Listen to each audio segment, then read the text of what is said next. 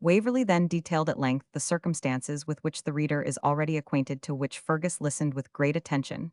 By this time, they had reached the door of his quarters, which he had taken up in a small paved court, retiring from the street called the Canongate, at the house of a buxom widow of 40, who seemed to smile very graciously upon the handsome young chief, she being a person with whom good looks and good humor were sure to secure an interest whatever might be the party's political opinions. Here Callum Beg received them with a smile of recognition. Callum, said the chief, call Shemus and snatched James of the Needle. This was the hereditary tailor of Vich Ian Voer Shemus. Mr. Waverley is to wear the Cath Dath battle colour, or tartan his trews, must be ready in 4 hours. You know the measure of a well-made mantwo, double nails to the small of the leg. 11 from haunch to heel, 7 round the waist. I give your honour leave to hang Shemus, if there's a pair of shears in the Highlands that has a balder sneck than hers ain at the Cummed, and true is shape of the trews. Get a plaid of Mac-Ivor tartan, and sash, continued the chieftain, and a blue bonnet of the prince's pattern at Mr. Mott's in the Crams. My short green coat with silver lace and silver buttons will fit him exactly, and I have never worn it till ensign. Macambitch to pick out a handsome target from among mine. The prince has given Mr. Waverley broadsword and pistols. I will furnish him with a dirk and purse add, but a pair of low-heeled shoes. And then, my dear Edward, turning to him, you will be a complete son of Ivor. These necessary directions given, the chieftain resumed the subject of Waverley's adventures. It is plain, he said, that you have been in the custody of Donald Bean Lein. You must know that, when I marched away my clan to join the prince, I laid my injunctions on that worthy member of society to perform a certain piece of service, which done he was to join me with all the force he could muster. But instead of doing so, the gentleman, finding the coast clear, thought it better to make war on his own account, and has scoured the country, plundering, I believe, both friend and foe under pretense of levying blackmail, sometimes as if by my authority, and sometimes, and be cursed to his consummate impudence, in his own great name, upon my honour. If I live to see the cairn of Benmore again, I shall be tempted to hang that fellow. I recognize his hand particularly in the mode of your rescue from that canting rascal Gilfillan, and I have little doubt that Donald himself played the part of the peddler on that occasion. But how he should not have plundered you, or put you to ransom, or availed himself in some way or other of your captivity for his own advantage, passes my judgment. When and how did you hear the intelligence of my confinement? Asked Waverley. The prince himself told me, said Fergus, and inquired very minutely into your history. He then mentioned your being at that moment in the power of one of our northern partisan. No, I could not ask him to explain. Particularson requested my opinion about disposing of you. I recommended that you should be brought here as a prisoner, because I did not wish to prejudice you farther with the English government. In case you pursued your purpose of going southward, I knew nothing, you must recollect, of the charge brought against you of aiding and abetting high treason, which I presume had some share in changing your original plan. That sullen, good-for-nothing brute Balmahapple was sent to escort you from Down, with what he calls his troop of horse. As to his behavior, in addition to his natural antipathy to everything that resembles a gentleman, I presume his adventure with Bradwardine rankles in his recollection, the rather that I dare say his mode of telling that story contributed to the evil reports which reached your quondam regiment. Very likely, said Waverley, but now surely, my dear Fergus, you may find time to tell me something of Flora. Why, replied Fergus, I can only tell you that she is well and residing for the present with a relation in the city. I thought it better she should come here, as since our success, a good many ladies of rank attend our military court, and I assure you that there is a sort of consequence annexed to the near relative of such a person as Flora Mac-Ivor, and where there is such a justling of claims, and requests, a man must use every fair means to enhance his importance. There was something in this last sentence which grated on Waverley's feelings. He could not bear that Flora should be considered as conducing to her brother's preferment by the admiration which she must unquestionably attract, and although it was in strict correspondence with many points of Fergus' character, it shocked him as selfish and unworthy of his sister's high mind, and his own independent pride. Fergus, to whom such manoeuvres were familiar, as to one brought up at the French court, not observed the unfavorable impression which he had unwarily made upon his friend's mind, and concluded by saying that they could hardly see Flora before the evening, when she would be at the concert and ball with which the prince's party were to be entertained. She and I had a quarrel about her not appearing to take leave of you. I am unwilling to renew it by soliciting her to receive you this morning, and perhaps my doing so might not only be ineffectual, but prevent your meeting this evening. While thus conversing, Waverley heard in the court before the windows of the parlour a well-known voice. "I aver to you, my worthy friend," said the speaker, "that it is a total dereliction of military discipline. And were you not, as it were, a tyro, your purpose would deserve strong reprobation for. A prisoner of war is on no account to be coerced with fetters, or debinded in ergastulo, as would have been the case had you put this gentleman into the pit of the peel-house at Balmahaple. I grant, indeed, that such a prisoner may for security be coerced in carcere, that is in a public prison." The growling voice of Balmahaple was heard as taking leave in displeasure, but the word landlooper alone was distinctly audible. He had disappeared before Waverley reached the house, in order to greet the worthy Baron of Bradwardine. The uniform, in which he was now attired, a blue coat, namely with gold lace, a scarlet waistcoat and breeches and immense jackboots, seemed to have added fresh stiffness and rigidity to his tall perpendicular figure, and the consciousness of military command and authority had increased in the same proportion the self-importance of his demeanor and the dogmatism of his conversation. He received Waverley with his usual kindness, and expressed immediate anxiety to hear an explanation of the circumstances attending the loss of his commission in Gardeners, Dragoons.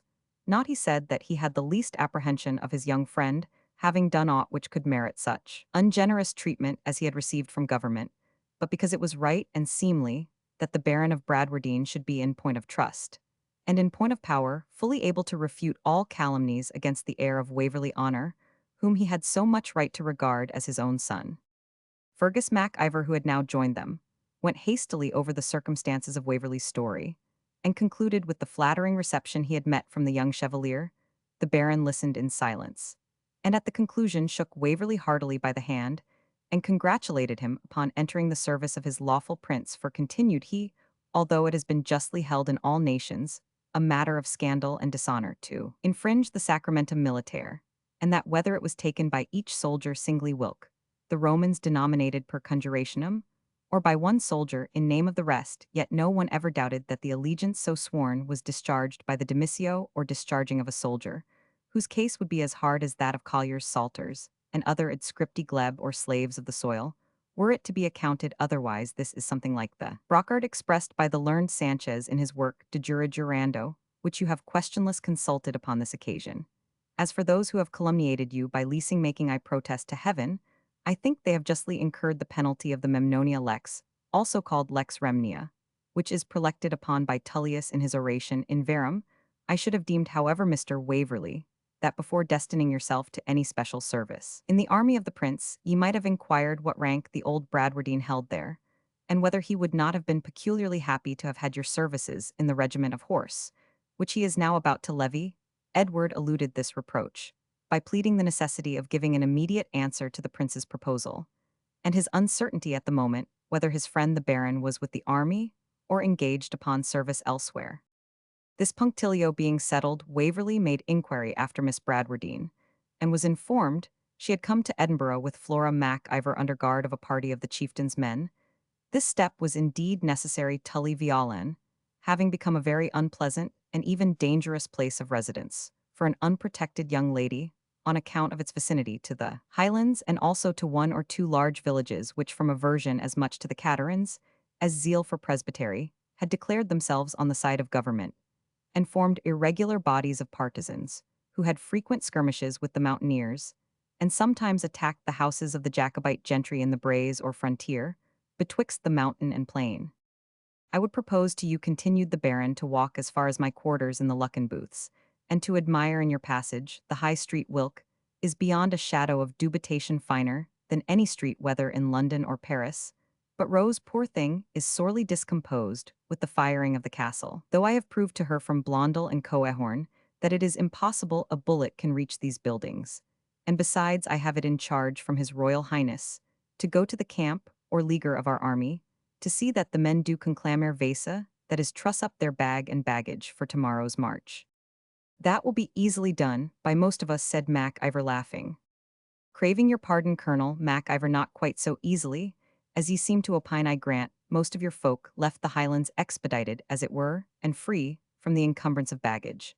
But it is unspeakable the quantity of useless sprechery which they have collected on their march, I saw one fellow of yours craving your pardon once more with a pierglass upon his back. I said Fergus still in good humor. He would have told you if you had questioned him, a ganging foot is I getting. But come, my dear Baron, you know as well as I that 100 Uhlans, or a single troop of Schmerskitz panders, would make more havoc in a country than the Knight of the Mirror, and all the rest of our clans put together.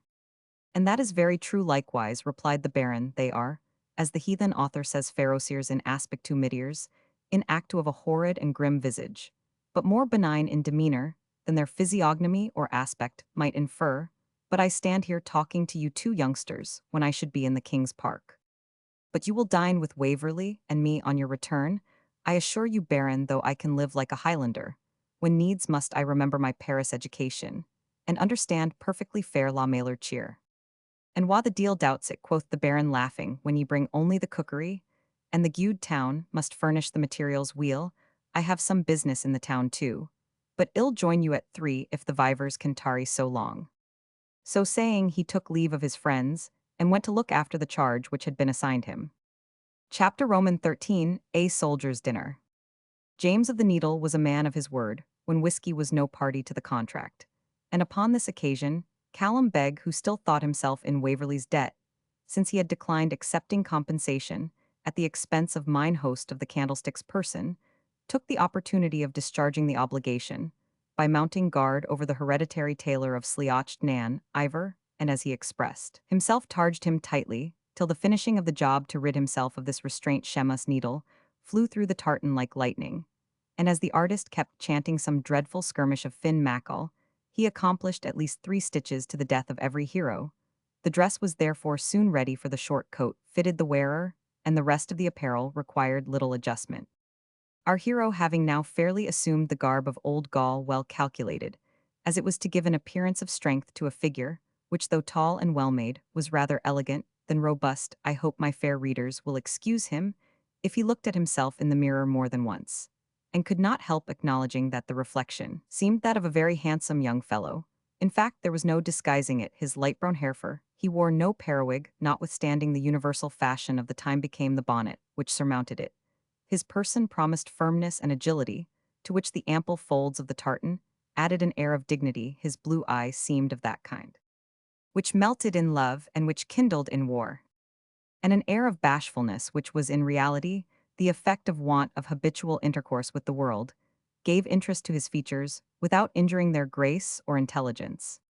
He's a pratty man, a very pratty man, said Evan Dhu, now Ensign Maccombich, to Fergus' buxom landlady. He's vera wheel, said the widow Flockhart, but no neathing sae wheelfard as your Colonel Ensign.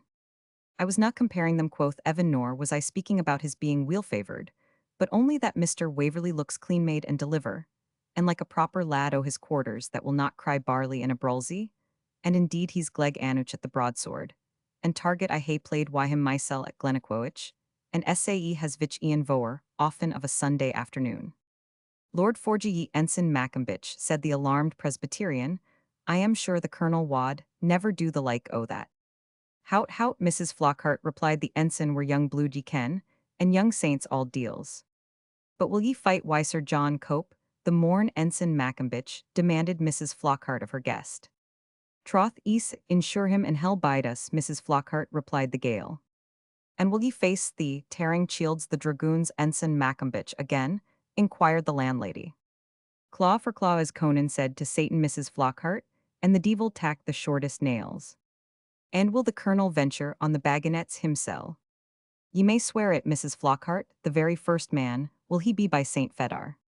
Merciful goodness, and if he's killed Amang, the redcoats, exclaimed the soft-hearted widow. Troth, if it should sae befall Mrs. Flockhart, I ken ane that will no be living to weep for him.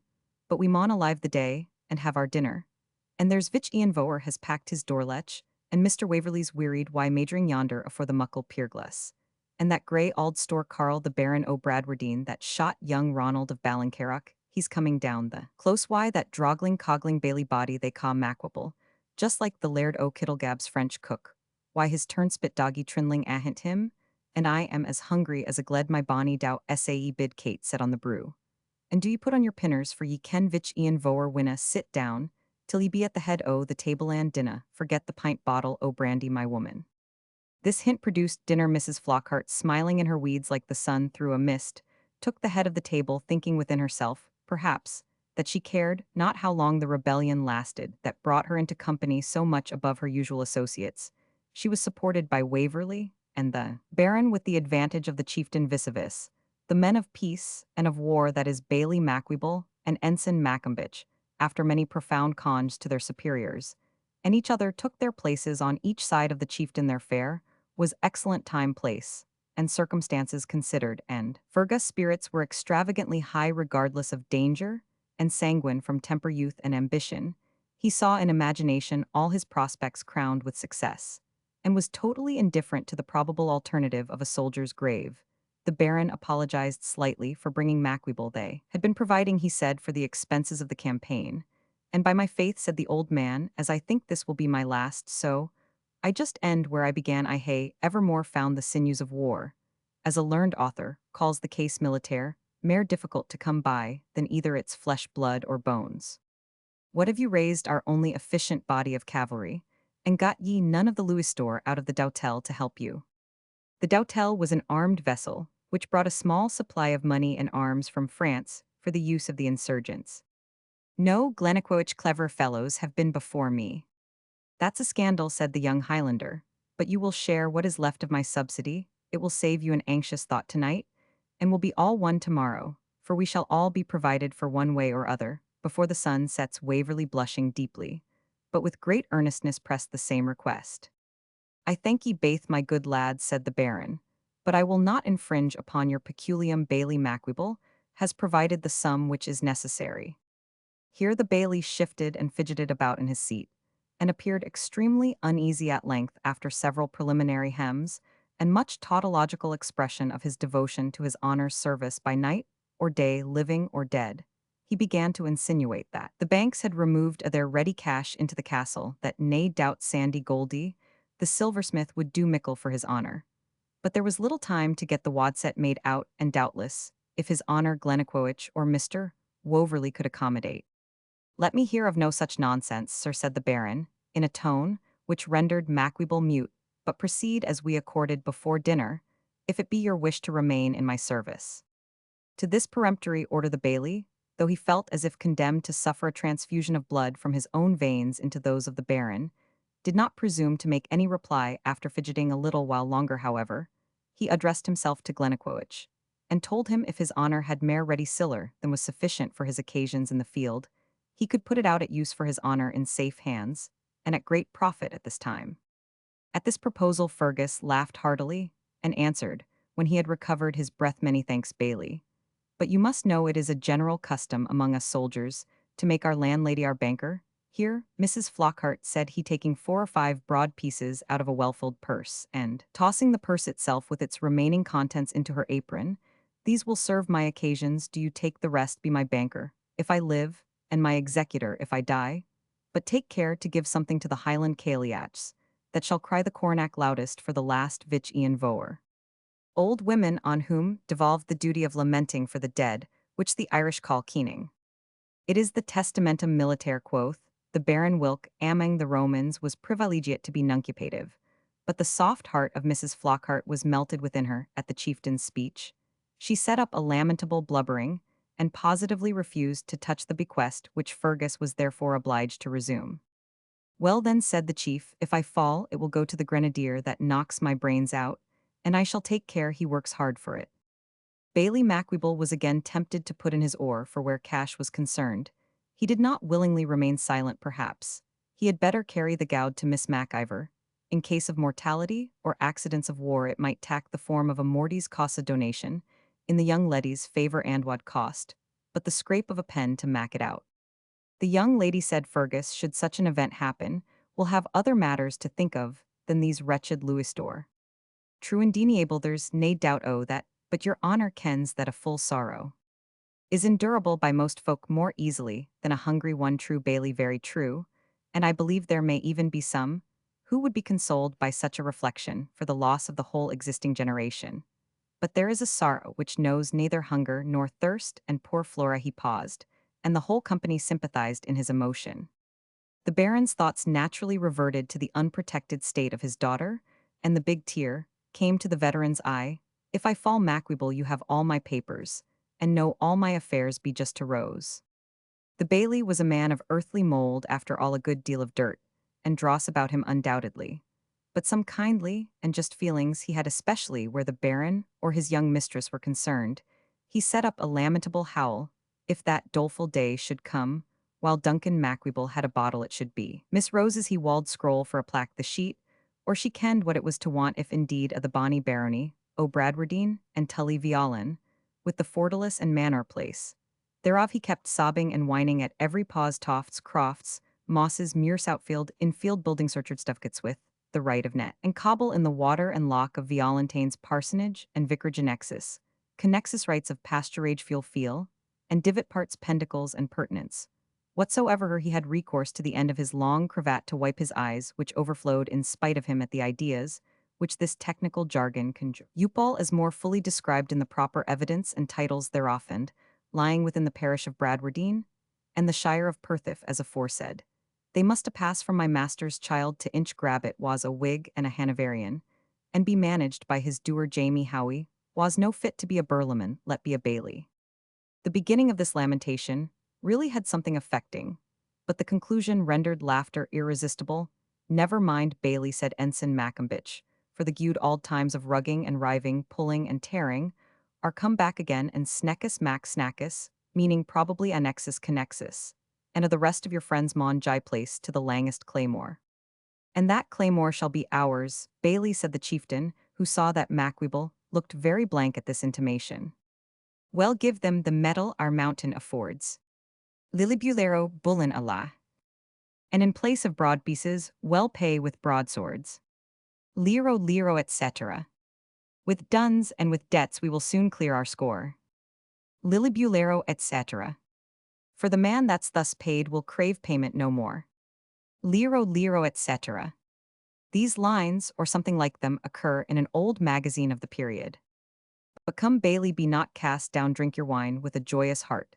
The Baron shall return safe and victorious to Tully Violin, and unite Killancurate's lairdship with his own, since the cowardly half-bred swine will not turn out for the prince like a gentleman. To be sure they lie mayest youest, said the Bailey, wiping his eyes, and should naturally fall under the same factory. That is contiguous. And I preceded the chieftain shall take care of myself too, for you must know I have to complete a good work here, by bringing Mrs. Flockhart into the bosom of the Catholic Church, or at least halfway, and that is to your Episcopal meeting-house, O Baron. If you heard her fine countertenor admonishing Kate and Mattie in the morning, you who understand music would tremble at the idea of hearing her shriek in the psalmody of Haddo's Hole. Lord Forgy, you colonel, how ye rin on, but I hope your honours will tack tea before ye gang to the palace, and I maun gang and mask it for you. So saying, Mrs. Flockhart left the gentlemen to their own conversation, which, as might be supposed, turned chiefly upon the approaching events of the campaign. Chapter Roman 14. The ball. Ensign Mac-Ivor having gone to the Highland camp upon duty, and Bailey Mac-Ivor having retired to digest his dinner, and Evan Dehu's intimation of martial law in some blind change house, Waverley with the Baron, and the chieftain proceeded to Holyrood House. The two last were in full tide of spirits, and the Baron rallied in his way our hero upon the handsome figure, which his new dress displayed to advantage. If you have any design upon the heart of a bonny Scotch lassie, I would premonish you, when you address her, to remember and quote the words of Virgilius. Nunc insanus amor durimi martis in armies. Tella intermedia ac adversos detinit hosts. Wilk versus Robertson of Struan, chief of the clan Donachi, unless the claims of Lude ought to be preferred primo loco, has thus elegantly rendered. For cruel love had gartend low my leg, and clad my herdes in a philabig. Although indeed ye wear the trews a garment whilk, I approve mayest of the twa as mere ancient and seemly. Or rather, said Fergus, hear my song. She wadna hae a lowland laird, nor be an English lady, but she's away with Duncan Graham, and he's rode her in his plaidie. By this time they reached the palace of Holyrood, and were announced respectively as they entered the apartments. It is but too well known how many gentlemen of rank, education, and fortune took a concern in the ill-fated and desperate undertaking of 1745. The ladies also of Scotland, very generally espoused the cause of the gallant and handsome young prince, who threw himself upon the mercy of his countrymen, rather like a hero of romance than a calculating politician. It is not therefore to be wondered that Edward, who had spent the greater part of his life in the solemn seclusion of Waverley Honour, should have been dazzled at the liveliness and elegance of the scene, now exhibited in the long deserted halls of the Scottish palace. The accompaniments indeed fell short of splendour, being such as the confusion and hurry of the time admitted. Still, however, the general effect was striking, and the rank of the company considered might well be called brilliant. It was not long before the lover's eye discovered the object of his attachment. Flora Mac-Ivor was in the act of returning to her seat near the top of the room with Rose Bradwardine by her side. Among much elegance and beauty, they had attracted a great degree of the public attention, being certainly two of the handsomest women present. The prince took much notice of both, particularly of Flora, with whom he danced a preference, which she probably owed to her foreign education and command of the French and Italian languages. When the bustle attending the conclusion of the dance permitted, Edward almost intuitively followed Fergus to the place where Miss Mac-Ivor was seated. The sensation of hope with which he had nursed his affection, in absence of the beloved object, seemed to vanish in her presence, and like one striving to recover the particulars of a forgotten dream, he would have given the world at that moment to have recollected the grounds on which he had founded expectations, which now seemed so delusive. He accompanied Fergus with downcast eyes, tingling ears, and the feelings of the criminal who, while the melancholy cart moves slowly through the crowds that have assembled to behold his execution, receives no clear sensation, either from the noise which fills his ears or the tumult on which he casts his wandering look. Flora seemed a very little affected and discomposed at his approach. "I bring you an adopted son of Ivor," said Fergus. "And I receive him as a second brother," replied Flora. There was a slight emphasis on the word which would have escaped every ear, but one that was feverish with apprehension. It was, however, distinctly marked and combined with her whole tone and manner plainly intimated, "I will never think of Mr. Waverley as a more intimate connection." Edward stopped, bowed, and looked at Fergus, who bit his lip, a movement of anger which proved that he also had put a sinister interpretation on the reception which his sister had given his friend.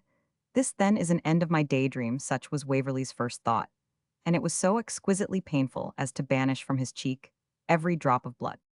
"Good God," said Rose Bradwardine, "he is not yet recovered." These words, which she uttered with great emotion, were overheard by the Chevalier himself, who stepped hastily forward, and taking Waverley by the hand inquired kindly after his health, and added that he wished to speak with him by a strong and sudden effort, which the circumstances rendered indispensable. Waverley recovered himself so far as to follow the Chevalier in silence to a recess in the apartment. Here the prince detained him some time, asking various questions about the great Tory and Catholic families of England, their connections, their influence, and the state of their affections towards the House of Stuart. To these queries Edward could not at any time have given more than general answers, and it may be supposed that in the present state of his feelings his responses were indistinct even to confusion. The Chevalier smiled once or twice at the incongruity of his replies, but continued the same style of conversation, although he found himself obliged to occupy the principal share of it, until he perceived that Waverley had recovered his presence of mind. It is probable that this long audience was partly meant to further the idea which the prince desired should be entertained among his followers, that Waverley was a character of political influence. But it appeared from his concluding expressions that he had a different and good-natured motive personal to our hero for prolonging the conference. "I cannot resist the temptation," he said, "of boasting of my own discretion. As a lady's confidant, you see, Mr. Waverley, that I know all, and I assure you I am deeply interested in the affair. But, my good young friend, you must put a more severe restraint upon your feelings. There are many here whose eyes can see as clearly as mine, but the prudence of whose tongues may not be equally trusted." So saying, he turned easily away and joined a circle of officers at a few paces' distance, leaving Waverley to meditate upon his parting expression, which, though not intelligible to him in its whole purport, was sufficiently so in the caution which the last word recommended, making therefore an effort to show himself worthy of the interest which his new master had expressed by instant obedience to his recommendation. He walked up to the spot where Flora and Miss Bradwardine were still seated, and having made his compliments to the latter, he succeeded even beyond his own expectation in entering into conversation upon general topics. "If, my dear reader, thou hast ever happened to take post-horses, at one at least of which blanks or more probably, both you will be able to fill up from an inn near your own residence, you must have observed and doubtless with sympathetic pain, the reluctant agony with which the poor jades at first apply their galled necks to the collars of the harness. But when the irresistible arguments of the postboy have prevailed upon them to proceed a mile or two, they will become callous to the first sensation, and being warm in the harness, as the said postboy may term it, proceed, as if their withers were altogether unwrung. This simile so much corresponds with the state of Waverley's feelings, in the course of this memorable evening, that I prefer it especially, as being, I trust, wholly original to any more splendid illustration, with which Byche's art of poetry might supply me. Exertion like virtue is its own reward, and our hero had moreover other stimulating motives for persevering in a display of affected composure and indifference to Flora's obvious unkindness pride, which supplies its caustic as an useful though severe remedy for the wounds of affection, came rapidly to his aid, distinguished by the favor of a prince destined. He had room to hope to play a conspicuous part in the revolution, which awaited a mighty kingdom, excelling probably in mental acquirements, and equaling at least in personal accomplishments most of the noble and distinguished persons with whom he was now ranked, young, wealthy, and highborn. Could he, or ought he, to droop beneath the frown of a capricious beauty? O nymph unrelenting and cold as thou art, my bosom is proud as thine own. With the feeling expressed in these beautiful lines, which however were not then written, Waverley determined, upon convincing Flora, that he was not to be depressed by a rejection, in which his vanity whispered that perhaps she did her own prospects as much injustice as his, and to aid this chain of feeling there lurked the secret and unacknowledged hope that she might learn to prize his affection more highly, when she did not conceive it to be altogether within her own choice to attract or repulse it. There was a mystic tone of encouragement also in the Chevalier's words, though he feared they only referred to the wishes of Fergus in favor of an union between him and his sister. But the whole circumstances of time, place, and incident combined at once to awaken his imagination, and to call upon him for a manly and decisive tone of conduct, leaving to fate to dispose of the issue. Should he appear to be the only one sad and disheartened on the eve of battle, how greedily would the tale be commented upon by the slander, which had been already but too busy with his fame. Never, never, he internally resolved, shall my unprovoked enemies possess such an advantage over my reputation.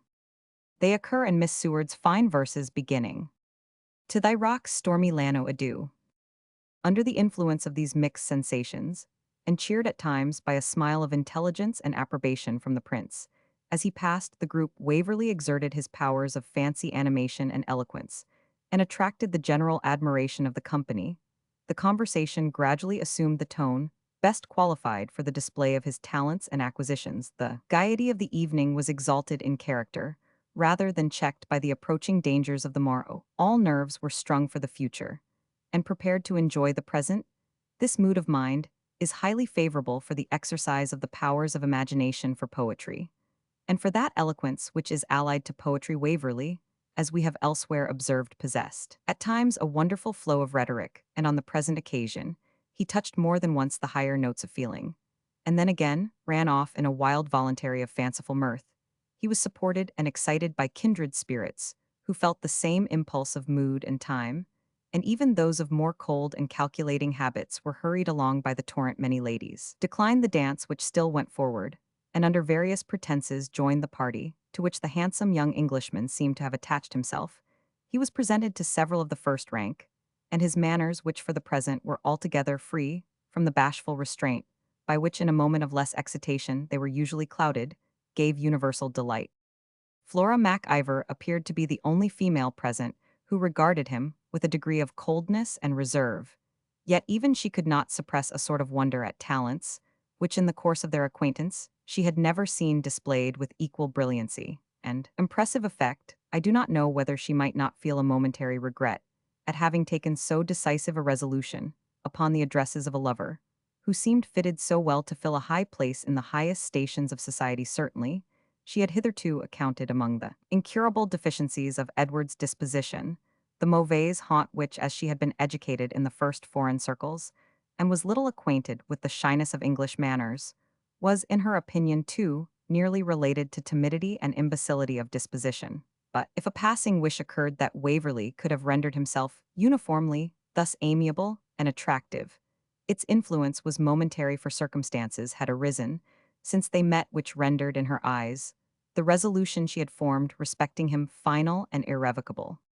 With opposite feelings, Rose Bradwardine bent her whole soul to listen. She felt a secret triumph at the public tribute paid to one whose merit she had learned to prize too early and too fondly, without a thought of jealousy, without a feeling of fear, pain, or doubt, and undisturbed by a single selfish consideration. She resigned herself to the pleasure of observing. The general murmur of applause when Waverley spoke her ear was exclusively filled with his voice. When others answered, her eye took its turn of observation, and seemed to watch his reply. Perhaps the delight which she experienced in the course of that evening, though transient, and followed by much sorrow, was in its nature the most pure and disinterested which the human mind is capable of enjoying. Baron, said the Chevalier, I would not trust my mistress in the company of your young friend. He is really, though perhaps somewhat romantic, one of the most fascinating young men whom I have ever seen. And by my honor, sir, replied the Baron, the lad can sometimes be as dauf as a sexagenary like myself. If your Royal Highness had seen him dreaming and dozing about the banks of Tully Veolan, like an hypochondriac person, or as Burton's Anatomia hath it a phrenesiac or lethargic patient, you would wonder where he hath suddenly acquired all this fine sprack festivity and jocularity. Truly, said Fergus Mac-Ivor, I think it can only be the inspiration of the tartans, for though Waverley be always a young fellow of sense and honor, I have hitherto often found him a very absent and inattentive companion. We are the more obliged to him, said the prince, for having reserved for this evening qualities, which even such intimate friends had not discovered. But come, gentlemen, the night advances, and the business of tomorrow must be early thought upon. Each take charge of his fair partner, and honor a small refreshment with your company. He led the way to another suite of apartments, and assumed the seat and canopy at the head of a long range of tables, with an air of dignity mingled with courtesy, which well became his high birth and lofty pretensions. An hour had hardly flown away when the musicians played the signal for parting so well known in Scotland, which is, or was wont to be, the old air of good night, and joy be wi' you. Good night, then, said the Chevalier, rising. Good night, and joy be with you. Good night, fair ladies, who have so highly honored a proscribed and banished prince. Good night, my brave friends. May the happiness we have this evening experienced be an omen of our return to these our paternal halls speedily and in triumph, and of many and many future meetings of mirth and pleasure in the palace of Holyrood.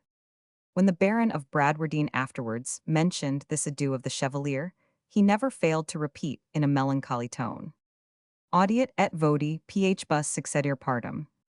Ment dedit partum volocers dispersit in auras. Which, as he added, is wheel rendered into English meter by my friend Banger. I half the prayer why ph bus grace did find. The t'other half he whistled down the wind. Chapter Roman 15. The March. The conflicting passions and exhausted feelings of Waverley had resigned him to late but sound repose. He was dreaming of Glennaquoich, and had transferred to the halls of Ian Nan Chaistel the festal train, which so lately graced those of Holyrood. The pibroch, too, was distinctly heard, and this at least was no delusion, for the proud step of the chief piper of the clan Mac-Ivor was perambulating the court before the door of his chieftain's quarters, and as Mrs. Flockhart, apparently no friend to his minstrelsy, was pleased to observe Garing the very stain in lime was Dingle, why his screeching of corset soon became too powerful for Waverley's dream, with which it had at first rather harmonized. The sound of Callum's brogues in his apartment, for Mac-Ivor had again assigned Waverley to his care, was the next note of parting winna your honour bang up vich Ian Voer, and ta prince, are awa to the lang green glen ahint, the clachan tat they ca the King's Park, and money ains on his ain, shanks the day that will be carried on ither folks ere night. The main body of the Highland army encamped, or rather bivouacked, in that part of the King's Park, which lies towards the village of Duddingston.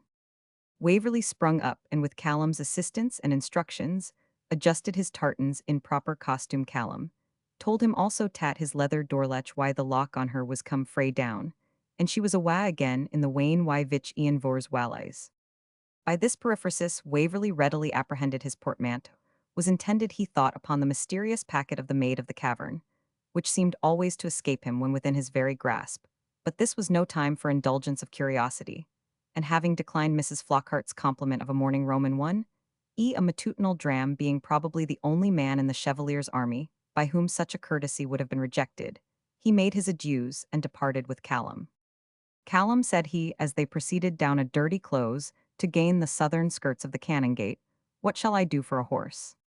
Ta Delane ye maun think, o said Callum, vich Ian Vors marching on foot at the head o his kin, not to say ta Prince Wa, does the like why his target on his shoulder, and ye maun e'en be neighbor like. And so I will Callum give me my target, so there we are fixed. How does it look? Like the braw Highlander tats painted on the board afore the mickle change house, they ca lucky Middlemass, answered Callum, meaning, I must observe a high compliment, for, in his opinion, lucky Middlemass sign was an exquisite specimen of art. Waverley, however, not feeling the full force of this polite simile, asked him no further questions. Upon extricating themselves from the mean and dirty suburbs of the metropolis and emerging into the open air, Waverley felt a renewal of both health and spirits, and turned his recollection with firmness upon the events of the preceding evening, and with hope and resolution towards those of the approaching day.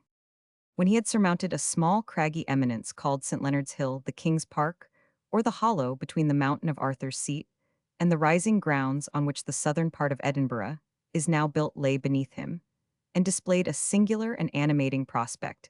It was occupied by the army of the Highlanders, now in the act of preparing for their march. Waverley had already seen something of the kind at the hunting match, which he attended with Fergus Mac-Ivor, but this was on a scale of much greater magnitude and incomparably deeper interest. The rocks which formed the background of the scene, and the very sky itself, rang with the clang of the bagpipers, summoning forth each with his appropriate pibroch, his chieftain and clan, the mountaineers rousing themselves from their couch, under the canopy of heaven, with the hum and bustle of a confused and irregular multitude, like bees alarmed and arming in. Their hives seemed to possess all the pliability of movement fitted to execute military maneuvers.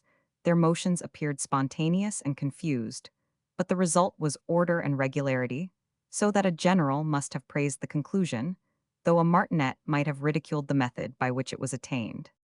The sort of complicated medley created by the hasty arrangements of the various clans under their respective banners for the purpose of getting into the order of march was in itself a gay and lively spectacle. They had no tents to strike, having generally, and by choice, slept upon the open field, although the autumn was now waning, and the nights began to be frosty. For a little space, while they were getting into order, there was exhibited a changing, fluctuating, and confused appearance of waving tartans and floating plumes, and of banners displaying the proud gathering word of Clanronald Ganian Cohariga Gainsay, who dares Loch Sloy, the watchword of the Macfarlane's fourth fortune, and Fill the Fetters, the motto of the Marquis of Tullibardine Bydend, that of Lord Lewis Gordon, and the appropriate signal words and emblems of many other chieftains and clans.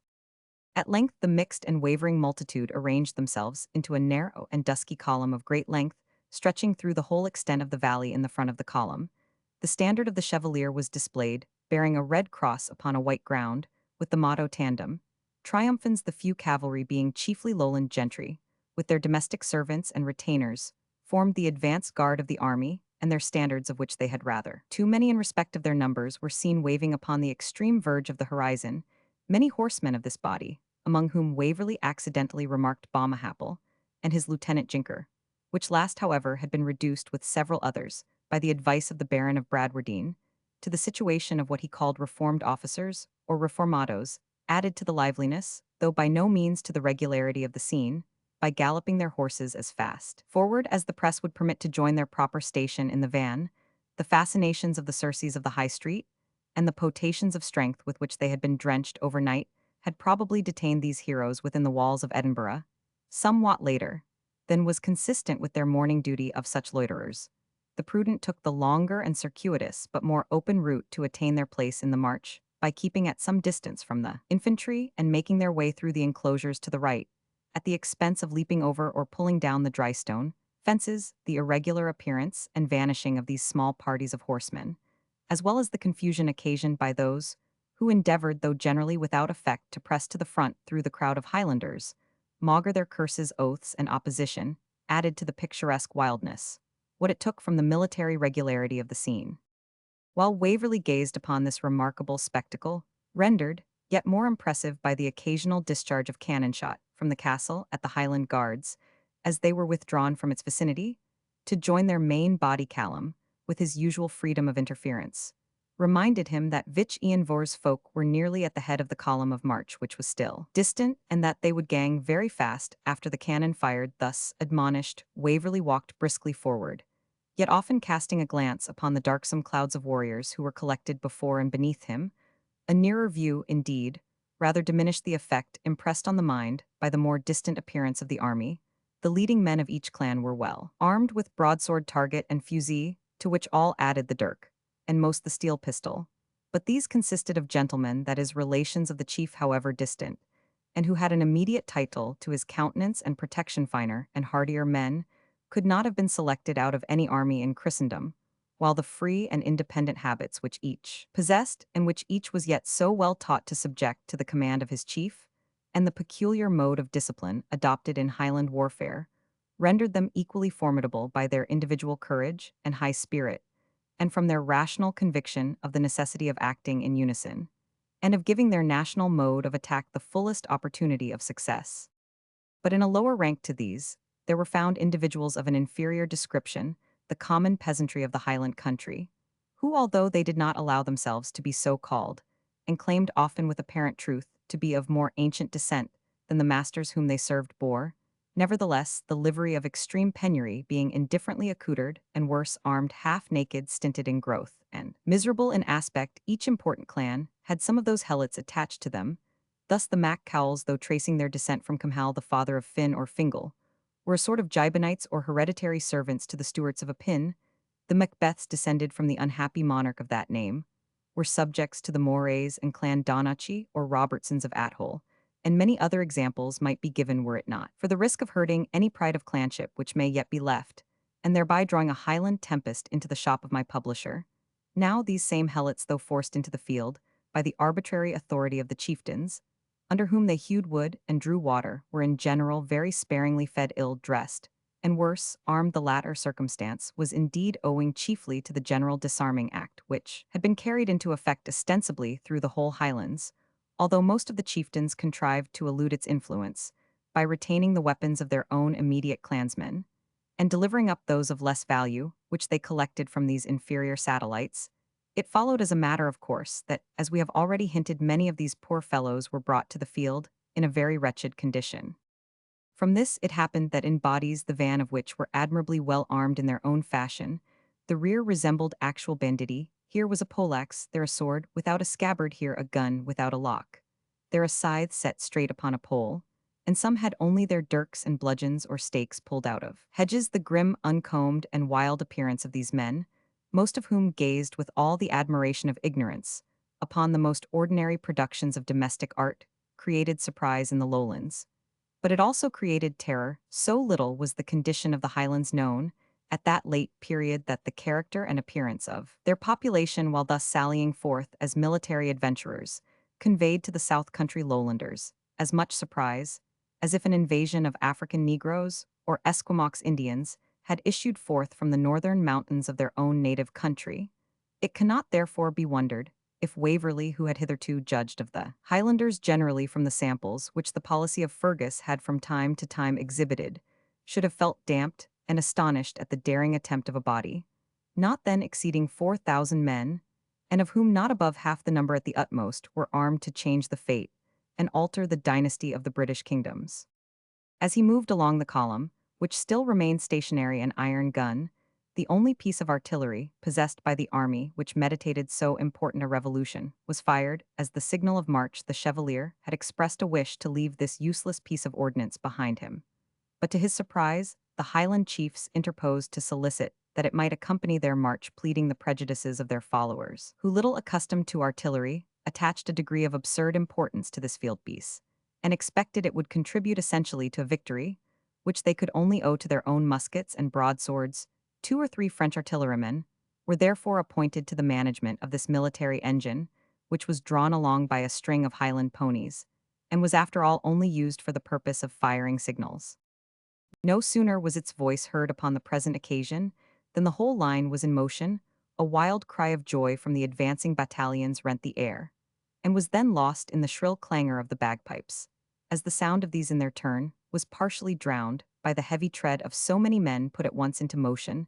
The banners glittered and shook as they moved forward, and the horse hastened to occupy their station as the advanced guard, and to push on reconnoitering parties to ascertain and report the motions of the enemy.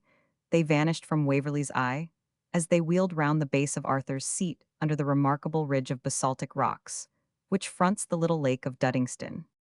The infantry followed in the same direction, regulating their pace by another body, which occupied a road more to the southward. It cost Edward some exertion of activity to attain the place, which Fergus' followers occupied in the line of march. Chapter Romans 16, an incident gives rise to unavailing reflections. When Waverley reached that part of the column, which was filled by the clan of Mac-Ivor, they halted formed, and received him with a triumphant flourish upon the bagpipes, and a loud shout of the men, most of whom knew him personally, and were delighted to see him in the dress of their country. And of their sept you shout, said a Highlander of a neighbouring clan to Evan Dhu, as if the chieftain were just come to your head. Mar e Bran is a Brattir, if it be not Bran, it is Bran's brother, was the proverbial reply of Maccombich. Bran, the well-known dog of Fingal, is often the theme of Highland proverb as well as song. Oh, then, it is the handsome Sassenach Duinhuasel that is to be married to Lady Flora. That may be or it may not be, and it is neither your matter nor mine, Gregor. Fergus advanced to embrace the volunteer, and afford him a warm and hearty welcome, but he thought it necessary to apologize for the diminished numbers of his battalion, which did not exceed 300 men, by observing he had sent a good many out upon parties.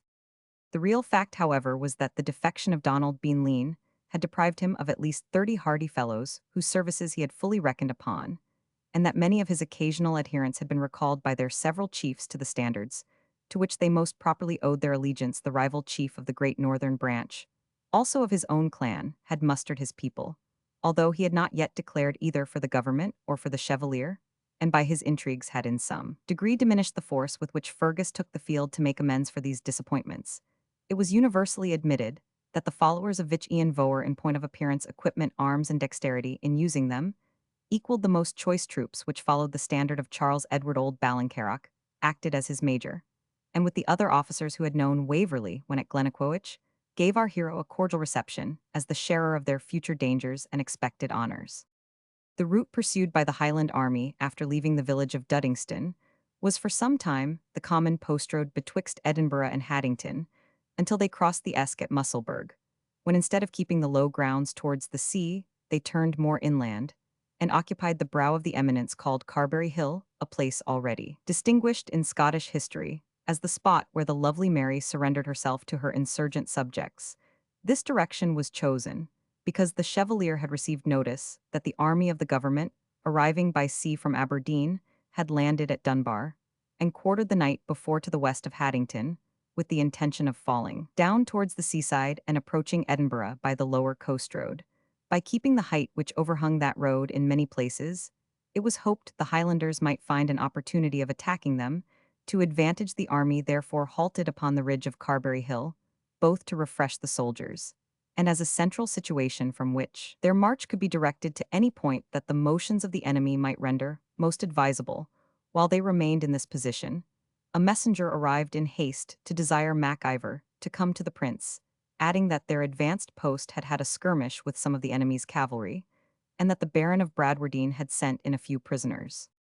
Waverley walked forward out of the line to satisfy his curiosity, and soon observed 5 or 6 of the troopers who, covered with dust, had galloped in to announce that the enemy were in full march westward along the coast. Passing still a little farther, on he was struck with a groan which issued from a hovel. He approached the spot, and heard a voice in the provincial English of his native county, which endeavoured, though frequently interrupted by pain, to repeat the Lord's Prayer. The voice of distress always found a ready answer in our hero's bosom. He entered the hovel, which seemed to be intended for what is called in the pastoral counties of Scotland a smearing house, and in its obscurity Edward could only at first discern a sort of red bundle, for those who had stripped the wounded man of his arms, and part of his clothes had left him the dragoon cloak in which he was enveloped. "For the love of God," said the wounded man as he heard Waverley's step, "give me a single drop of water." "You shall have it," answered Waverley at the same time, raising him in his arms, bearing him to the door of the hut, and giving him some drink from his flask. "I should know that voice," said the man, but looking on Waverley's dress with a bewildered look, "no, this is not the young squire." This was the common phrase by which Edward was distinguished on the estate of Waverley Honour, and the sound now thrilled to his heart, with the thousand recollections, which the well-known accents of his native country had already contributed to awaken Houghton. He said, gazing on the ghastly features, which death was fast disfiguring, "Can this be you?" "I never thought to hear an English voice again," said the wounded man. "They left me to live or die here as I could, when they found I would say nothing about the strength of the regiment. But, oh, squire, how could you stay from us so long, and let us be tempted by that fiend of the pit? Ruffin, we should have followed you through flood and fire, to be sure." "Ruffin, I assure you, Houghton, you have been vilely imposed upon." "I often thought so," said Houghton, "though they showed us your very seal, and so Timms was shot, and I was reduced to the ranks." "Do not exhaust your strength in speaking," said Edward. "I will get you a surgeon presently." He saw Mac-Ivor approaching, who was now returning from headquarters, where he had attended a council of war, and hastened to meet him. "Brave news," shouted the chief. "We shall be at it. In less than 2 hours, the prince has put himself at the head of the advance." And as he drew his sword, called out, "My friends, I have thrown away the scabbard. Come, Waverley. We move instantly. A moment, this poor prisoner is dying. Where shall I find a surgeon?" "Why, where should you? We have none, you know, but 2 or 3 French fellows, who I believe are little better than Garkin's apothecaries." "But the man will bleed to death." "Poor fellow," said Fergus in a momentary fit of compassion, then instantly added, "but it will be 1,000 men's fate before night, so come along." "I cannot, I tell you, he is a son of a tenant of my uncle's." "Oh, if he's a follower of yours, he must be looked to ill. Send Callum to you, but dial seed Milia Mollighart," continued the impatient chieftain. "What made an old soldier like Bradwardine send dying men here to cumber us?" Callum came with his usual alertness, and indeed Waverley rather gained than lost in the opinion of the Highlanders by his anxiety about the wounded man. They would not have understood the general philanthropy, which rendered it almost impossible for Waverley to have passed any person in such distress. But as apprehending that the sufferer was one of his following, they unanimously allowed that Waverley's conduct was that of a kind and considerate chieftain who merited the attachment of his people. In about a quarter of an hour poor Humphrey breathed his last, praying his young master, when he returned to Waverley Honour, to be kind to old Job Houghton and his dame, and conjuring him not to fight with these wild petticoatmen against old England. When his last breath was drawn, Waverley, who had beheld with sincere sorrow, and no slight tinge of remorse, the final agonies of mortality, now witnessed for the first time, commanded Callum to remove the body into the hut. This the young Highlander performed, not without examining the pockets of the defunct, which, however, he remarked had been pretty well sponged. He took the cloak, however, and proceeding with the provident caution of a spaniel hiding a bone, concealed it among some furs, and carefully marked the spot, observing that if he chanced to return that way it would be an excellent rokelay for his auld mother Elspeth. It was by a considerable exertion that they regained their place in the marching column, which was now moving rapidly forward to occupy the high grounds above the village of Trainant, between which and the sea lay the purposed march of the opposite army. This melancholy interview with his late sergeant forced many unavailing and painful reflections upon Waverley's mind.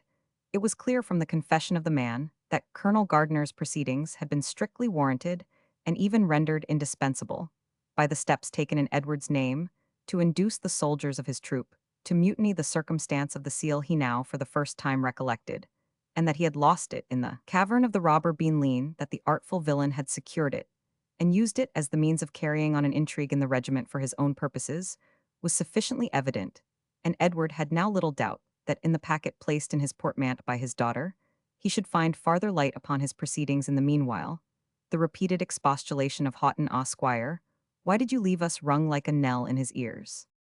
"Yes," he said, "I have indeed acted towards you with thoughtless cruelty. I brought you from your paternal fields and the protection of a generous and kind landlord. And when I had subjected you to all the rigor of military discipline, I shunned to bear my own share of the burden and wandered from the duties I had undertaken, leaving alike those whom it was my business to protect, and my own reputation to suffer under the artifices of villainy. O indolence and indecision of mind, if not in yourselves, visto, how much exquisite misery and mischief do you frequently prepare the way." Chapter Romans 17, the eve of battle. Although the Highlanders marched on very fast, the sun was declining when they arrived upon the brow of those high grounds, which command an open and extensive plain, stretching northward to the sea on which are situated, but at a considerable distance from each other the small villages of Seaton and Cockensey, and the larger one of Preston, one of the low coast roads to Edinburgh, passed through this plain, issuing upon it from the enclosures of Seaton House, and at the town or village of Preston again. Entering the denies of an enclosed country, by this way, the English general had chosen to approach the metropolis both as most commodious for his cavalry, and being probably of opinion that by doing so he would meet in front with the Highlanders advancing from Edinburgh, in the opposite direction in this, he was mistaken for the sound judgment of the Chevalier, or of those to whose advice he listened left the direct passage free, but occupied the strong ground by which it was overlooked and commanded. When the Highlanders reached the heights above the plain, described, they were immediately formed in array of battle, along the brow of the hill, almost at the same instant. The van of the English appeared issuing from among the trees and enclosures of Seaton, with the purpose of occupying the level plain. Between the high ground and the sea, the space which divided the armies being only about half a mile in breadth, Waverley could plainly see the squadrons of dragoons issue one after another from the defiles with their vedettes in front and form upon the plain with their front, opposed to that of the prince's army. They were followed by a train of field pieces, which when they reached the flank of the dragoons were also brought into line, and pointed against the heights. The march was continued by 3 or 4 regiments of infantry, marching in open column, their fixed bayonets showing like successive hedges of steel and their arms glancing like lightning, as at a signal given they also at once wheeled up, and were placed in direct opposition to the Highlanders. A second train of artillery with another regiment of horse closed the long march, and formed on the left flank of the infantry, the whole line facing southward. While the English army went through these evolutions, the Highlanders showed equal promptitude and zeal for battle. As fast as the clans came upon the ridge which fronted their enemy, they were formed into line, so that both armies got into complete order of battle at the same moment. When this was accomplished, the Highlanders set up a tremendous yell, which was reached by the heights behind them. The regulars, who were in high spirits, returned a loud shout of defiance, and fired 1 or 2 of their cannon upon an advanced post of the Highlanders.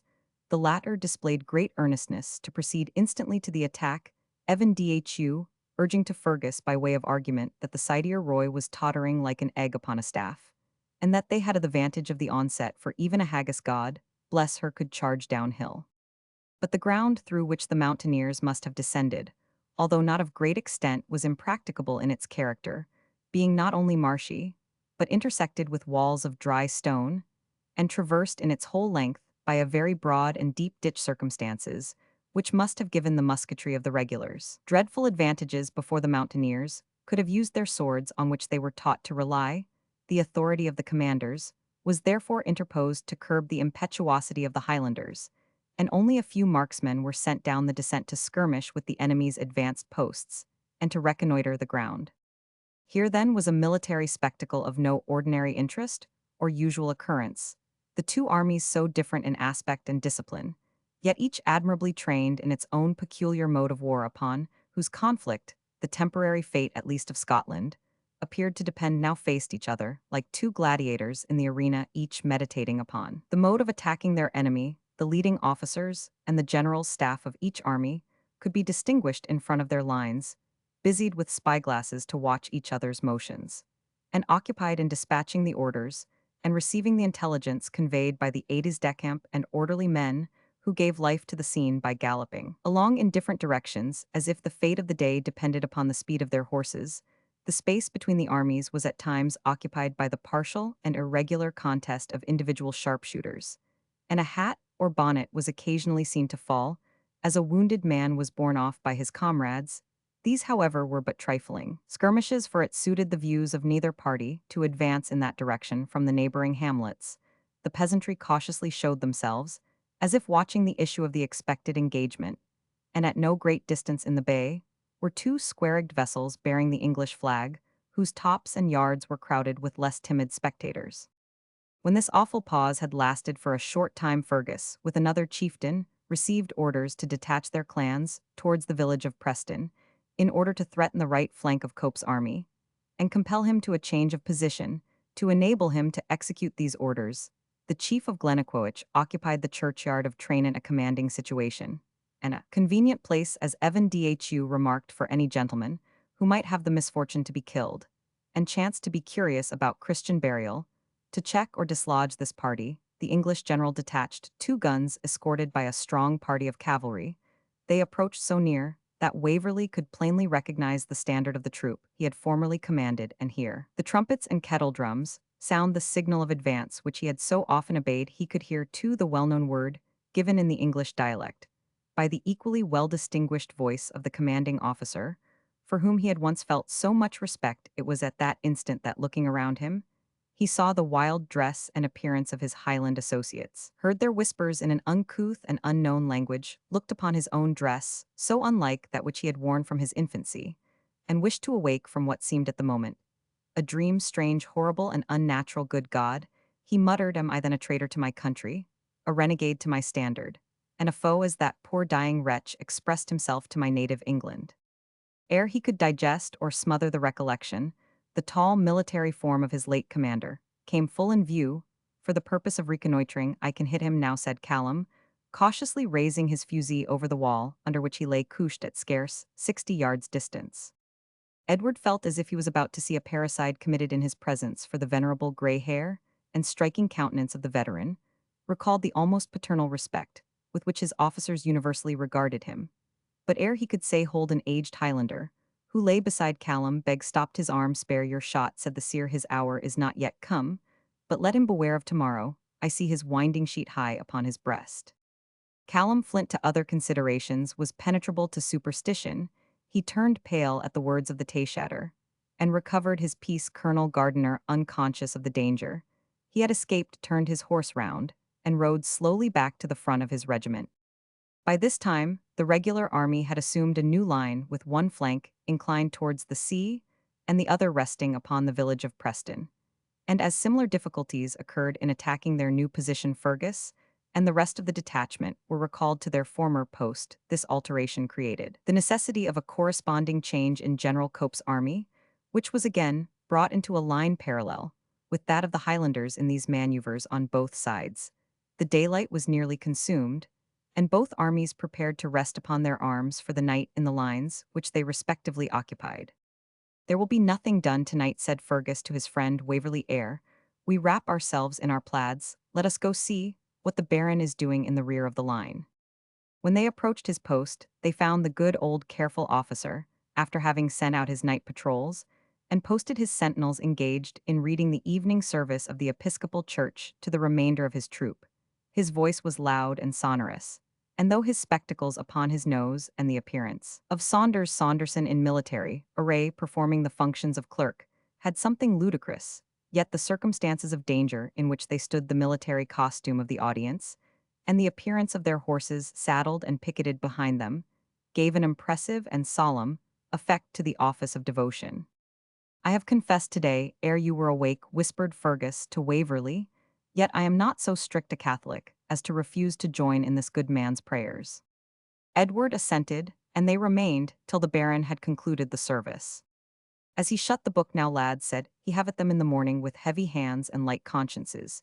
He then kindly greeted Mac-Ivor and Waverley, who requested to know his opinion of their situation. Why, you know, Tacitus saith in rebus bellicis maxim dominalar fortuna, which is equipenderate with our vernacular adage, luck can mayest in the melly, but credit me, gentlemen, yon man is not a deacon o' his craft. He damps the spirits of the poor lads he commands by keeping them on the defensive whilk of itself, implies inferiority or fear. Now, will they lie on their arms yonder as anxious and as ill at ease as a toad under a harrow, while our men will be quite fresh and blithe for action in the morning?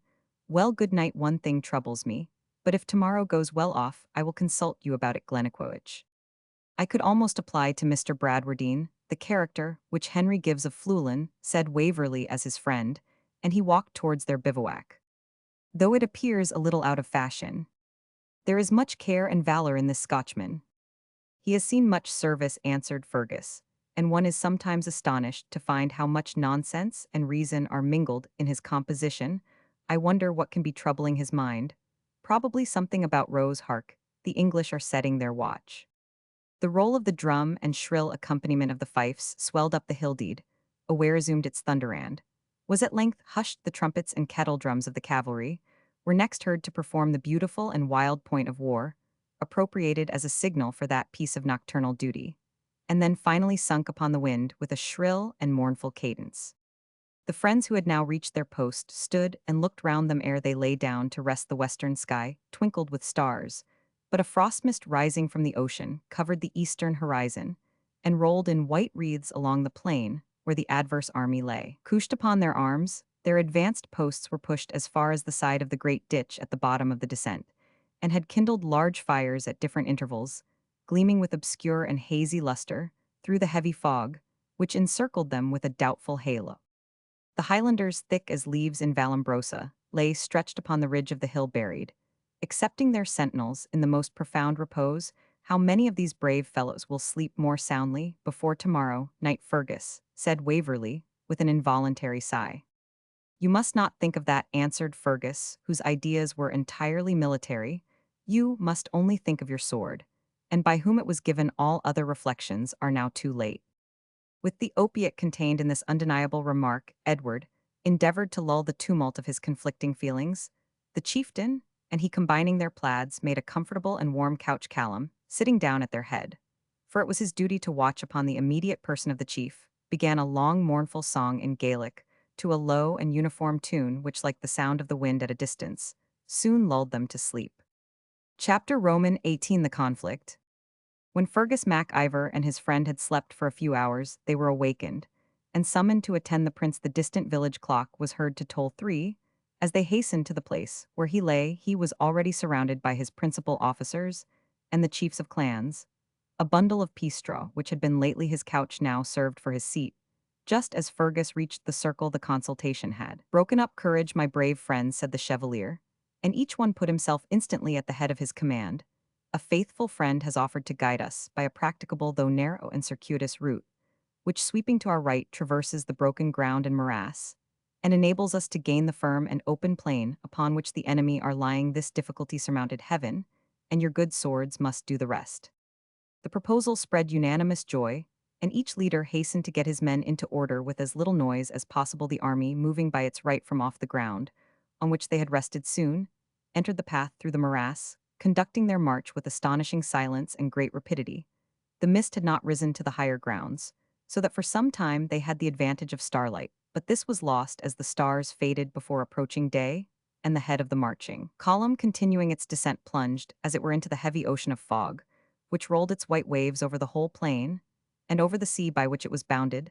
Some difficulties were now to be encountered inseparable from darkness, a narrow, broken, and marshy path, and the necessity of preserving union in the march. These, however, were less inconvenient to Highlanders from their habits of life than they would have been to any other troops, and they continued a steady and swift movement. As the clan of Ivor approached the firm ground, following the track of those who preceded them, the challenge of a patrol was heard through the mist, though they could not see the dragoon by whom it was made. Who goes there? Hush, cried Fergus, hush, let none answer, as he values his life. Press forward, and they continued their march with silence and rapidity. The patrol fired his carabine upon the body, and the report was instantly followed by the clang of his horse's feet as he galloped off. Hylax in Limine, Latret, said the Baron of Bradwardine, who heard the shot, that loon will give the alarm. The clan of Fergus had now gained the firm plain, which had lately borne a large crop of corn, but the harvest was gathered in, and the expanse was unbroken by tree, bush, or interruption of any kind. The rest of the army were following fast when they heard the drums of the enemy beat. The general surprise, however, had made no part of their plan, so they were not disconcerted by this intimation that the foe was upon his guard, and prepared to receive them. It only hastened their dispositions for the combat, which were very simple. The Highland army, which now occupied the eastern end of the wide plain, or stubble field, so often referred to, was drawn up in 2 lines, extending from the morass towards the sea. The first was destined to charge the enemy, the second to act as a reserve. The few horse, whom the prince headed in person, remained between the 2 lines. The adventurer had intimated a resolution to charge in person at the head of his first line, but his purpose was deprecated by all around him, and he was with difficulty induced to abandon it. Both lines were now moving forward. The first prepared for instant combat. The clans of which it was composed formed, each a sort of separate phalanx, narrow in front, and in depth, 10, 12, or 15 files, according to the strength of the following. The bestarmed and bestborn, for the words were synonymous, were placed in front of each of these irregular subdivisions. the others in the rear shouldered forward the front, and by their pressure added both physical impulse and additional ardor and confidence to those who were first to encounter the danger. "Down with your plaid," Waverley cried Fergus, throwing off his own well-wind silks for our tartans before the sun is above the sea. The clansmen on every side stripped their plaids, prepared their arms, and there was an awful pause of about 3 minutes during which the men, pulling off their bonnets, raised their faces to heaven and uttered a short prayer, then pulled their bonnets over their brows and began to move forward at first. Slowly Waverley felt his heart at that moment throb, as it would have burst from his bosom. It was not fear, it was not ardor, it was a compound of both a new and deeply energetic impulse, that with its first emotion chilled and astounded, then fevered and maddened his mind. The sounds around him combined to exalt his enthusiasm. The pipes played, and the clans rushed forward each in its own dark column. As they advanced they mended their pace, and the muttering sounds of the men to each other began to swell into a wild cry. At this moment the sun, which was now risen above the horizon, dispelled the mist. The vapors rose like a curtain, and showed the two armies in the act of closing the line of the regulars, was formed directly fronting the attack of the Highlanders. It glittered with the appointments of a complete army, and was flanked by cavalry and artillery, but the sight impressed no terror on the assailants. "Forward, sons of Ivor," cried their chief, "or the Camerons will draw the first blood." They rushed on with a tremendous yell. The rest is well known. The horse who were commanded to charge the advancing Highlanders in the flank received an irregular fire from their fusées as they ran on, and seized with a disgraceful panic wavered, halted, disbanded, and galloped from the field. The artillery men, deserted by the cavalry, fled after discharging their pieces, and the Highlanders, who dropped their guns when fired and drew their broadswords, rushed with headlong fury against the infantry. It was at this moment of confusion and terror that Waverley remarked an English officer, apparently of high rank, standing alone and unsupported by a fieldpiece, which after the flight of the men, by whom it was wrought, he had himself levelled and discharged against the clan of Mac-Ivor. The nearest group of Highlanders within his aim struck with his tall martial figure, and eager to save him from inevitable destruction, Waverley outstripped, for an instant, even the speediest of the warriors, and reaching the spot first called to him to surrender. The officer replied by a thrust with his sword, which Waverley received in his target, and in turning it aside the Englishman's weapon broke. At the same time, the battle-axe of Dugald Mahony was in the act of descending upon the officer's head. Waverley intercepted and prevented the blow, and the officer, perceiving further resistance unavailing and struck with Edward's generous anxiety for his safety, resigned the fragment of his sword, and was committed by Waverley to Dugald with strict charge to use him well and not to pillage his person, promising him, at the same time, full indemnification for the spoil. On Edward's right the battle for a few minutes raged fierce, and thick the English infantry, trained in the wars in Flanders, stood their ground with great courage, but their extended files were pierced and broken in many places by the close masses of the clans, and in the personal struggle, which ensued, the nature of the Highlanders' weapons and their extraordinary fierceness and activity gave them a decided superiority over those who had been accustomed to trust much to their array and discipline, and felt that the one was broken and the other useless. Waverley, as he cast his eyes towards this scene of smoke and slaughter, observed Colonel Gardner, deserted by his own soldiers, in spite of all his attempts to rally them, yet spurring his horse through the field to take the command of a small body of infantry, who, with their backs arranged against the wall of his own park, for his house was close by the field of battle, continued a desperate and unavailing resistance. Waverley could perceive that he had already received many wounds. His clothes and saddle, being marked with blood, to save this good and brave man, became the instant object of his most anxious exertions. But he could only witness his fall ere Edward could make his way among the Highlanders, who, furious and eager for spoil, now thronged upon each other. He saw his former commander brought from his horse by the blow of a scythe, and beheld him receive, while on the ground, more wounds than would have let out 20 lives. When Waverley came up, however, perception had not entirely fled. The dying warrior seemed to recognize Edward, for he fixed his eye upon him with an upbraiding yet sorrowful look, and appeared to struggle for utterance. But he felt that death was dealing closely with him, and resigning his purpose and folding his hands as if in devotion, he gave up his soul to his Creator. The look with which he regarded Waverley in his dying moments did not strike him so deeply at that crisis of hurry and confusion, as when it recurred to his imagination at the distance of some time. Loud shouts of triumph now echoed over the whole field. The battle was fought and won, and the whole baggage, artillery, and military stores of the regular army remained in possession of the victors. Never was a victory more complete scarce, any escaped from the battle, excepting the cavalry who had left it at the very onset, and even these were broken into different parties and scattered all over the country. So far as our tale is concerned, we have only to relate the fate of Balmahapple, who mounted on a horse as headstrong and stiff-necked, as his rider pursued the flight of the dragoons, above 4 miles from the field of battle, when some dozen of the fugitives took heart of grace, turned round, and cleaving his skull with their broadswords, satisfied the world that the unfortunate gentleman had actually brains the end of his life, thus giving proof of a fact greatly doubted during its progress. His death was lamented by few. Most of those who knew him agreed in the pithy observation of Ensign Maccombich, that there was mere tint lost at Sheriff.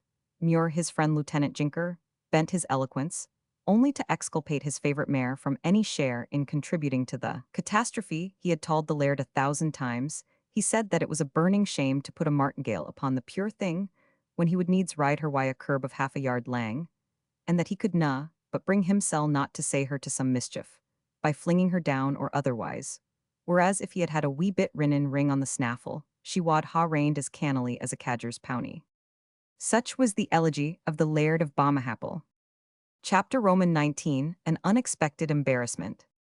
When the battle was over, and all things coming into order, the Baron of Bradwardine, returning from the duty of the day, and having disposed those under his command in their proper stations, sought the chieftain of Glennaquoich and his friend Edward Waverley.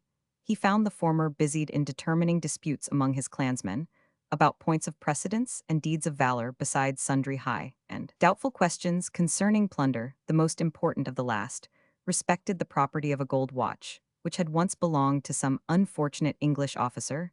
The party, against whom judgment was awarded, consoled himself by observing that is the watch which he took for a living animal, died the very night which Ian Voer gave her to Murdoch the machine, having in fact stopped for want of winding up. It was just when this important question was decided that the Baron of Bradwardine, with a careful and yet important expression of countenance, joined the 2 young men. He descended from his reeking charger, the care of which he recommended to one of his grooms. I seldom ban, sir, said he to the man, but if you play any of your houndsfoot tricks and leave pure barrack before he's sorted to rin after spuelsy deal, bewhy me if I do not give your Craig a thraw. He then stroked with great complacency the animal which had borne him through the fatigues of the day, and having taken a tender leave of him, "Weel, my good young friends, a glorious and decisive victory," said he, "but these loons of troopers fled o'er soon. I should have liked to have shown you the true points of the Piarlium equester or equestrian combat, whilk their cowardice has postponed, and which I hold to be the pride and terror of warfare. Will I have fought once more in this old quarrel, though I admit I could not be so far ben as you lads, being that it was my point of duty to keep together our handful of horse, and no cavalier ought in any wise to begrudge honor that befalls his companions, even though they are ordered upon thrice his danger. Whilk another time, by the blessing of God, may be his own case, but Glennaquoich, and you, Mr. Waverley, I pray ye to give me your best advice on a matter of mickle weight, and which deeply affects the honor of the house of Bradwardine. I crave your pardon, Ensign Maccombich, and yours in Verulam, and yours Ederalshandrach, and yours, sir.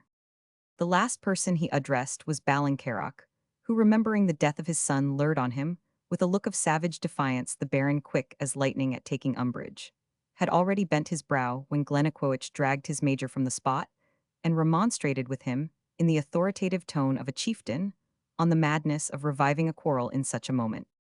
The ground is cumbered with carcasses, said the old mountaineer, turning sullenly away. One more would hardly have been kenned upon it, and if it wasna for yoursel vich Ian Voer, that one should be Bradwardine's or mine. The chief soothed while he hurried him away, and then returned to the Baron. It is Ballincarroch, he said, in an under and confidential voice, father of the young man, who fell 8 years since in the unlucky affair at the Mains. Ah, said the Baron, instantly relaxing the doubtful sternness of his features, I can take mickle fray, a man to whom I have unhappily rendered sick a displeasure, as that you were right to apprise me. Glennaquoich, he may look as black as midnight at Martinmas, ere Cosmo come in. Bradwardine shall say he does him wrang. Ah, I have nae male lineage, and I should bear with one I have made childless, though you are aware the bloodwit was made up to your ain satisfaction by a sithment, and that I have since expedited letters of slains. Weel, as I have said, I have no male issue, and yet it is needful that I maintain the honor of my house, and it is on that score I prayed ye for your peculiar and private attention. The two young men awaited to hear him in anxious curiosity. "I doubt na, lads," he proceeded, "but your education has been seen to that ye understand the true nature of the feudal tenures." Fergus, afraid of an endless dissertation, answered intimately Baron, and touched Waverley as a signal to express no ignorance. "And ye are aware, I doubt not, that the holding of the barony of Bradwardine is of a nature alike honourable, and peculiar, being Blanche, which Craig opines ought to be Latinated Blancum, or rather Francum, a free holding pro servitio detrahendi seu exuendi caligas, regis post battalium." Here Fergus turned his falcon eye upon Edward with an almost imperceptible rise of his eyebrow to which his shoulders corresponded in the same degree of elevation. "Now 'twa points of dubitation occur to me upon this topic. First, whether this service, or feudal homage, be at any event due to the person of the prince, the words being per expressum caligas, regis the boots of the king himself. And I pray your opinion anent that particular before we proceed farther." "Why, he is Prince Regent," answered Mac-Ivor with laudable composure of countenance, "and in the court of France, all the honours are rendered to the person of the regent, which are due to that of the king. Besides, were I to pull off either of their boots, I would render that service to the young chevalier 10 times more willingly than to his father. But I talk not of personal predilections. However, your authority is of great weight as to the usages of the court of France, and doubtless the prince, as alter ego, may have a right to claim the homagem of the great tenants of the crown, since all faithful subjects are commanded, in the commission of regency, to respect him as the king's own person. Far therefore be it from me to diminish the lustre of his authority by withholding this act of homage, so peculiarly calculated to give it splendor. For I question, if the Emperor of Germany hath his boots taken off by a free baron of the empire. But here lieth the second difficulty. Prince wears no boots but simply brogues and trews." This last dilemma had almost disturbed Fergus' gravity. "Why," said he, "you know, Baron, the proverb tells us it's ill taking the breeks off a Highlandman, and the boots are here in the same predicament." "The word calig, however," continued the Baron, "though I admit that by family tradition, and even in our ancient evidence, it is explained lie boots means in its primitive sense, rather sandals, and Caius Caesar, the nephew and successor of Caius Tiberius, received the agnomen of Caligula. Caligulae sive caligas leveribus quibus adolescentur usus furet in exercitu Germanici patris suae, and the calig were also proper to the monastic bodies, for we read in an ancient glossarium, upon the rule of Saint Benedict in the Abbey of Saint Amand, that calig were tied with latchets." "That will apply to the brogue," said Fergus. "It will so, my dear Glennaquoich, and the words are express calig, dict sunt quia ligantur nam saxae non ligantur, sed tantum intromittuntur, that is, calig, are denominated from the ligatures wherewith they are bound, whereas saxae, which may be analogous to our mule's wilk, the English denominate slippers, are only slipped upon the feet. The words of the charter are also alternative exura seu detraher, that is, to undo as in the case of sandals or brogues, and to pull off as we say vernacularly concerning boots. Yet I would we had more light, but I fear there is little chance of finding hereabout any erudite author de re vesciria." "I should doubt it very much," said the chieftain, looking around on the straggling Highlanders, who were returning, loaded with spoils of the slain, though the res vesciria itself seems to be in some request at present. This remark coming within the Baron's idea of jocularity, he honored it with a smile, but immediately resumed what to him appeared very serious business. "Baillie Mac-Ivor indeed holds an opinion that this honorary service is due from its very nature si petatur tantum, only if his royal highness shall require of the great tenant of the crown to perform that personal duty, and indeed, he pointed out the case in Durleton's Doubts, and queries Grippet versus Spicer, anent the eviction of an estate ob non salutum canonum, that is, for non-payment of a feuduty of 3 peppercorns a year wilk were taxed to be worth 7/8 of a penny Scots in wilk, the defender was a soilseed. But I deem it safest why your good favour to place myself in the way of rendering the prince this service, and to proffer performance thereof, and I shall cause the baillie to attend with a schedule of a protest wilk he has here prepared, taking out a paper, intimating that if it shall be his royal highness pleasure to accept of other assistance at pulling off his calig, whether the same shall be rendered boots or brogues, save that of the said Baron of Bradwardine, who is in presence ready and willing to perform the same, it shall in no wise impinge upon or prejudice the right of the said Cosmo Comyn Bradwardine to perform the said service in future, nor shall it give any esquire valet of the chamber squire, or page, whose assistance it may please his royal highness to employ any right title or ground for evicting from the said Cosmo, Comin Bradwardine, the estate and barony of Bradwardine, and others held as aforesaid by the due and faithful performance there. Fergus highly applauded this arrangement, and the Baron took a friendly leave of them with a smile of contented importance upon his visage. "Long live our dear friend," the Baron exclaimed the chief as soon as he was out of hearing, "for the most absurd original that exists north of the Tweed I wish to heaven. I had recommended him to attend the circle this evening, with a boot-ketch under his arm. I think he might have adopted the suggestion, if it had been made with suitable gravity.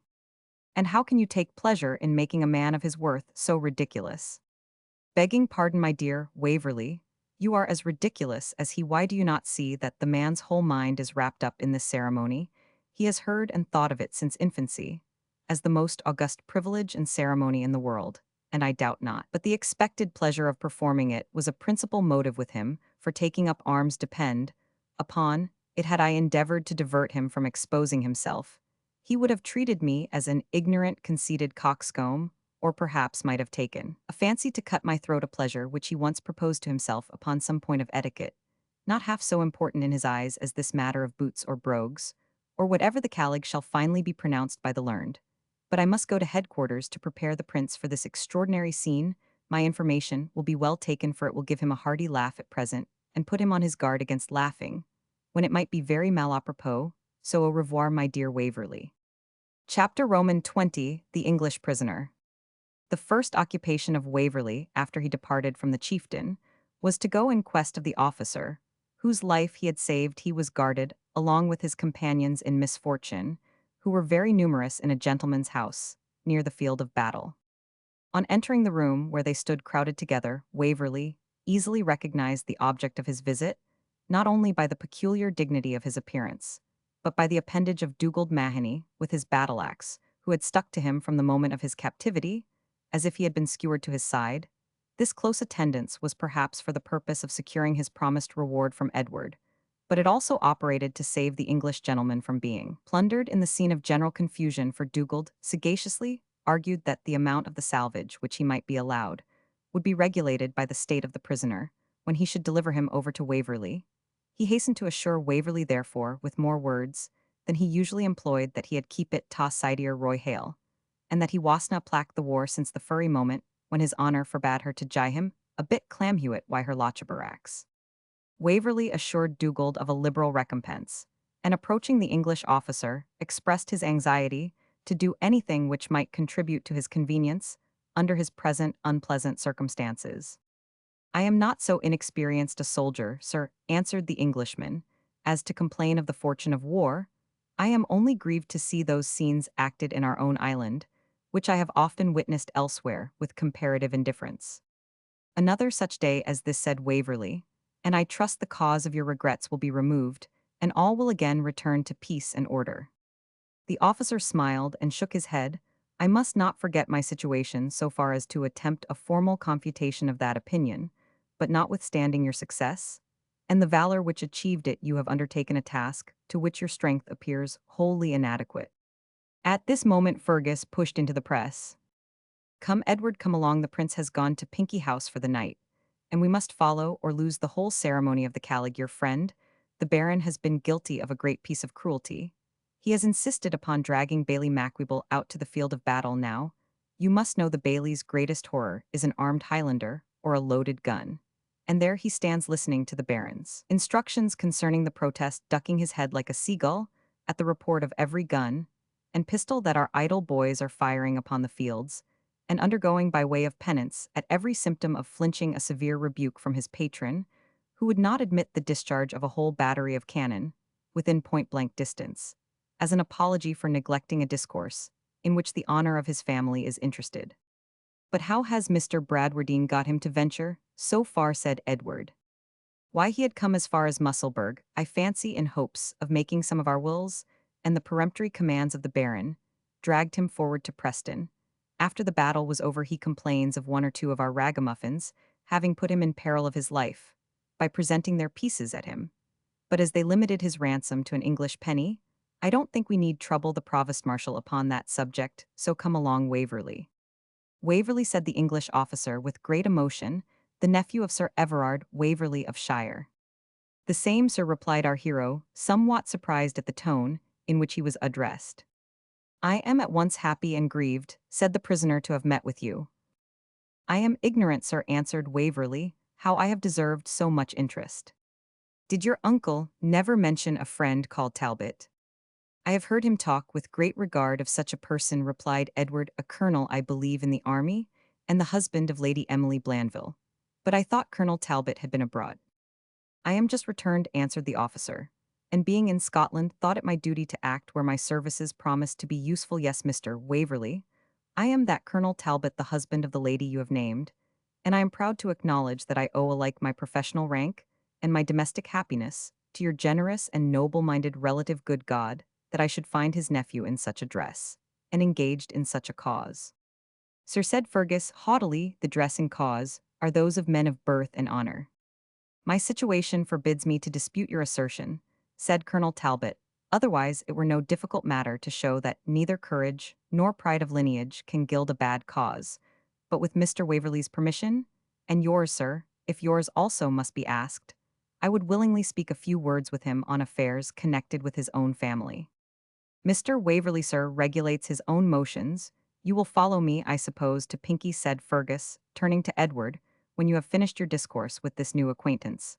So saying, the chief of Glennaquoich adjusted his plaid with rather more than his usual air of haughty assumption, and left the apartment. The interest of Waverley readily procured for Colonel Talbot the freedom of adjourning to a large garden belonging to his place of confinement. They walked a few paces in silence. Colonel Talbot, apparently studying how to open what he had to say, at length he addressed Edward.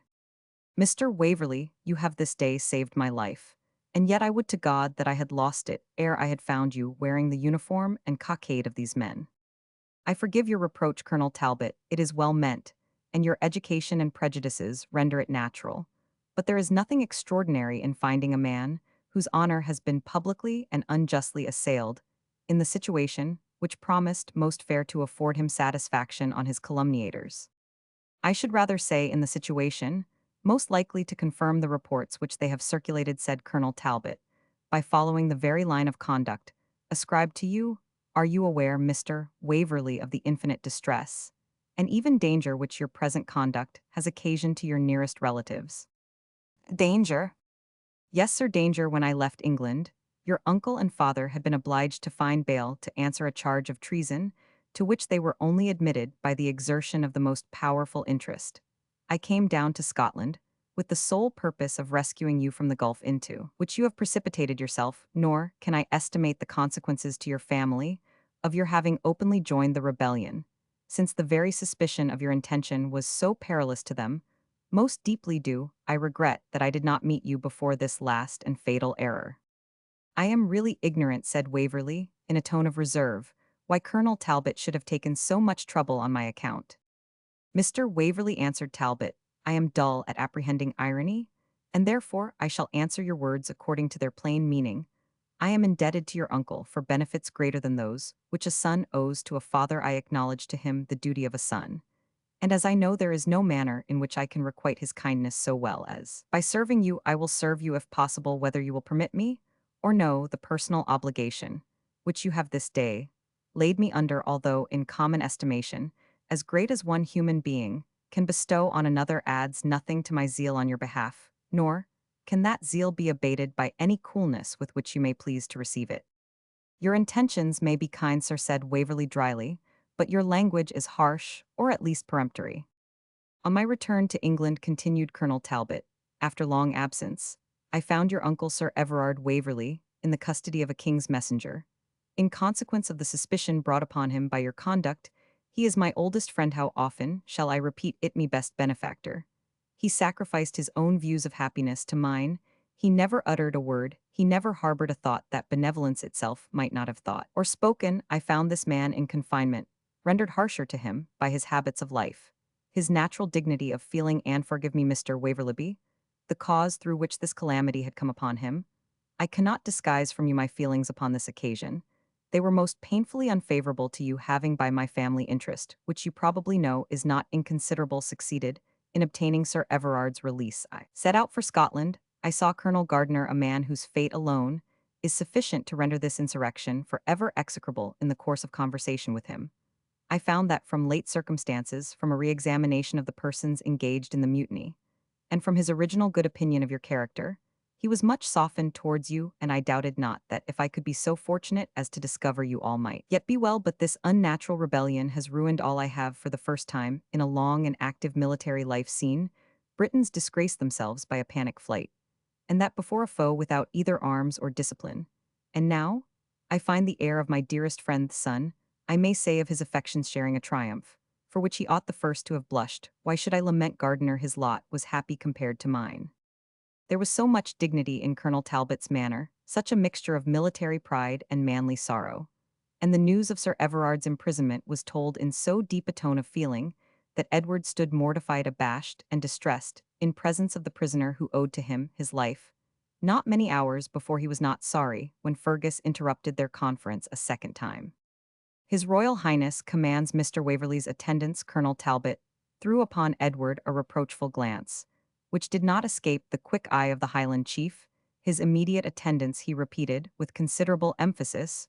Waverley turned again towards the colonel. We shall meet again, he said, in the meanwhile, every possible accommodation. I desire none, said the colonel. Let me fare like the meanest of those brave men, who on this day of calamity have preferred wounds and captivity to flight. I would almost exchange places with one of those who have fallen to know that my words have made a suitable impression on your mind. Let Colonel Talbot be carefully secured, said Fergus to the Highland officer who commanded the guard over the prisoners. It is the prince's particular command. He is a prisoner of the utmost importance. But let him want no accommodation suitable to his rank, said Waverley. Consistent, always with secure custody, reiterated Fergus. The officer signified his acquiescence in both commands, and Edward followed Fergus to the guarding gate, where Callum Beg with 3 saddle horses awaited them. Turning his head, he saw Colonel Talbot reconducted to his place of confinement by a file of Highlanders. He lingered on the threshold of the door, and made a signal with his hand towards Waverley, as if enforcing the language he had held towards him. Horses, said Fergus as he mounted, are now as plenty as blackberries. Every man may have them for the catching. Come, let Callum adjust your stirrups, and let us to Pinkie House as fast as these sidevant dragoon horses choose to carry us. Charles Edward took up his quarters after the battle at Pinkie House, adjoining to Musselburgh. Chapter Roman 21, rather unimportant. I was turned back, said Fergus to Edward, as they galloped from Preston to Pinkie House, by a message from the prince. But I suppose you know the value of this most noble Colonel Talbot as a prisoner. He is held one of the best officers among the redcoats, a special friend and favorite of the elector himself, and of that dreadful hero, the Duke of Cumberland, who has been summoned from his triumphs at Fontenoy to come over and devour us poor Highlanders alive. Has he been telling you how the bells of St. James ring not turn again, Whittington, like those of Bow in the days of yore? Fergus, said Waverley with a reproachful look. Nay, I cannot tell what to make of you, answered the chief of Mac-Ivor. You are blown about with every wind of doctrine. Here have we gained a victory unparalleled in history, and your behavior is praised by every living mortal to the skies. And the prince is eager to thank you in person, and all our beauties of the White Rose are pulling caps for you, and you, the Priya Chevalier of the day, are stooping on your horse's neck, like a butterwoman riding to market, and looking as black as a funeral. I am sorry for poor Colonel Gardiner's death. He was once very kind to me. Why then be sorry for 5 minutes, and then be glad again? His chance today may be ours tomorrow. And what does it signify? The next best thing to victory is honorable death. But it is a pizoler, and one would rather a foe had it than oneself. But Colonel Talbot has informed me that my father and uncle are both imprisoned by government on my account. Well put in bail, my boy. Old Andrew Ferrara shall lodge his security, and I should like to see him put to justify it in Westminster Hall. Nay, they are already at liberty upon bail of a more civic disposition. Then, why is thy noble spirit cast down, Edward? Dost think that the elector's ministers are such doves as to set their enemies at liberty at this critical moment, if they could or durst confine and punish them? Assure thyself that either they have no charge against your relations on which they can continue their imprisonment, or else they are afraid of our friends, the jolly cavaliers of old England. At any rate, you need not be apprehensive upon their account. and we will find some means of conveying to them assurances of your safety." Edward was silenced but not satisfied with these reasons. He had now been more than once shocked at the small degree of sympathy which Fergus exhibited for the feelings even of those whom he loved if they did not correspond with his own mood at the time, and more especially if they thwarted him while earnest in a favourite pursuit. Fergus sometimes indeed observed that he had offended Waverley, but always intent upon some favourite plan or project of his own, he was never sufficiently aware of the extent or duration of his displeasure, so that the reiteration of these petty offences somewhat cooled the volunteer's extreme attachment to his officer. The Chevalier received Waverley with his usual favour, and paid him many compliments on his distinguished bravery. He then took him apart, made many inquiries concerning Colonel Talbot, and when he had received all the information which Edward was able to give concerning him and his connections, he proceeded, "I cannot but think, Mr. Waverley, that since this gentleman is so particularly connected with our worthy and excellent friend Sir Everard Waverley, and since his lady is of the house of Blandeville, whose devotion to the true and loyal principles of the Church of England is so generally known, the Colonel's own private sentiments cannot be unfavourable to us, whatever mask he may have assumed to accommodate himself to the times. If I am to judge from the language he this day held to me, I am under the necessity of differing widely from your Royal Highness. Well, it is worth making a trial at least. I therefore entrust you with the charge of Colonel Talbot, with power to act concerning him as you think most advisable, and I hope you will find means of ascertaining what are his real dispositions towards our royal father's restoration. I am convinced," said Waverley, bowing, "that if Colonel Talbot chooses to grant his parole, it may be securely depended upon. But if he refuses, it I trust your Royal Highness will devolve on some other person than the nephew of his friend the task of laying him under the necessary restraint. I will trust him with no person. But you," said the prince, smiling, but peremptorily repeating his mandate, "it is of importance to my service that there should appear to be a good intelligence between you. Even if you are unable to gain his confidence in earnest, you will therefore receive him into your quarters. And in case he declines giving his parole, you must apply for a proper guard. I beg you will go about this directly. We return to Edinburgh tomorrow." Being thus remanded to the vicinity of Preston, Waverley lost the Baron of Bradwardine's solemn act of homage. So little, however, was he at this time in love with vanity, that he had quite forgotten the ceremony in which Fergus had laboured to engage his curiosity. But next day a formal gazette was circulated containing a detailed account of the Battle of Gladsmuir, as the Highlanders chose to denominate their victory. It concluded with an account of the court afterwards held by the Chevalier at Pinkie House, which contained this among other high-flown descriptive paragraphs. Since that fatal treaty which annihilates Scotland as an independent nation, it has not been our happiness to see her princes receive, and her nobles discharge those acts of feudal homage, which, founded upon the splendid actions of Scottish valour, recall the memory of her early history, with the manly and chivalrous simplicity of the ties which united to the crown the homage of the warriors by whom it was repeatedly upheld and defended. But on the evening of the 20th, our memories were refreshed with one of those ceremonies which belonged to the ancient days of Scotland's glory. After the circle was formed, Cosmo Comyn Bradwardine of that ilk colonel, in the service, etc., etc., etc., came before the prince, attended by Mr. Roman 500, Mac-Ivor, the baillie of his ancient barony of Bradwardine, who we understand has been lately named a commissary, and under form of instrument, claimed permission to perform to the person of his Royal Highness, as representing his father, the service used and wont for which under a charter of Robert Bruce, of which the original was produced and inspected by the masters of his Royal Highness Chancery.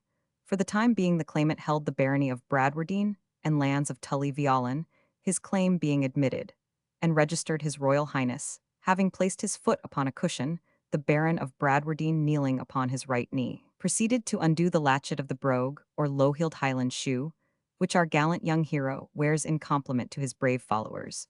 When this was performed, his Royal Highness declared the ceremony completed, and embracing the gallant veteran, protested that nothing but compliance with an ordinance of Robert Bruce could have induced him to receive even the symbolical performance of a menial office from hands which had fought so bravely to put the crown upon the head of his father. The Baron of Bradwardine then took instruments in the hands of Mr. Commissary Mac-Ivor, bearing that all points and circumstances of the act of homage had been right et soleniter acta et per acta, and a corresponding entry was made in the protocol of the Lord High Chamberlain, and in the record of Chancery, we understand that it is in contemplation of His Royal Highness, when His Majesty's pleasure can be known to raise Colonel Bradwardine to the peerage, by the title of Viscount Bradwardine of Bradwardine and Tully Veolan, and that in the meanwhile His Royal Highness in his father's name and authority has been pleased to grant him an honourable augmentation to his paternal coat of arms, being a budget or bootjack disposed salterwise, with a naked broadsword to be borne in the dexter cantle of the shield, and as an additional motto on a scroll beneath the words draw and draw off. Were it not for the recollection of Fergus raillery, thought Waverley to himself, when he had perused this long and grave document, how very tolerably would all this sound, and how little should I have thought of connecting it with any ludicrous idea? Well, after all, everything has its fair as well as its seamy side, and truly, I do not see why the Baron's bootjack may not stand as fair in heraldry, as the water buckets, wagons, cartwheels, plowsocks, shuttles, candlesticks, and other ordinaries conveying ideas of anything save chivalry, which appear in the arms of some of our most ancient gentry. This, however, is an episode in respect to the principal story. When Waverley returned to Preston and rejoined Colonel Talbot, he found him recovered from the strong and obvious emotions with which a concurrence of unpleasing events had affected him. He had regained his natural manner, which was that of an English gentleman and soldier, manly, open, and generous, but not unsusceptible of prejudice against those of a different country, or who opposed him in political tenets. When Waverley acquainted Colonel Talbot with the Chevalier's purpose to commit him to his charge, I did not think to have owed so much obligation to that young gentleman, he said, as is implied. In this destination, I can at least cheerfully join in the prayer of the honest Presbyterian clergyman, that as he has come among us seeking an earthly crown, his labors may be speedily rewarded. With a heavenly one, I shall willingly give my parole not to attempt an escape without your knowledge, since in fact it was to meet you that I came to Scotland, and I am glad it has happened even under this predicament. But I suppose we shall be but a short time together. Your Chevalier, that is a name we may both give to him with his plaids and blue caps, will I presume be continuing his crusade southward.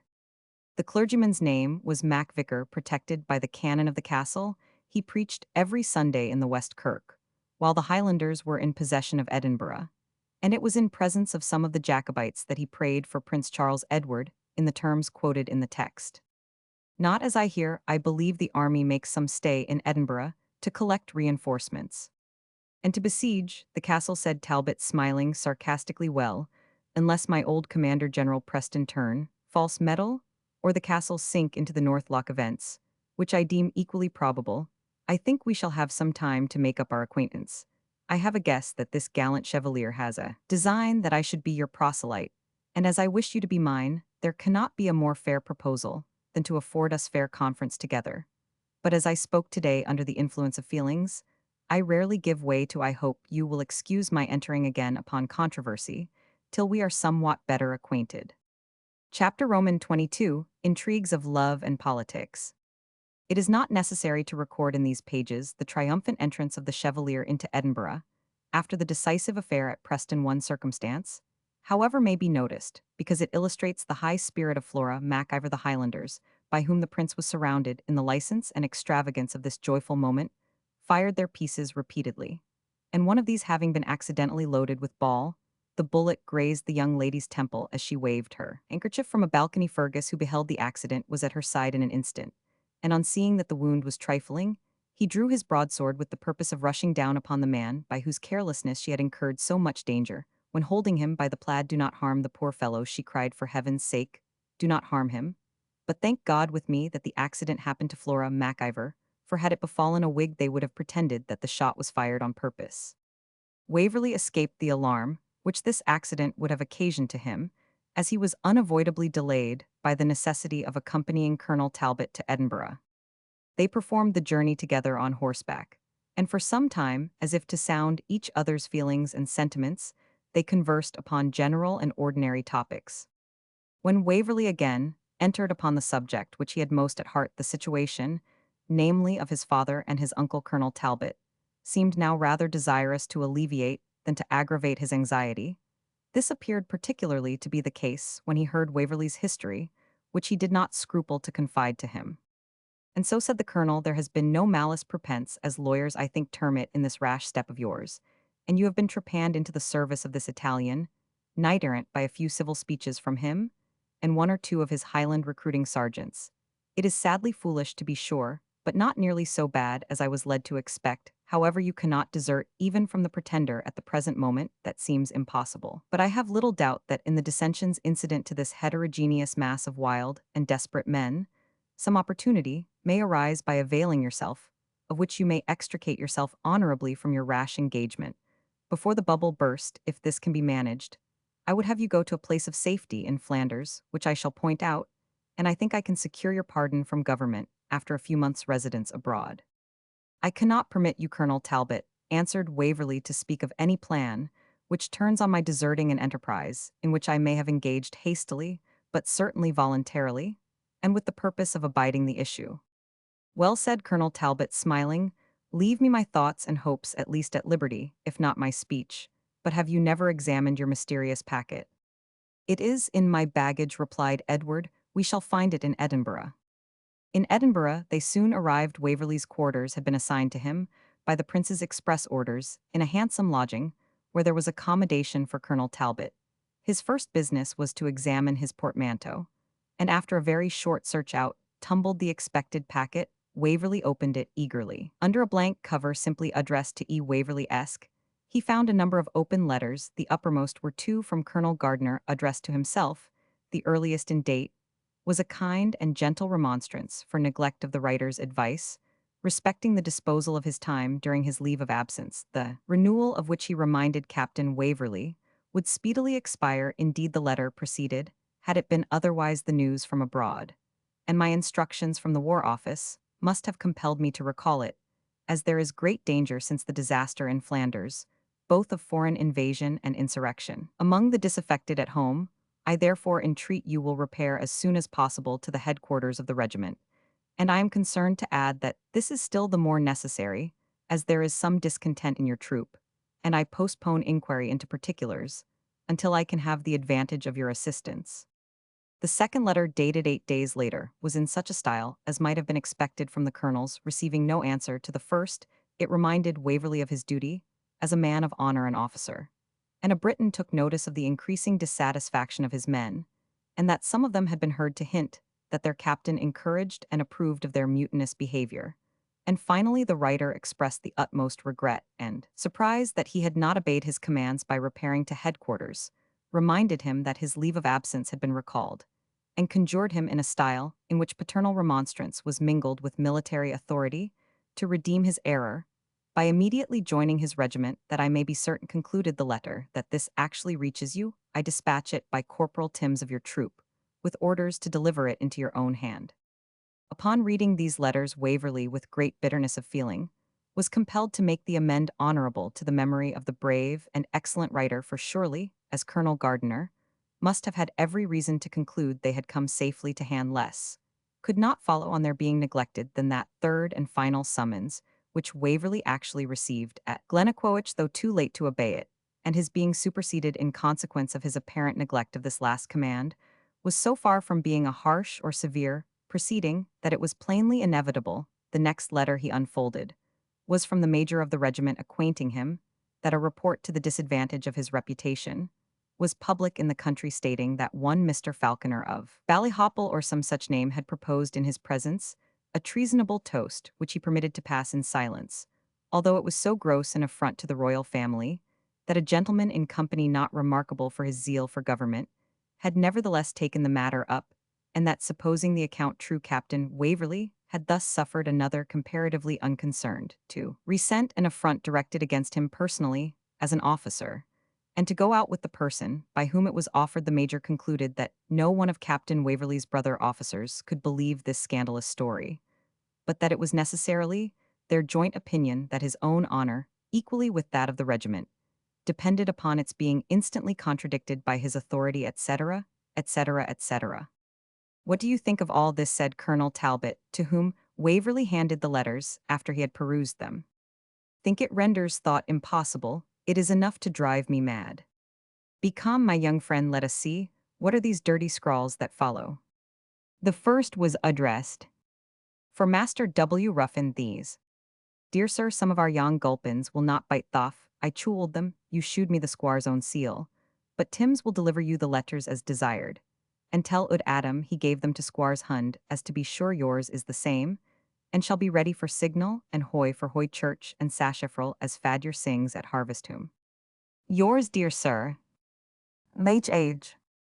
Poscrift do tell Squire, we longs to hear from him, and has doodings about his not writing himself, and Lieutenant Bottler is smoky. This Ruffin, I suppose, then, is your Donald of the Cavern, who has intercepted your letters, and carried on a correspondence with the poor devil Houghton, as if under your authority. It seems too true, but who can Adam be? Possibly Adam for poor gardener, a sort of pun on his name. The other letters were to the same purpose, and they soon received yet more complete light upon Donald Bean's machinations. John Hodges, one of Waverley's servants who had remained with the regiment, and had been taken at Preston, now made his appearance. He had sought out his master, with the purpose of again entering his service. From this fellow, they learned that some time after Waverley had gone from the headquarters of the regiment, a pedlar called Ruthven Ruffin, or Riven, known among the soldiers by the name of Wiley, had made frequent visits to the town of Dundee.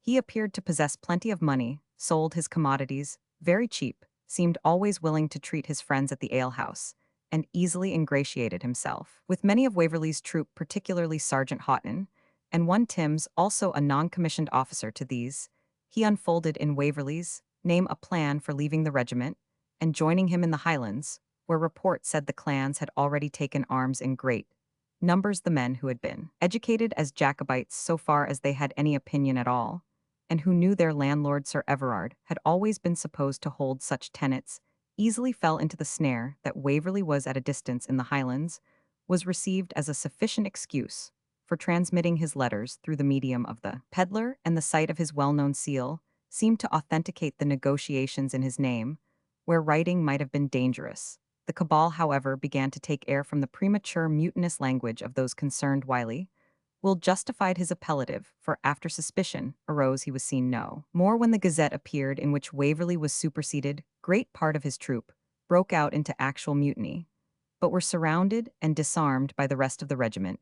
In consequence of the sentence of a court-martial, Houghton and Timms were condemned to be shot, but afterwards permitted to cast lots for life. Houghton, the survivor, showed much penitence, being convinced from the rebukes and explanations of Colonel Gardiner that he had really engaged in a very heinous crime.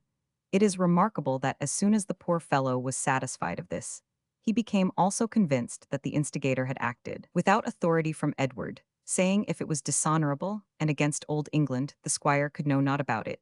He never did or thought to do anything dishonorable, no more didn't Sir Everard, nor none of them afore him. And in that belief he would live and die, that Ruffin had done it all of his own head. The strength of conviction with which he expressed himself upon this subject, as well as his assurances that the letters intended for Waverley had been delivered to Ruthven, made that revolution in Colonel Gardiner's opinion which he expressed to Talbot. The reader has long since understood that Donald Bean Lean played the part of tempter on this occasion. His motives were shortly these of an active and intriguing spirit. He had been long employed as a subaltern agent and spy by those in the confidence of the Chevalier to an extent beyond what was suspected even by Fergus Mac-Ivor, whom, though obliged to him for protection, he regarded with fear and dislike to success in this political department. He naturally looked for raising himself by some bold stroke above his present hazardous and precarious trade of rapine. He was particularly employed in learning the strength of the regiments in Scotland, the character of the officers, etc., and had long had his eye upon Waverley's troop as open to temptation. Donald even believed that Waverley himself was at bottom in the Stuart interest, which seemed confirmed by his long visit to the Jacobite Baron of Bradwardine.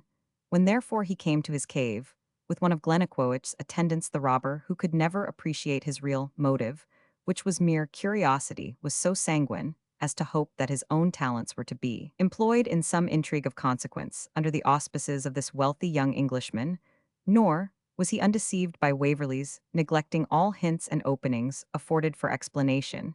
His conduct passed for prudent reserve, and somewhat piqued Donald Bean, who, supposing himself left out of a secret where confidence promised to be advantageous, determined to have his share in the drama, whether a regular part were assigned him, or not for this purpose during Waverley's sleep.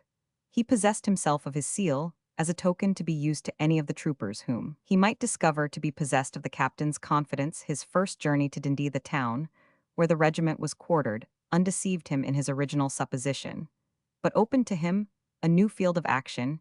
He knew there would be no service so well rewarded by the friends of the Chevalier as seducing a part of the regular army to his standard for this purpose.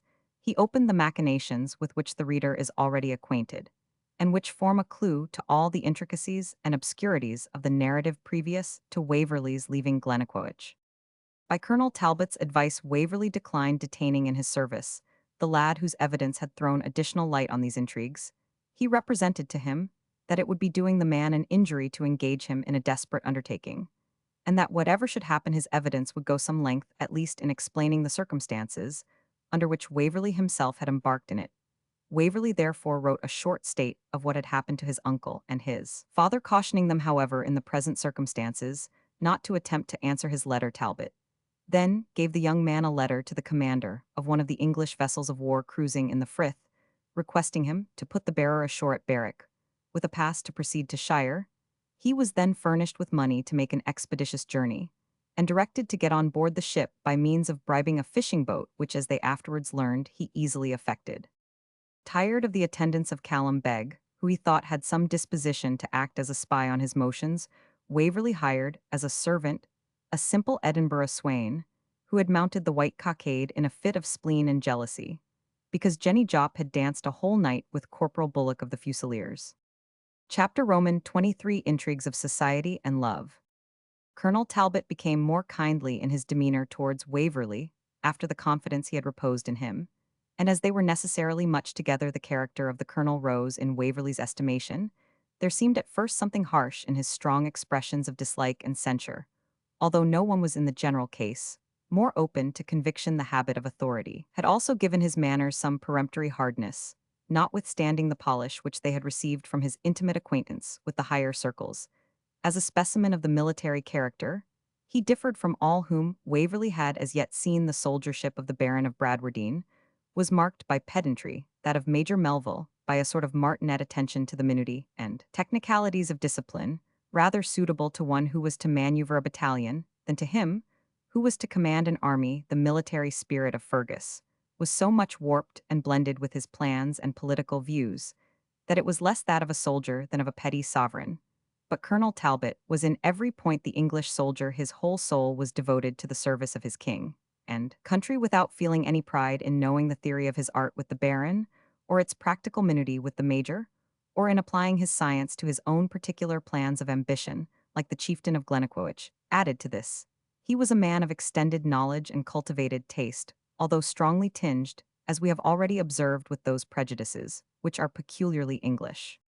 The character of Colonel Talbot dawned upon Edward by degrees, for the delay of the Highlanders, in the fruitless siege of Edinburgh Castle, occupied several weeks, during which Waverley had little to do excepting to seek such amusement as society afforded. He would willingly have persuaded his new friend to become acquainted with some of his former intimates, but the colonel, after one or two visits, shook his head and declined farther experiment.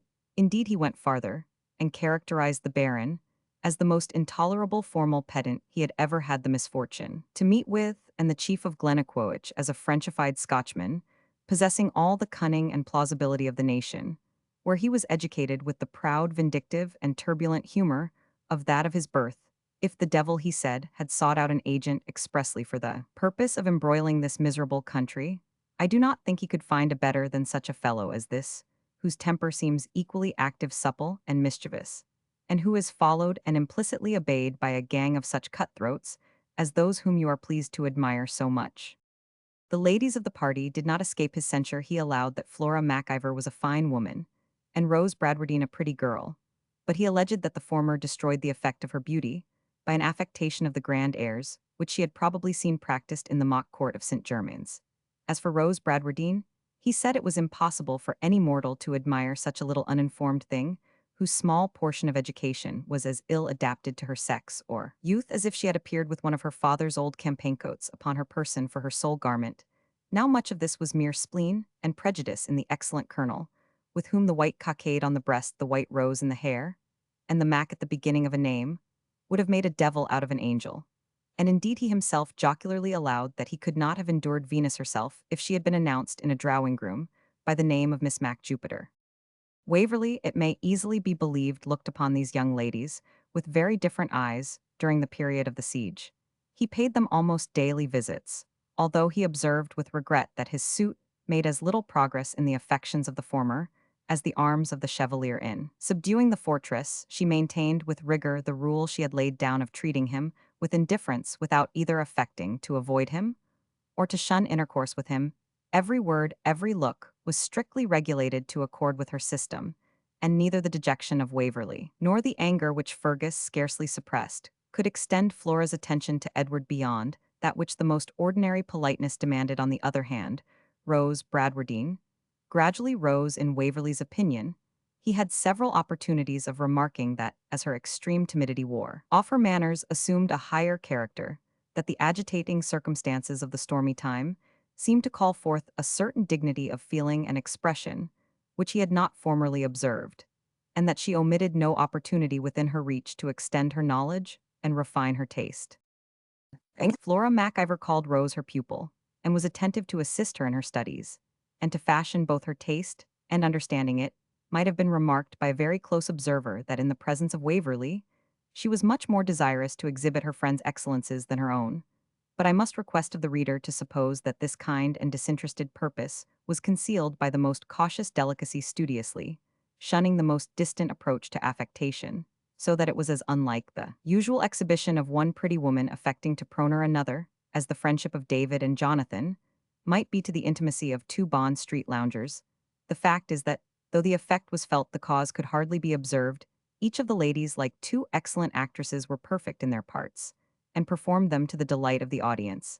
And such being the case, it was almost impossible to discover that the elder constantly ceded to her friend that which was most suitable to her talents. But to Waverley Rose, Bradwardine possessed an attraction which few men can resist from the marked interest which she took in everything that affected him. She was too young and too inexperienced to estimate the full force of the constant attention which she paid to him. Her father was too abstractedly immersed in learned and military discussions to observe her partiality, and Flora Mac-Ivor did not alarm her by remonstrance, because she saw in this line of conduct the most probable chance of her friend securing at length a return of affection. The truth is that in her first conversation after their meeting, Rose had discovered the state of her mind to that acute and intelligent friend. Although she was not herself aware of it from that time, Flora was not only determined upon the final rejection of Waverley's addresses, but became anxious that they should if possible be transferred to her friend. Nor was she less interested in this plan, though her brother had from time to time talked, as between jest and earnest, of paying his suit to Miss Bradwardine. She knew that Fergus had the true continental latitude of opinion respecting the institution of marriage, and would not have given his hand to an angel unless for the purpose of strengthening his alliances and increasing his influence and wealth. The Baron's whim of transferring his estate to the distant Airmill instead of his own daughter was therefore likely to be an insurmountable obstacle to his entertaining any serious thoughts of Rose Bradwardine. Indeed, Fergus' brain was a perpetual workshop of scheme and intrigue of every possible kind and description, while, like many a mechanic of more ingenuity than steadiness, he would often unexpectedly, and without any apparent motive, abandon one plan, and go earnestly to work upon another which was either fresh from the forge of his imagination, or had at some former period been flung aside half finished. It was therefore often difficult to guess what line of conduct he might finally adopt upon any given occasion. Although Flora was sincerely attached to her brother, whose high energies might indeed have commanded her admiration, even without the ties which bound them together, she was by no means blind to his faults, which she considered as dangerous to the hopes of any woman who should found her ideas of a happy marriage in the peaceful enjoyment of domestic society, and the exchange of mutual and engrossing affection. The real disposition of Waverley, on the other hand, notwithstanding his dreams of tented fields and military honor, seemed exclusively domestic. He asked, and received no share in the busy scenes which were constantly going on around him, and was rather annoyed than interested by the discussion of contending claims, rights, and interests, which often passed in his presence. All this pointed him out as the person formed to make happy a spirit like that of Rose, which corresponded with his own. She remarked this point in Waverley's character one day, while she sat with Miss Bradwardine. His genius and elegant taste, answered Rose, cannot be interested in such trifling discussions. What is it to him, for example, whether the chief of the Macandalagers who has brought out only 50 men should be a colonel or a captain? And how could Mr. Waverley be supposed to interest himself in the violent altercation between your brother and young Coronaskian? Whether the post of honor is due to the eldest cadet of a clan or the youngest? My dear Rose, if he were the hero you suppose him, he would interest himself in these matters, not indeed as important in themselves, but for the purpose of mediating between the ardent spirits, who actually do make them the subject of discord. You saw, when Coronaskian raised his voice in great passion, and laid his hand upon his sword, Waverley lifted his head, as if he had just awaked from a dream, and asked with great composure what the matter was. Well, and did not the laughter they fell into, at his absence of mind, serve better to break off the dispute than anything he could have said to them? True, my dear, answered Flora, but not quite so creditably for Waverley, as if he had brought them to their senses by force of reason. Would you have him peacemaker general between all the gunpowder Highlanders in the army? I beg your pardon, Flora, your brother, you know, is out of the question. He has more sense than half of them.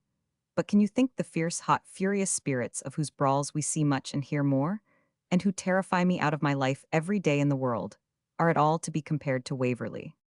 I do not compare him with those uneducated men, my dear Rose. I only lament that, with his talents and genius, he does not assume that place in society for which they eminently fit him, and that he does not lend their full impulse to the noble cause in which he has enlisted. Are there not Lochiel and P and M and G, all men of the highest education as well as the first talents? Will he not stoop like them to be alive and useful? I often believe his zeal is frozen by that proud, cold-blooded Englishman, whom he now lives with so much.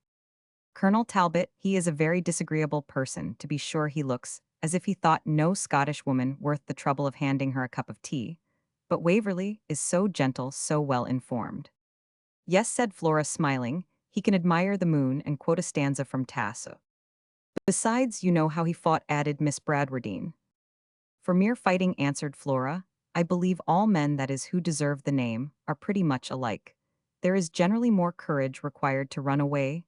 They have besides, when confronted with each other, a certain instinct for strife, as we see in other male animals such as dogs, bulls, and so forth. But high and perilous enterprise is not Waverley's forte. He would never have been his celebrated ancestor, Sir Nigel, but only Sir Nigel's eulogist and poet. I will tell you where he will be at home, my dear, and in his placing, the quiet circle of domestic happiness, lettered indolence and elegant enjoyments of Waverley honor, and he will refit the old library in the most exquisite Gothic taste, and garnish its shelves with the rarest and most valuable volumes, and he will draw plans and landscapes, and write verses, and rear temples and dig grottos, and he will stand in a clear summer night in the colonnade before the hall, and gaze on the deer as they stray in the moonlight, or lie, shadowed by the boughs of the huge old fantastic oaks, and he will repeat verses to his beautiful wife who will hang upon his arm end. He will be a happy man. And she will be a happy woman, thought poor Rose, but she only sighed and dropped the conversation. Chapter Roman Fergus, a suitor. Waverley had indeed, as he looked closer into the state of the Chevalier's court, less reason to be satisfied with it. It contained, as they say, an acorn, includes all the ramifications of the future oak, as many seeds of tracasserie and intrigue, as might have done honor to the court of a large empire. Every person of consequence had some separate object which he pursued with a fury that Waverley considered as altogether disproportioned to its importance. Almost all had their reasons for discontent, although the most legitimate was that of the worthy old baron, who was only distressed on account of the common cause. We shall hardly, said he one morning to Waverley, when they had been viewing the castle, shall hardly gain the obsidianal crown, which you wot well was made of the roots or grain, which takes root within the place besieged. Or it may be of the herb woodbine parieteria or pellitory. We shall not, I say, gain it by this same blockade or leaguer of Edinburgh Castle. For this opinion, he gave most learned and satisfactory reasons that the reader may not care to hear repeated. Having escaped from the old gentleman, Waverley went to Fergus' lodgings, by appointment to await his return from Holyrood House. I am to have a particular audience tomorrow, said Fergus to Waverley overnight, and you must meet me to wish me joy of the success which I securely anticipate. The morrow came, and in the chief's apartment, he found Ensign Macambich waiting to make report of his turn of duty, in a sort of ditch which they had dug across the castle hill, and called a trench in a short time. The chief's voice was heard on the stair in a tone of impatient fury. Callum, why Callum begged Dial. He entered the room with all the marks of a man agitated by a towering passion, and there were few upon whose features rage produced a more violent effect. The veins of his forehead swelled. When he was in such agitation, his nostril became dilated, his cheek and eye inflamed, and his look that of a demoniac. These appearances of half-suppressed rage were the more frightful because they were obviously caused by a strong effort to temper with discretion an almost ungovernable paroxysm of passion, and resulted from an internal conflict of the most dreadful kind, which agitated his whole frame of mortality. As he entered the apartment, he unbuckled his broadsword, and throwing it down with such violence that the weapon rolled to the other end of the room, I know not what he exclaimed, withholds me from taking a solemn oath that I will never more draw it in his cause. Load my pistols, Callum, and bring them hither instantly. Instantly Callum, whom nothing ever startled, dismayed, or disconcerted, obeyed very coolly. Evan Dhu, upon whose brow the suspicion that his chief had been insulted, called up a corresponding storm, swelled in sullen silence, awaiting to learn where or upon whom vengeance was to descend. So Waverley, you are there, said the chief, after a moment's recollection. Yes, I remember I asked you to share my triumph, and you have come to witness my disappointment. We shall call it. Evan now presented the written report he had in his hand, which Fergus threw from him with great passion. I wish to God, he said, the old den would tumble down upon the heads of the fools who attack, and the knaves who defend it. I see, Waverley, you think I am mad. Leave us, Evan, but be within call. The colonel's in an unco kippage, said Mrs. Flockhart to Evan as he descended. I wish he may be wheeled. Very veins on his brent brow are swelled like whipcord wad. He no tack something. He usually lets blood for these fits, answered the Highland ancient with great composure. When this officer left the room, the chieftain gradually reassumed some degree of composure. I know, Waverley, he said, that Colonel Talbot has persuaded you to curse 10 times a day your engagement with us. Nay, never deny it, for I am, at this moment, tempted to curse my own. Would you believe it? I made this very morning 2 suits to the prince, and he has rejected them both. What do you think of it? What can I think, answered Waverley, till I know what your requests were.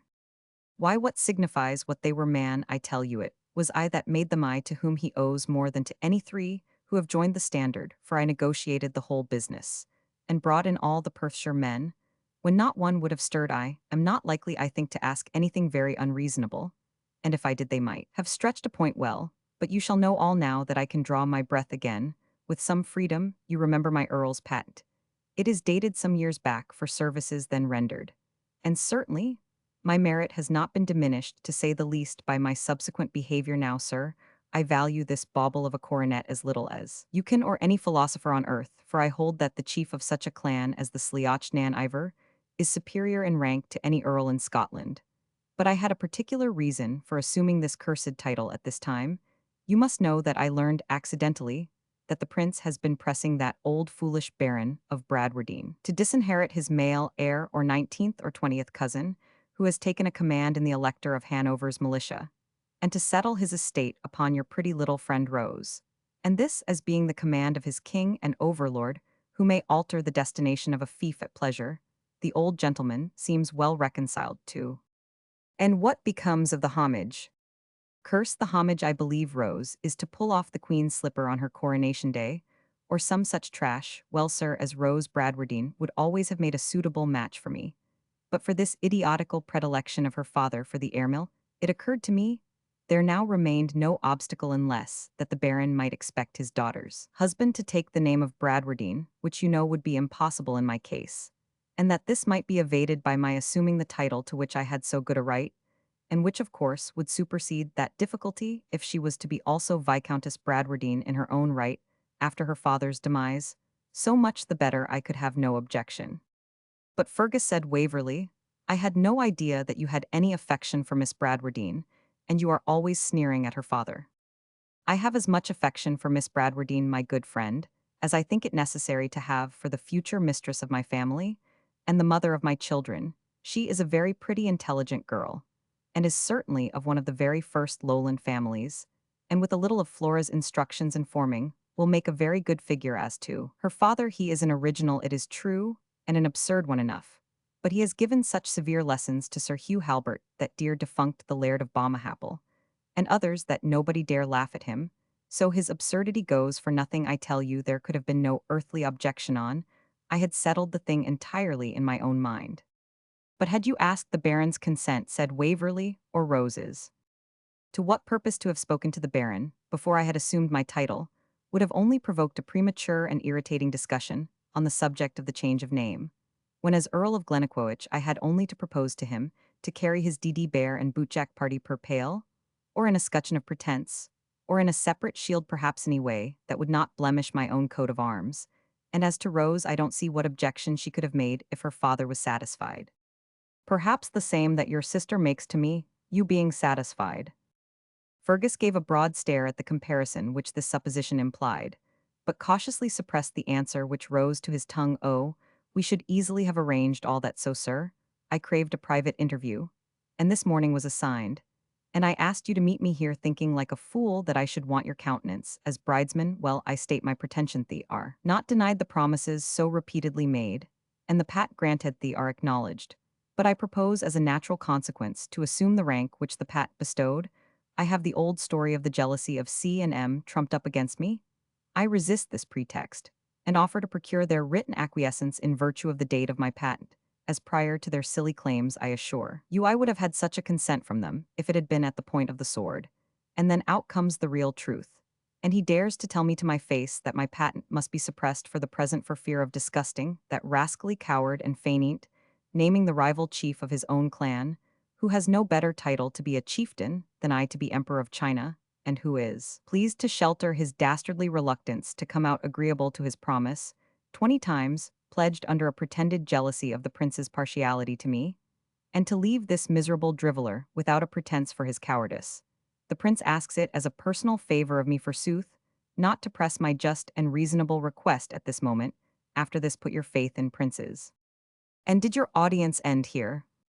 And oh no, I was determined to leave him no pretense for his ingratitude, and I therefore stated with all the composure I could muster for, I promise you, I trembled with passion particular reasons I had for wishing that His Royal Highness would impose upon me any other mode of exhibiting my duty and devotion, as my views in life, made what at any other time would have been a mere trifle at this crisis a severe sacrifice.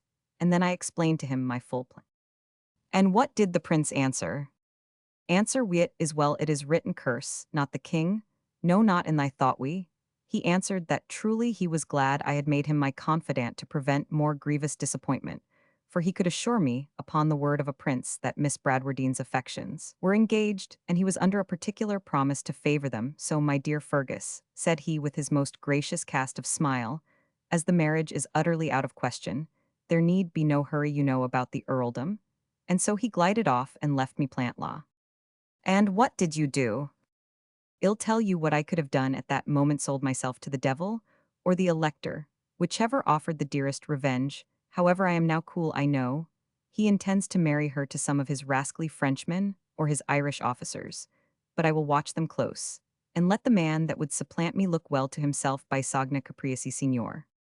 After some further conversation unnecessary to be detailed, Waverley took leave of the chieftain, whose fury had now subsided into a deep and strong desire of vengeance, and returned home scarce able to analyze the mixture of feelings which the narrative had awakened in his own bosom.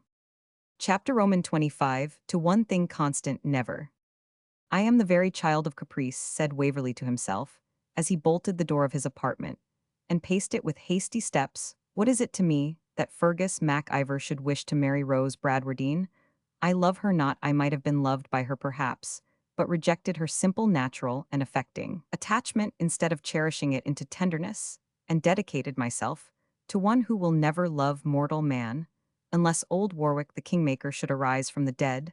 The Baron too I would not have cared about his estate, and so the name would have been no stumbling block. The devil might have taken the Baron Moors and drawn off the royal calig for anything I would have minded, but framed, as she is for domestic affection and tenderness, for giving and receiving all those kind and quiet attentions which sweeten life to those who pass it together, she is sought by Fergus Mac-Ivor. He will not use her ill, to be sure of that he is incapable, but he will neglect her after the first month. He will be too intent on subduing some rival chieftain, or circumventing some favorite at court, on gaining some heathy hill and lake, or adding to his bands some new troop of caterans to inquire what she does or how she amuses herself. And then will canker sorrow eat her bud, and chase the native beauty from her cheek. And she will look as hollow as a ghost, and dim and meager as an ague fit. And so shall die. And such a catastrophe of the most gentle creature on earth might have been prevented if Mr. Edward Waverley had had his eyes upon my word. I cannot understand how I thought Flora so much, that is so very much handsomer than Rose. She is taller indeed, and her manner more formed, but many people think Miss Bradwardine's more natural. And she is certainly much younger. I should think Flora is 2 years older than I am. I will look at them particularly this evening. And with this resolution, Waverley went to drink tea, as the fashion was 60 years since, at the house of a lady of quality attached to the cause of the Chevalier, where he found, as he expected, both the ladies all rose as he entered. But Flora immediately resumed her place, and the conversation in which she was engaged rose, on the contrary, almost imperceptibly, made a little way in the crowded circle for his advancing the corner of a chair. Her manner, upon the whole, is most engaging, said Waverley to himself. A dispute occurred whether the Gaelic or Italian language was most liquid, and best adapted for poetry. The opinion for the Gaelic, which probably might not have found supporters elsewhere, was here fiercely defended by 7 Highland ladies, who talked at the top of their lungs, and screamed the company deaf with examples of Celtic euphonia. Flora, observing the Lowland ladies sneer at the comparison, produced some reasons to show that it was not altogether so absurd, but Rose, when asked for her opinion, gave it with animation in praise of Italian, which she had studied with Waverley's assistance. She has a more correct ear than Flora, though a less accomplished musician, said Waverley to himself. I suppose Miss Mac-Ivor will next compare Mac-Murrough nan Fawn to Ariosto.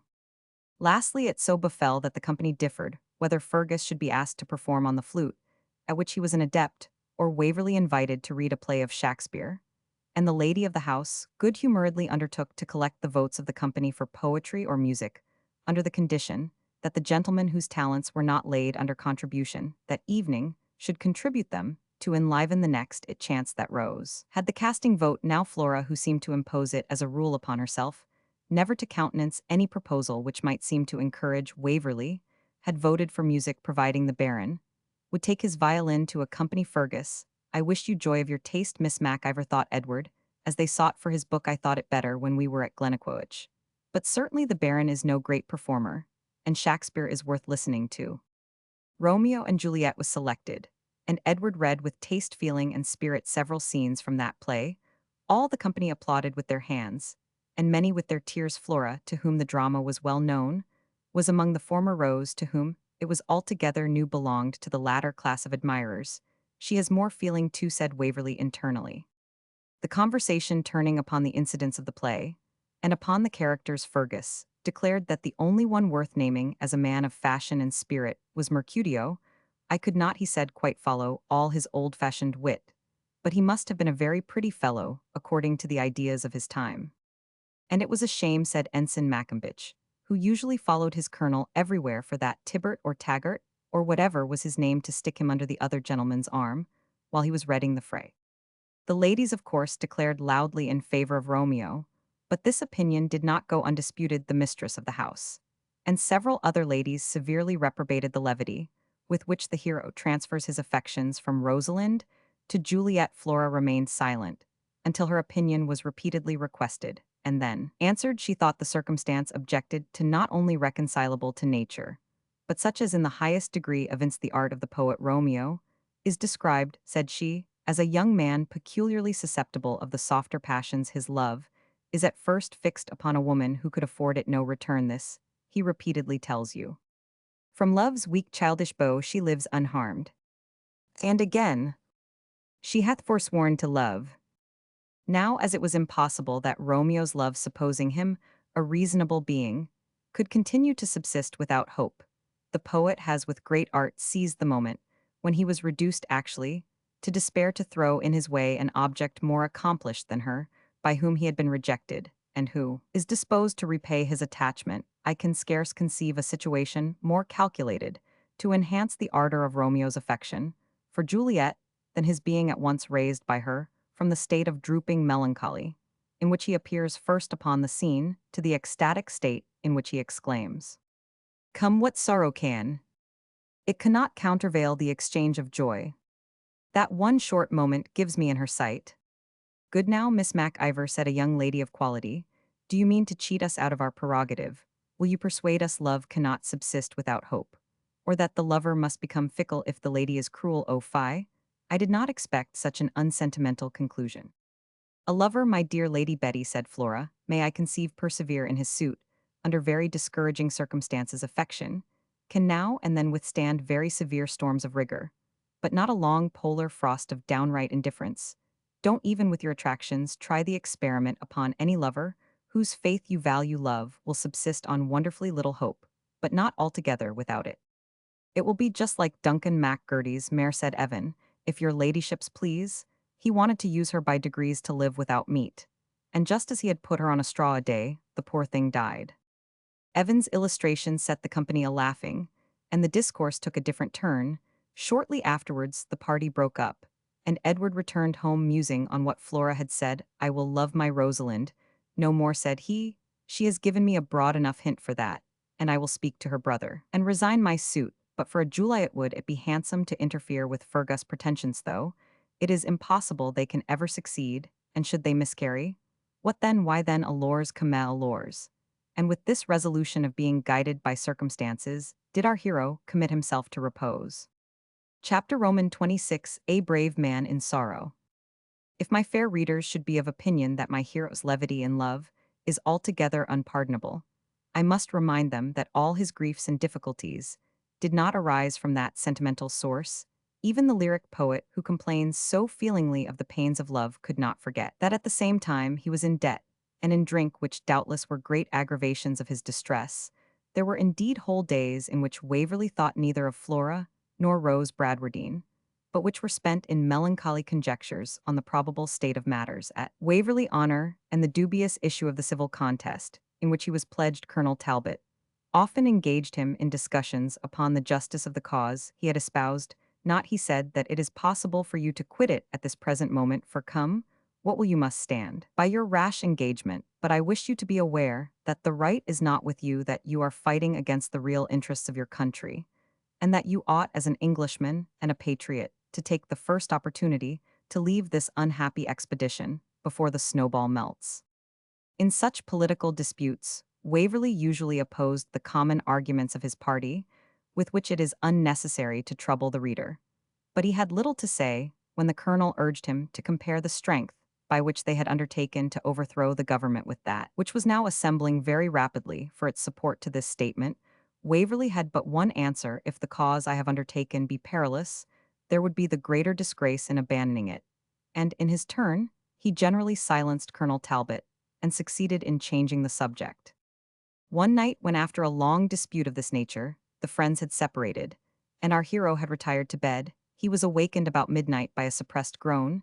He started up, and listened. It came from the apartment of Colonel Talbot, which was divided from his own by a wainscoted partition, with a door of communication. Waverley approached this door, and distinctly heard one or two deep-drawn sighs. What could be the matter? The colonel had parted from him apparently in his usual state of spirits. He must have been taken suddenly. Roman 99 under this impression. He opened the door of communication very gently, and perceived the colonel in his nightgown, seated by a table on which lay a letter and a picture. He raised his head hastily, as Edward stood uncertain whether to advance or retire, and Waverley perceived that his cheeks were stained with tears. As if ashamed at being found giving way to such emotion, Colonel Talbot rose with apparent displeasure, and said with some sternness, "I think, Mr. Waverley, my own apartment, and the hour might have secured even a prisoner against." "Do not say intrusion, Colonel Talbot. I heard you breathe hard, and feared you were ill. That alone could have induced me to break in upon you." "I am well," said the colonel, "perfectly well." "But you are distressed," said Edward. "Is there anything can be done?" "Nothing, Mr. Waverley. I was only thinking of home, and some unpleasant occurrences there." "Good God!" my uncle exclaimed Waverley. "No, it is a grief entirely my own. I am ashamed you should have seen it disarm me so much, but it must have its course at times, that it may be at others more decently supported. I would have kept it secret from you, for I think it will grieve you. And yet you can administer no consolation, but you have surprised me. I see, You are surprised yourself and I hate mystery. Read that letter. The letter was from Colonel Talbot's sister, and in these words: I received yours, my dearest brother, by Hodges. Sir E.W. and Mr. R. are still at large, but are not permitted to leave London. I wish to heaven I could give you as good an account of matters in the square. But the news of the unhappy affair at Preston came upon us with the dreadful addition that you were among the fallen. You know Lady Emily's state of health when your friendship for Sir E. induced you to leave her. She was much harassed with the sad accounts from Scotland of the rebellion having broken out, but kept up her spirits, as she said it became your wife, and for the sake of the future heir so long hoped for in vain. Alas, my dear brother, these hopes are now ended, notwithstanding all my watchful care. This unhappy rumor reached her without preparation. She was taken ill immediately, and the poor infant scarce survived its birth. Would to God this were all, but although the contradiction of the horrible report by your own letter has greatly revived her spirits, yet Doctor apprehends, I grieve to say, serious and even dangerous consequences to her health, especially from the uncertainty in which she must necessarily remain for some time, aggravated by the ideas she has formed of the ferocity of those with whom you are a prisoner. Do therefore, my dear brother, as soon as this reaches you, endeavor to gain your release by parole, by ransom, or any way that is practicable. I do not exaggerate Lady Emily's state of health, but I must not dare not suppress the truth. Ever, my dear Philip, your most affectionate sister, Lucy Talbot. Edward stood motionless when he had perused this letter, for the conclusion was inevitable that by the colonel's journey in quest of him, he had incurred this heavy calamity. It was severe enough even in its irremediable part, for Colonel Talbot and Lady Emily, long without a family, had fondly exulted in the hopes which were now blasted. But this disappointment was nothing to the extent of the threatened evil, and Edward with horror regarded himself as the original cause of both. Ere he could collect himself sufficiently to speak, Colonel Talbot had recovered his usual composure of manner, though his troubled eye denoted his mental agony. She is a woman, my young friend, who may justify even a soldier's tears. He reached him the miniature exhibiting features, which fully justified the eulogium, and yet God knows what you see of her there is the least of the charms she possessed. I should perhaps say, but God's will be done. You must fly instantly to her relief. It is no teat shall not be too late.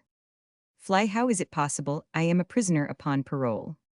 I am your keeper, I restore your parole, I am to answer for you.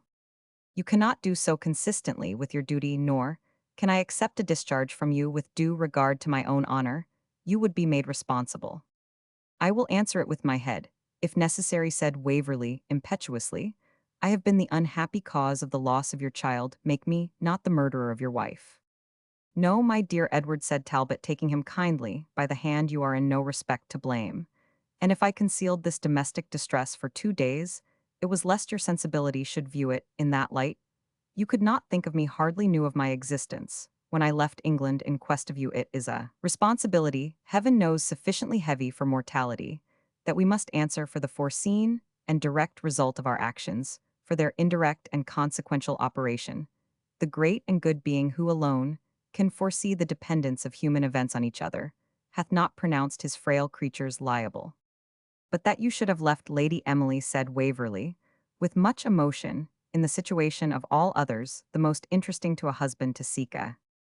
I only did my duty, answered Colonel Talbot calmly, and I do not ought not to regret it. If the path of gratitude and honor were always smooth and easy, there would be little merit in following it. But it moves often in contradiction to our interest and passions, and sometimes to our better affections. These are the trials of life, and this, though not the least bitter, the tears came unbidden to his eyes, is not the first which it has been my fate to encounter. But we will talk of this tomorrow, he said, wringing Waverley's hands. Good night, strive to forget it for a few hours. It will dawn, I think, by 6, and it is now past 2. Good night. Edward retired without trusting his voice with a reply. Chapter Roman 27, Exertion. When Colonel Talbot entered the breakfast parlor next morning, he learned from Waverley's servant that our hero had been abroad at an early hour, and was not yet returned. The morning was well advanced before he again appeared. He arrived out of breath, but with an air of joy that astonished Colonel Talbot. There, said he, throwing a paper on the table, there is my morning's work. Alick, pack up the colonel's clothes, make haste, make haste. The colonel examined the paper with astonishment. It was a pass from the Chevalier to Colonel Talbot, to repair to Leith or any other port, in possession of his Royal Highness troops, and there to embark for England or elsewhere at his free pleasure, he only giving his parole of honour not to bear arms against the House of Stuart for the space of a 12-month. In the name of God, said the colonel, his eyes sparkling with eagerness, how did you obtain this? I was at the Chevalier's levee as soon as he usually rises. He was gone to the camp at Duddingston. I pursued him thither, asked, and obtained an audience, but I will tell you not a word more, unless I see you begin to pack. Before I know whether I can avail myself of this passport, or how it was obtained. Oh, you can take out the things again, you know now, I see you busy, I will go on. When I first mentioned your name his eyes sparkled almost as bright as yours did 2 minutes. Since had you he earnestly asked shown any sentiments favorable to his cause, not in the least nor, was there any hope you would do so his countenance fell I requested your freedom impossible. He said your importance as a friend and confidant of such and such personages, made my request altogether extravagant. I told him my own story and yours, and asked him to judge what my feelings must be by his own. He has a heart, and a kind one. Colonel Talbot, you may say what you please. He took a sheet of paper, and wrote the pass with his own hand. I will not trust myself with my counsel. He said they will argue me out of what is right. I will not endure that a friend valued, as I value, you should be loaded with the painful reflections, which must afflict you in case of further misfortune in Colonel Talbot's family, nor will I keep a brave enemy a prisoner under such circumstances. Besides, said he, I think I can justify myself to my prudent advisers, by pleading the good effect such lenity will produce on the minds of the great English families with whom Colonel Talbot is connected. There the politician peeped out, said the colonel. Well, at least he concluded, like a king's son, take the passport. I have added a condition for form's sake. But if the colonel objects to it, let him depart without giving any parole, whatever I come here to war with men, but not to distress or endanger women. Well, I never thought to have been so much indebted to the pretend. To the prince, said Waverley, smiling. To the Chevalier, said the colonel, it is a good travelling name, and which we may both freely use. Did he say anything more? Only asked if there was anything else he could oblige me in, and when I replied in the negative, he shook me by the hand, and wished all his followers were as considerate, since some friends of mine not only asked all he had to bestow, but many things which were entirely out of his power, or that of the greatest sovereign upon earth. Indeed, he said no prince seemed in the eyes of his followers so like the deity as himself, if you were to judge from the extravagant requests which they daily preferred to him.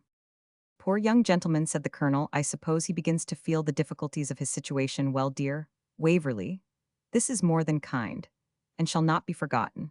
While Philip Talbot can remember anything, my life shall it. Emily, thank you, for that this is a favour worth 50 lives. I cannot hesitate on giving my parole in the circumstances. There it is, he wrote it out in form. And now how am I to get off? All that is settled, your baggage is packed, my horses wait, and a boat has been engaged by the prince's permission to put you on board the Fox frigate. I sent a messenger down to Leith on purpose. That will do excellently well. Captain Beaver is my particular friend. He will put me ashore at Berwick or Shields, from whence I can ride post to London. And you must entrust me with the packet of papers, which you recovered by means of your Miss Beanleen. I may have an opportunity of using them to your advantage. But I see your Highland friend Glen, what do you call his barbarous name, and his orderly with him? I must not call him his orderly cutthroat. Any more, I suppose. See how he walks as if the world were his own, with the bonnet on one side of his head, and his plaid puffed out across his breast. I should like now to meet that youth, where my hands were not tied. I would tame his pride, or he should tame mine. For shame, Colonel Talbot, you swell at sight of tartan, as the bull is said to do at Scarlet. You and Mac-Ivor have some points not much unlike so far as national prejudice is concerned. The latter part of this discourse took place in the street. They passed the chief, the colonel, and he sternly and punctiliously greeting each other like two duelists.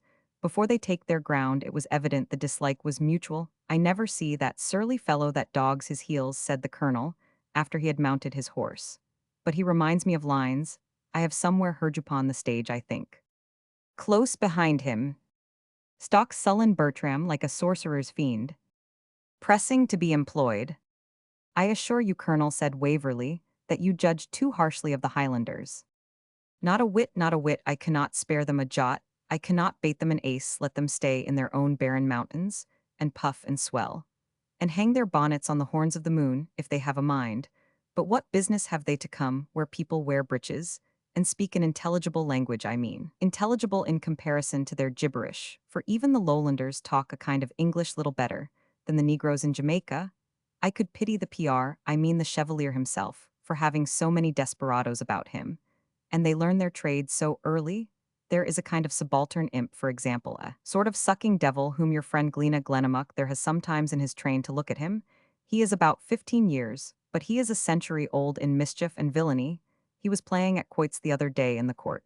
A gentleman, a decent-looking person enough came past, and as a quoit hit his shin, he lifted his cane, but my young bravo whips out his pistol like Beau Clincher in the trip to the Jubilee, and had not a scream of Gardes low from an upper window set all parties a-scampering for fear of the inevitable consequences, the poor gentleman would have lost his life by the hands of that little cockatrice. A fine character, Yowl, give of Scotland upon your return, Colonel Talbot. Oh, Justice Shallow, said the colonel, will save me, the trouble beggars, all merry good errand, that only when you are fairly out of Edinburgh, and not yet come to Leith, as is our case at present. In a short time they arrived at the seaport. The boat rocked at the pier of Leith. Full loud the wind blew down the ferry. The ship rode at the barrack law. Farewell, Colonel, may you find all as you would wish it, perhaps. We may meet sooner than you expect. They talk of an immediate route to England. Tell me nothing of that, said Talbot. I wish to carry no news of your motions. Simply then adieu, say, with 1,000 kind greetings, all that is dutiful and affectionate to Sir Everard and Aunt Rachel. Think of me as kindly as you can speak of me, as indulgently as your conscience will permit, and once more adieu. And adieu, my dear Waverley, many thanks for your kindness. Unplaid yourself on the first opportunity. I shall ever think on you with gratitude, and the worst of my censure shall be qued diable allotil fair, Dan Set Galler. And thus they parted, Colonel Talbot going on board of the boat, and Waverley returning to Edinburgh. Chapter Roman 28. The March. It is not our purpose to intrude upon the province of history. We shall therefore only remind our readers that about the beginning of November the young Chevalier, at the head of about 6,000 men, at the utmost resolved to peril his cause on an attempt to penetrate into the centre of England, although aware of the mighty preparations which were made for his reception. They set forward on this crusade in weather which would have rendered any other troops incapable of marching, but which in reality gave these active mountaineers advantages over a less hardy enemy, in defiance of a superior army. Lying upon the borders under Field Marshal Wade, they besieged and took Carlisle, and soon afterwards prosecuted their daring march to the southward. As Colonel Mac-Ivor's regiment marched in the van of the clans, he and Waverley, who now equaled any Highlander in the endurance of fatigue, and was become somewhat acquainted with their language, were perpetually at its head. They marked the progress of the army, however, with very different eyes. Fergus, all air and fire, and confident against the world in arms, measured nothing, but that every step was a yard nearer. London he neither asked, expected, nor desired any aid, except that of the clans to place the Stuarts once more on the throne, and when by chance a few adherents joined the standard, he always considered them in the light of new claimants upon the favors of the future monarch, who he concluded must therefore subtract for their gratification so much of the bounty which ought to be shared among his Highland followers. Edward's views were very different. He could not but observe that, in those towns in which they proclaimed James the Third, no man cried God bless him. The mob stared, and listened heartless, stupefied, and dull, but gave few signs even of that boisterous spirit which induces them to shout upon all occasions for the mere exercise of their most sweet voices. The Jacobites had been taught to believe that the northwestern counties abounded with wealthy squires and hardy yeomen devoted to the cause of the White Rose. But of the wealthier Tories, they saw little. Some fled from their houses, some feigned themselves sick, some surrendered themselves to the government, as suspected persons. Of such as remained, the ignorant gazed with astonishment, mixed with horror and aversion at the wild appearance, unknown language, and singular garb of the Scottish clans, and to the more prudent their scanty numbers. Apparent deficiency in discipline and poverty of equipment seemed certain tokens of the calamitous termination of their rash undertaking. Thus the few who joined them were such as bigotry of political principle, blinded to consequences, or whose broken fortunes induced them to hazard all on a risk so desperate. The Baron of Bradwardine, being asked what he thought of these recruits, took a long pinch of snuff, and answered dryly that he could not but have an excellent opinion of them, since they resembled precisely the followers who attached themselves to the good King David at the cave of Adullam vidlicet every one that was in distress, and every one that was in debt, and every one that was discontented, which the Vulgate renders bitter of soul and doubtless, he said they will prove mighty men of their hands, and there is much need that they should, for I have seen many a sour look cast upon us. But none of these considerations moved Fergus. He admired the luxuriant beauty of the country, and the situation of many of the seats which they passed is Waverley honour like that house Edward. It is one half larger. Is your uncle's park as fine a one as that? It is 3 times as extensive, and rather resembles a forest than a mere park. Flora will be a happy woman. I hope Miss Mac-Ivor will have much reason for happiness, unconnected with Waverley honour. I hope so too, but to be mistress of such a place will be a pretty addition to the sum total. An addition, the want of which I trust will be amply supplied by some other means. How, said Fergus, stopping short, and turning upon Waverley, how am I to understand that Mr. Waverley had I the pleasure to hear you aright? Perfectly right, Fergus. And am I to understand that you no longer desire my alliance and my sister's hand? Your sister has refused mine, said Waverley, both directly and by all the usual means, by which ladies repress undesired attentions. I have no idea, answered the chieftain, of a lady dismissing, or a gentleman withdrawing his suit, after it has been approved of by her legal guardian, without giving him an opportunity of talking the matter over with the lady. You did not, I suppose, expect my sister to drop into your mouth like a ripe plum the first moment you chose to open it. As to the lady's title to dismiss her lover, Colonel, replied Edward, it is a point which you must argue with her, as I am ignorant of the customs of the Highlands in that particular. But as to my title to acquiesce in a rejection from her, without an appeal to your interest, I will tell you plainly, without meaning to undervalue Miss Mac-Ivor's admitted beauty and accomplishments, that I would not take the hand of an angel with an empire for her dowry, if her consent were extorted by the importunity of friends and guardians, and did not flow from her own free inclination. An angel with the dowry of an empire, repeated Fergus in a tone of bitter irony, is not very likely to be pressed upon a shire squire. But, sir, changing his tone, if Flora Mac-Ivor have not the dowry of an empire, she is my sister, and that is sufficient at least to secure her against being treated with anything approaching to levity. She is Flora Mac-Ivor, sir, said Waverley, with firmness which to me, were I capable of treating any woman with levity, would be a more effectual protection. The brow of the chieftain was now fully clouded, but Edward felt too indignant at the unreasonable tone which he had adopted to avert the storm. By the least concession they both stood still, while this short dialogue passed, and Fergus seemed half disposed to say something more violent, but by a strong effort suppressed his passion, and turning his face forward walked sullenly on, as they had always hitherto walked together, and almost constantly side by side. Waverley pursued his course silently in the same direction, determined to let the chief take his own time in recovering the good humour, which he had so unreasonably discarded, and firm in his resolution not to bate him an inch of dignity. After they had marched on in this sullen manner about a mile, Fergus resumed the discourse in a different tone. I believe I was warm, my dear Edward, but you provoke me with your want of knowledge of the world. You have taken pet at some of Flora's prudery or high-flying notions of loyalty, and now like a child you quarrel with the plaything you have been crying for, and beat me your faithful keeper, because my arm cannot reach to Edinburgh to hand it to you. I am sure, if I was passionate, the mortification of losing the alliance of such a friend, after your arrangement, had been the talk of both Highlands and Lowlands, and that without so much as knowing why or wherefore might well provoke calmer blood than mine. I shall write to Edinburgh, and put all to rights, that is, if you desire I should do so, as indeed I cannot suppose that your good opinion of Flora, it being such as you have often expressed to me, can be at once laid aside. Colonel Mac-Ivor, said Edward, who had no mind to be hurried farther or faster than he chose, in a matter which he had already considered as broken off, I am fully sensible of the value of your good offices, and certainly by your zeal on my behalf, in such an affair, you do me no small honour. But as Miss Mac-Ivor has made her election freely and voluntarily, and as all my attentions in Edinburgh were received with more than coldness, I cannot in justice, either to her or myself, consent that she should again be harassed upon this topic. I would have mentioned this to you some time since, but you saw the footing upon which we stood together, and must have understood it. Had I thought otherwise, I would have earlier spoken. but I had a natural reluctance to enter upon a subject so painful to us both.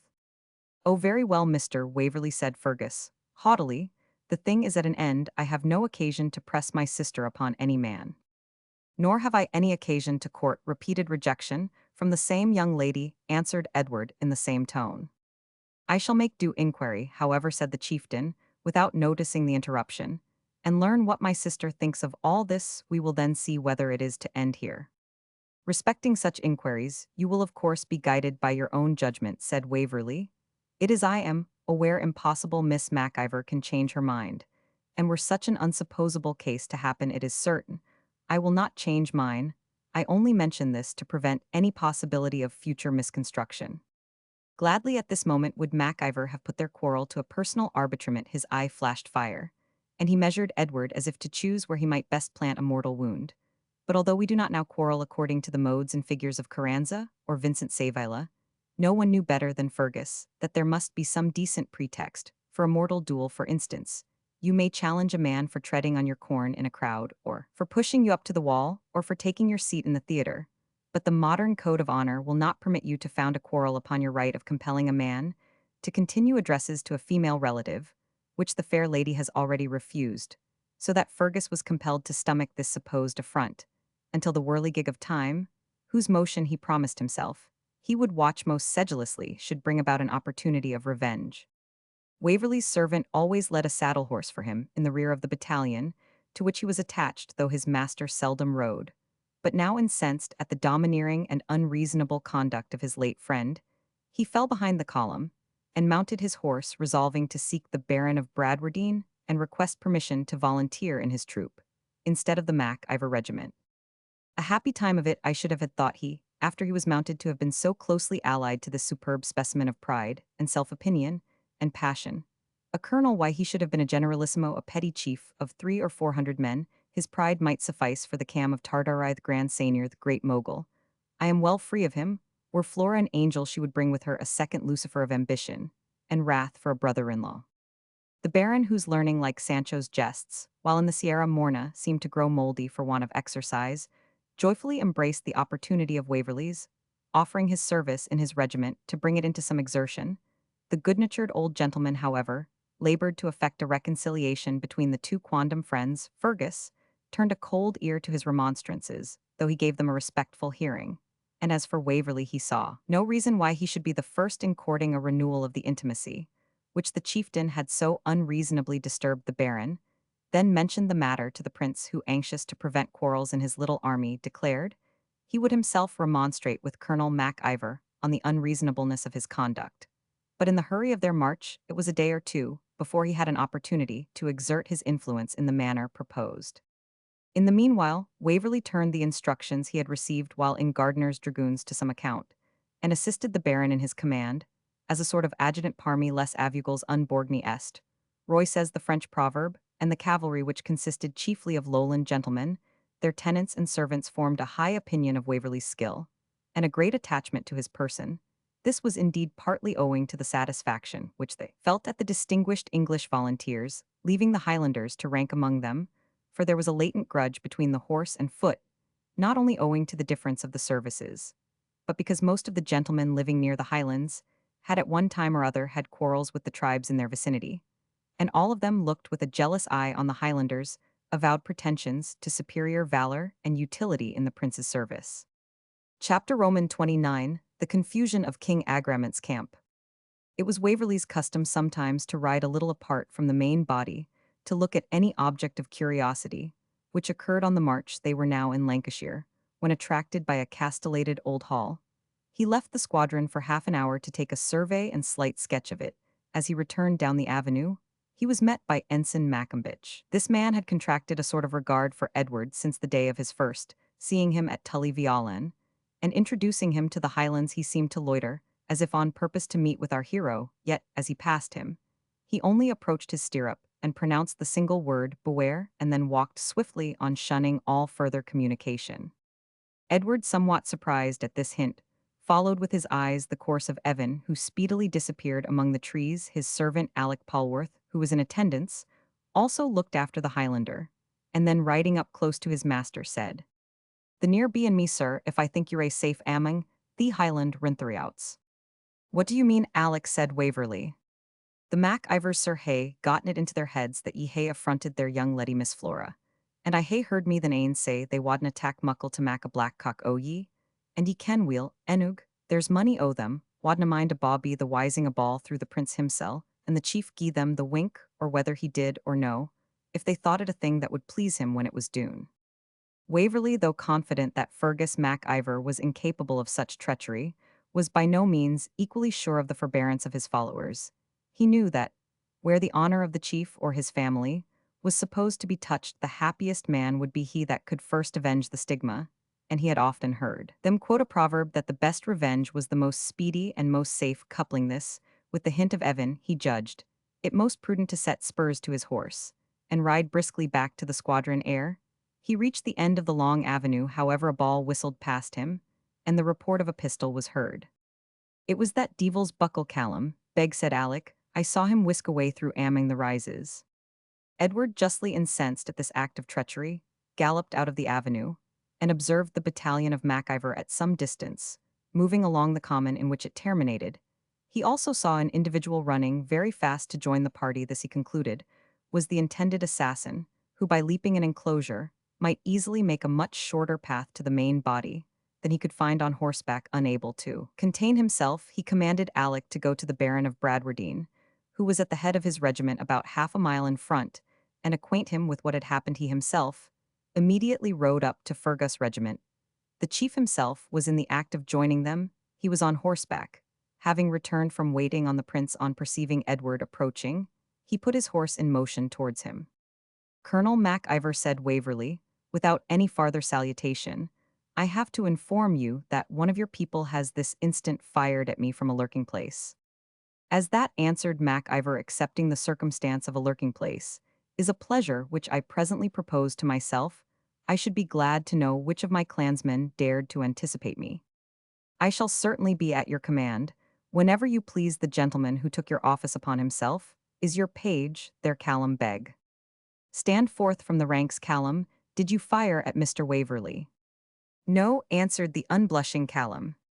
You did, said Alec Polwarth, who was already returned, having met a trooper, by whom he dispatched an account of what was going forward to the Baron of Bradwardine, while he himself returned to his master at full gallop, neither sparing the rowels of his spurs, nor the sides of his horse. You did. I saw you as plainly as I ever saw the Auld Kirk at Cowdingham. You lie, replied Callum with his usual impenetrable obstinacy. The combat between the knights would certainly, as in the days of chivalry, have been preceded by an encounter between the squires, for Alec was a stout-hearted merseman, and feared the bow of Cupid far more than a Highlander's dirk or claymore. But Fergus, with his usual tone of decision, demanded Callum's pistol. The cock was down the pan, and muzzle were black with the smoke it had been that instant fired. Take that, said Fergus, striking the boy upon the head with the heavy pistol butt with his whole force. A take that for acting without orders and lying to disguise it. Callum received the blow without appearing to flinch from it, and fell without sign of life. Stand still upon your lives, said Fergus to the rest of the clan. I blow out the brains of the first man who interferes between Mr. Waverley and me. They stood motionless. Evan Dhu alone showed symptoms of vexation and anxiety. Callum lay on the ground bleeding copiously, but no one ventured to give him any assistance. It seemed as if he had got his death blow. And now for you, Mr. Waverley, please to turn your horse 20 yards with me upon the common. Waverley complied, and Fergus, confronting him, when they were a little way from the line of march, said with great affected coolness, I could not but wonder, sir, at the fickleness of taste which you were pleased to express the other day. But it was not an angel, as you justly observed, who had charms for you, unless she brought an empire for her fortune. I have now an excellent commentary upon that obscure text. I am at a loss even to guess at your meaning, Colonel Mac-Ivor, unless it seems plain that you intend to fasten a quarrel upon me. Your affected ignorance shall not serve you, sir. The prince himself has acquainted me with your manoeuvres. I little thought that your engagements with Miss Bradwardine were the reason of your breaking off your intended match with my sister. I suppose the information that the Baron had altered the destination of his estate was quite a sufficient reason for slighting your friend's sister and carrying off your friend's mistress. Did the prince tell you I was engaged to Miss Bradwardine? Said Waverley. Impossible. He did, sir, answered Mac-Ivor. So either draw and defend yourself, or resign your pretensions to the lady. This is absolute madness, exclaimed Waverley, or some strange mistake. Oh, no evasion, draw your sword, said the infuriated chieftain, his own already unsheathed. Must I fight in a madman's quarrel? Then give up now and forever all pretensions to Miss Bradwardine's hand. What title have you, cried Waverley, utterly losing command of himself. What title have you, or any man living, to dictate such terms to me? And he also drew his sword. At this moment, the Baron of Bradwardine, followed by several of his troop, came up on the spur, some from curiosity, others to take part in the quarrel, which they indistinctly understood had broken out between the Mac-Ivors. And their corps, the clan, seeing them approach, put themselves in motion to support their chieftain, and a scene of confusion commenced, which seemed likely to terminate in bloodshed. 100 tongues were in motion. At once the Baron lectured. The chieftain stormed, the Highlanders screamed in Gaelic, the horsemen cursed, and swore in Lowland Scotch. At length matters came to such a pass that the Baron threatened to charge the Mac-Ivors unless they resumed their ranks, and many of them in return presented their firearms at him and the other troopers. The confusion was privately fostered by old Ballincarroch, who made no doubt that his own day of vengeance was arrived, when behold a cry arose of room, make way, place Monseigneur, place a Monseigneur. This announced the approach of the prince, who came up with a party of James foreign dragoons that acted as his bodyguard. His arrival produced some degree of order. The Highlanders reassumed their ranks, the cavalry fell in and formed squadron, and the Baron and chieftain were silent. The prince called them, and Waverley before him, having heard the original cause of the quarrel, through the villainy of Callum Beg, he ordered him into custody of the provost marshal, for immediate execution, in the event of his surviving the chastisement inflicted by his chieftain. Fergus, however, in a tone betwixt claiming a right and asking a favor, requested he might be left to his disposal, and promised his punishment should be exemplary. To deny this might have seemed to encroach on the patriarchal authority of the chieftains, of which they were very jealous, and they were not persons to be disobliged. Callum was therefore left to the justice of his own tribe. The prince next demanded to know the new cause of quarrel between Colonel Mac-Ivor and Waverley. There was a pause. Both gentlemen found the presence of the Baron of Bradwardine, for by this time all three had approached the Chevalier, by his command, an insurmountable barrier against entering upon a subject where the name of his daughter must unavoidably be mentioned. They turned their eyes on the ground with looks in which shame and embarrassment were mingled with displeasure. The prince, who had been educated amongst the discontented and mutinous spirits of the court of St. Germain's, where feuds of every kind were the daily subject of solicitude to the dethroned sovereign, had served his apprenticeship, as old Frederick of Prussia would have said, to the trade of royalty, to promote or restore conquered among his followers, was indispensable. Accordingly, he took his measures. Monsieur de Beaujeu, Monseigneur, said a very handsome French cavalry officer who was in attendance. Ayez la bonte d'Aliner, ces montagnards la ainsi, que la cavalerie s'il vous plaît, et de les remettre à la marque vous parlez si bien l'angloiselle, ni vous donneroit pas beaucoup de peine. Ah, pas du tout, Monseigneur, replied Mons le Comte de Beaujeu, his head bending down to the neck of his little prancing, highly managed charger. Accordingly, he piaffed away in high spirits and confidence to the head of Fergus regiment, although understanding not a word of Gaelic and very little English. Messieurs les sauvages ecosestet, is gentlemen savages have the goodness d'arranger vous. The clan, comprehending the order more from the gesture than the words, and seeing the prince himself present, hastened to dress their ranks. Well, dat is fort bien, said the Comte de Beaujeu, gentlemen sauvages, mais tres bien et bien quest. Si que vous appelles visage, monsieur, to a lounging trooper who stood by him. Alwi face je vous remercie, monsieur gentilshams, have de goodness to make de face to de right parfile dat, is by files marche mais tres bien encore, messieurs. Il faut vous mettre la marque marche donc, au nom de depars, que j'aille oublie le mot anglais mais vous êtes des braves, gens et me comprenes tres bien. The count next hastened to put the cavalry in motion. Gentlemen's cavalry, you must fall in a par ma foi. I did not say fall off, I am afeard de little gross fat gentleman.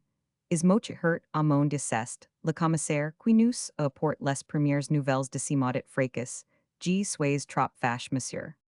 But poor Mac-Ivor, who with a sword stuck across him, and a white cockade, as large as a pancake, now figured in the character of a commissary being overturned in the bustle, occasioned by the troopers hastening to get themselves in order in the prince's presence. Before he could rally, his Galloway slunk to the rear, amid the unrestrained laughter of the spectators. A bien messieurs wheel to de right audat? Is it a monsieur de Bradwardine ias labont de vous, metter latit de vater regiment, car pardiagi nen puis plus? The Baron of Bradwardine was obliged to go to the assistance of Monsieur de Beaujeu. After he had fairly expended his few English military phrases, one purpose of the Chevalier was thus answered, the other he proposed was that, in the eagerness to hear and comprehend commands, issued through such an indistinct medium in his own presence, the thoughts of the soldiers in both corps might get a current different from the angry channel in which they were flowing at the time. Charles Edward was no sooner left with the chieftain, and Waverley, the rest of his attendants being at some distance, than he said, "If I owed less to your disinterested friendship, I could be most seriously angry with both of you for this very extraordinary and causeless broil at a moment when my father's service so decidedly demands the most perfect unanimity.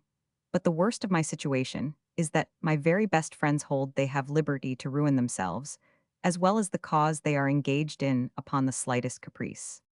Both the young men protested their resolution to submit every difference to his arbitration. "Indeed," said Edward, "I hardly know of what I am accused. I sought Colonel Mac-Ivor merely to mention to him that I had narrowly escaped assassination at the hand of his immediate dependent. Dastardly revenge which I knew him to be incapable of authorizing. As to the cause for which he is disposed to fasten a quarrel upon me, I am ignorant of it, unless it be that he accuses me most unjustly of having engaged the affections of a young lady in prejudice of his pretensions. If there is an error," said the chieftain, "it arises from a conversation which I held this morning with his Royal Highness himself." "With me," said the Chevalier, "how can Colonel Mac-Ivor have so far misunderstood me?" He then led Fergus aside, and after 5 minutes' earnest conversation spurred his horse towards Edward. "Is it possible, nay, ride up, Colonel, for I desire no secrets, is it possible, Mr. Waverley, that I am mistaken in supposing that you are an accepted lover of Miss Bradwardine, a fact of which I was by circumstances, though not by communication from you, so absolutely convinced that I alleged it to Vich Ian Voer this morning, as a reason why, without offence to him, you might not continue to be ambitious of an alliance which, to an unengaged person, even though once repulsed, holds out too many charms to be lightly laid aside. Your Royal Highness," said Waverley, "must have found it on circumstances altogether unknown to me, when you did me the distinguished honour of supposing me an accepted lover of Miss Bradwardine. I feel the distinction implied in the supposition, but I have no title to it. For the rest, my confidence in my own merit is too justly slight to admit of my hoping for success in any quarter after positive rejection." The Chevalier was silent for a moment, looking steadily at them both, and then said, "Upon my word, Mr. Waverley, you are a less happy man than I conceived. I had very good reason to believe you. But now, gentlemen, allow me to be umpire in this matter, not as Prince Regent, but as Charles Stuart, a brother adventurer with you in the same gallant cause. Lay my pretensions to be obeyed by you entirely out of view, and consider your own honour, and how far it is well or becoming to give our enemies the advantage and our friends the scandal of showing that few, as we are not united. And forgive me if I add that the names of the ladies who have been mentioned crave more respect from us all than to be made themes of discord." He took Fergus a little apart and spoke to him very earnestly for 2 or 3 minutes, and then returning to Waverley said, "I believe I have satisfied Colonel Mac-Ivor that his resentment was founded upon a misconception, to which indeed I myself gave rise, and I trust Mr. Waverley is too generous to harbour any recollection of what is past. When I assure him that such is the case, you must state this matter properly to your clan Vich Ian Voer, to prevent a recurrence of their precipitate violence." Fergus bowed. "And now, gentlemen, let me have the pleasure to see you shake hands." They advanced coldly, and with measured steps, each apparently reluctant to appear most forward in concession. They did, however, shake hands and parted, taking a respectful leave of the Chevalier. Charles Edward then rode to the head of the Mac-Ivors, threw himself from his horse, begged a drink out of old Ballincarroch's canteen, and marched about half a mile, along with them, inquiring into the history and connections of Sleocht, Nan Ivor, adroitly using the few words of Gaelic he possessed, and affecting a great desire to learn it more thoroughly. He then mounted his horse once more and galloped to the Baron's cavalry, which was in front, halted them, and examined their accoutrements and state of discipline, took notice of the principal gentlemen, and even of the cadets, inquired after their ladies, and commended their horses, rode about an hour with the Baron of Bradwardine, and endured 3 long stories about Field Marshal, the Duke of Berwick. "Ah, bodu mon cher ami," said he, as he returned to his usual place in the line of march. "Que mon métier de prince errant est, et n'ayant parfois mais courage, c'est le grand jeu après tout." Chapter Roman 30, A Skirmish. The reader need hardly be reminded that, after a council of war held at Derby on the 5th of December, the Highlanders relinquished their desperate attempt to penetrate farther into England, and greatly, to the dissatisfaction of their young and daring leader, positively determined to return northward, they commenced their retreat accordingly, and by the extreme celerity of their movements, outstripped the motions of the Duke of Cumberland, who now pursued them with a very large body of cavalry. This retreat was a virtual resignation of their towering hopes. None had been so sanguine as Fergus Mac-Ivor. None, consequently, was so cruelly mortified at the change of measures. He argued, or rather remonstrated, with the utmost vehemence at the council of war, and when his opinion was rejected, shed tears of grief and indignation. From that moment, his whole manner was so much altered that he could scarcely have been recognized for the same soaring and ardent spirit, for whom the whole earth seemed too narrow. But a week before the retreat had continued for several days, when Edward, to his surprise early on the 12th of December, received a visit from the chieftain in his quarters in a hamlet about halfway between Shap and Penrith. Having had no intercourse with the chieftain since their rupture, Edward waited with some anxiety an explanation of this unexpected visit, nor could he help being surprised and somewhat shocked with the change in his appearance. His eye had lost much of its fire, his cheek was hollow, his voice was languid even. His gait seemed less firm and elastic than it was wont, and his dress, to which he used to be particularly attentive, was now carelessly flung about him. He invited Edward to walk out with him by the little river in the vicinity, and smiled in a melancholy manner when he observed him take down and buckle on his sword. As soon as they were in a wild sequestered path by the side of the stream, the chief broke out, "Our fine adventure is now totally ruined, Waverley, and I wish to know what you intend to do. Never stare at me, man, I tell you.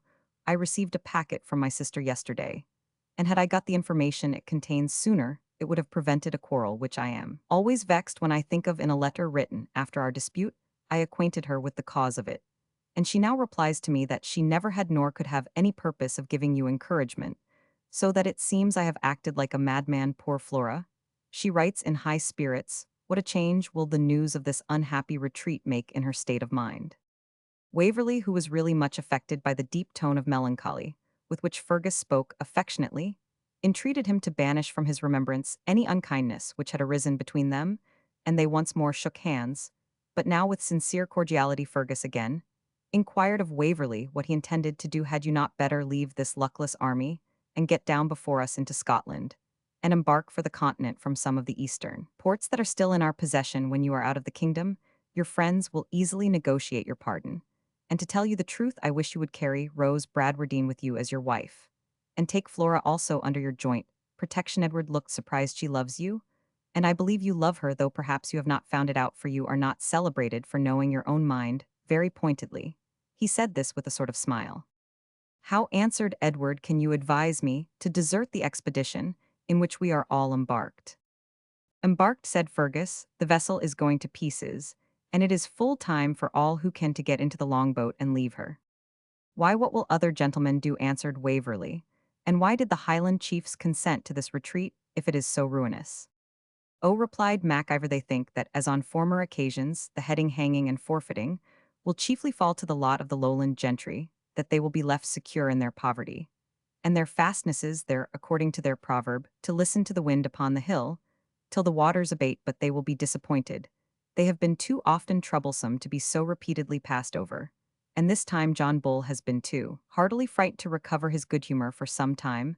The Hanoverian ministers always deserve to be hanged for rascals, but now if they get the power in their hands sooner or later, they must, since there is neither rising in England, nor assistance from France will deserve the gallows as fools if they leave a single clan in the Highlands, in a situation to be again troublesome to government. Aye, they will make root and branchwork, I warrant them." "And while you recommend flight to me," said Edward, "a counsel, which I would rather die than embrace. What are your own views?"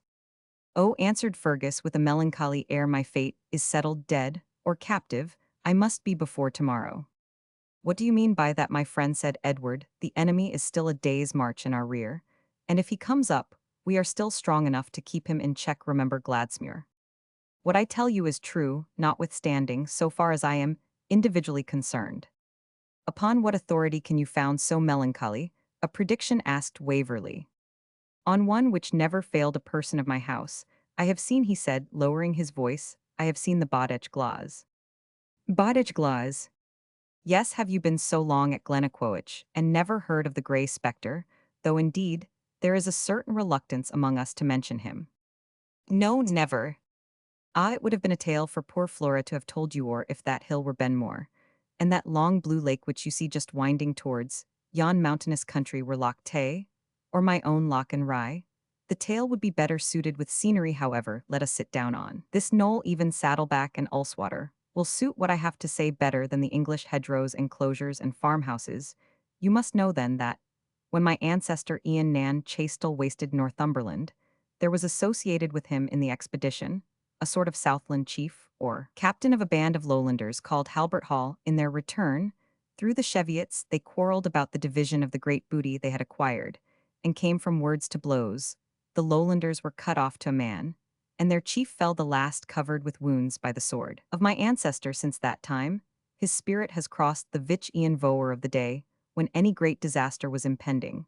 But especially before approaching death, my father saw him twice, once before he was made prisoner at Sheriff Muir, another time on the morning of the day on which he died. How can you, my dear Fergus, tell such nonsense with a grave face? I do not ask you to believe it, but I tell you the truth ascertained by 300 years' experience at least, and last night by my own eyes. The particulars, for heaven's sake, said Waverley with eagerness. I will, on condition you will not attempt a jest on the subject. Since this unhappy retreat commenced, I have scarce ever been able to sleep for thinking of my clan, and of this poor prince whom they are leading back like a dog in a string whether he will or no, and of the downfall of my family. Last night, I felt so feverish that I left my quarters and walked out in hopes the keen frosty air would brace my nerves. I cannot tell how much I dislike going on, for I know you will hardly believe me. However, I crossed a small footbridge and kept walking backwards and forwards, when I observed with surprise by the clear moonlight a tall figure in a grey plaid, such as shepherds wear in the south of Scotland, which move at what pace I would kept regularly about 4 yards before me. You saw a Cumberland peasant in his ordinary dress, probably. No, I thought so at first, and was astonished at the man's audacity in daring to dog me. I called to him, but received no answer. I felt an anxious throbbing at my heart, and to ascertain what I dreaded I stood still, and turned myself on the same spot successively to the 4 points of the compass. By heaven, Edward, turn where I would. The figure was instantly before my eyes. At precisely the same distance I was then convinced it was the Bodach Glass. My hair bristled, and my knees shook. I manned myself, however, and determined to return to my quarters. My ghastly visitant glided before me, for I cannot say he walked, until he reached the footbridge. There he stopped and turned full round. I must either wade the river or pass him as close as I am. To you, a desperate courage, founded on the belief that my death was near, made me resolve to make my way in despite of him. I made the sign of the cross, drew my sword, and uttered in the name of God, evil spirit, give place. Vich Ian Voer, it said in a voice that made my very blood curdle. Beware of tomorrow. It seemed at that moment not half a yard from my sword's point, but the words were no sooner spoken than it was gone, and nothing appeared further to obstruct my passage. I got home and threw myself on my bed, where I spent a few hours heavily enough. And this morning, as no enemy was reported to be near us, I took my horse and rode forward to make up matters. With you I would not willingly fall until I am in charity with a wronged friend. Edward had little doubt that this phantom was the operation of an exhausted frame and depressed spirits working on the belief common to all Highlanders in such superstitions. He did not the less pity Fergus, for whom, in his present distress, he felt all his former regard revive. With the view of diverting his mind from these gloomy images, he offered, with the Baron's permission, which he knew he could readily obtain, to remain in his quarters till Fergus' corps should come up, and then to march with them. As usual, the chief seemed much pleased, yet hesitated to accept the offer. We are, you know, in the rear, the post of danger and a retreat, and therefore the post of honor. Well, replied the chieftain, let Alec have your horse in readiness in case we should be overmatched, and I shall be delighted to have your company once more. The rearguard were late in making their appearance, having been delayed by various accidents, and by the badness of the roads. At length, they entered the hamlet, when Waverley joined the clan Mac-Ivor arm in arm with their chieftain, all the resentment they had entertained against him seemed blown off at once. Evan Dhu received him with a grin of congratulation, and even Callum, who was running about as active as ever, pale indeed, and with a great patch on his head, appeared delighted to see him. "That gallows bird's skull," said Fergus, "must be harder than marble. The lock of the pistol was actually broken." "How could you strike so young a lad so hard?" said Waverley, with some interest. "Why, if I did not strike hard, sometimes the rascals would forget themselves." They were now in full march, every caution being taken to prevent surprise. Fergus people, and a fine clan regiment from Badenoch, commanded by Cluny Macpherson, had the rear. They had passed a large open moor, and were entering into the enclosures which surround a small village called Clifton. The winter sun had set, and Edward began to rally Fergus upon the false predictions of the Grey Spirit. "The Ides of March are not past," said Mac-Ivor with a smile, when suddenly casting his eyes back on the moor, a large body of cavalry was indistinctly seen to hover upon its brown and dark surface, to line the enclosures facing the open ground, and the road by which the enemy must move from it upon the village was the work of a short time. While these maneuvers were accomplishing, night sunk down dark and gloomy. Though the moon was at full sometimes, however, she gleamed forth a dubious light upon the scene of action.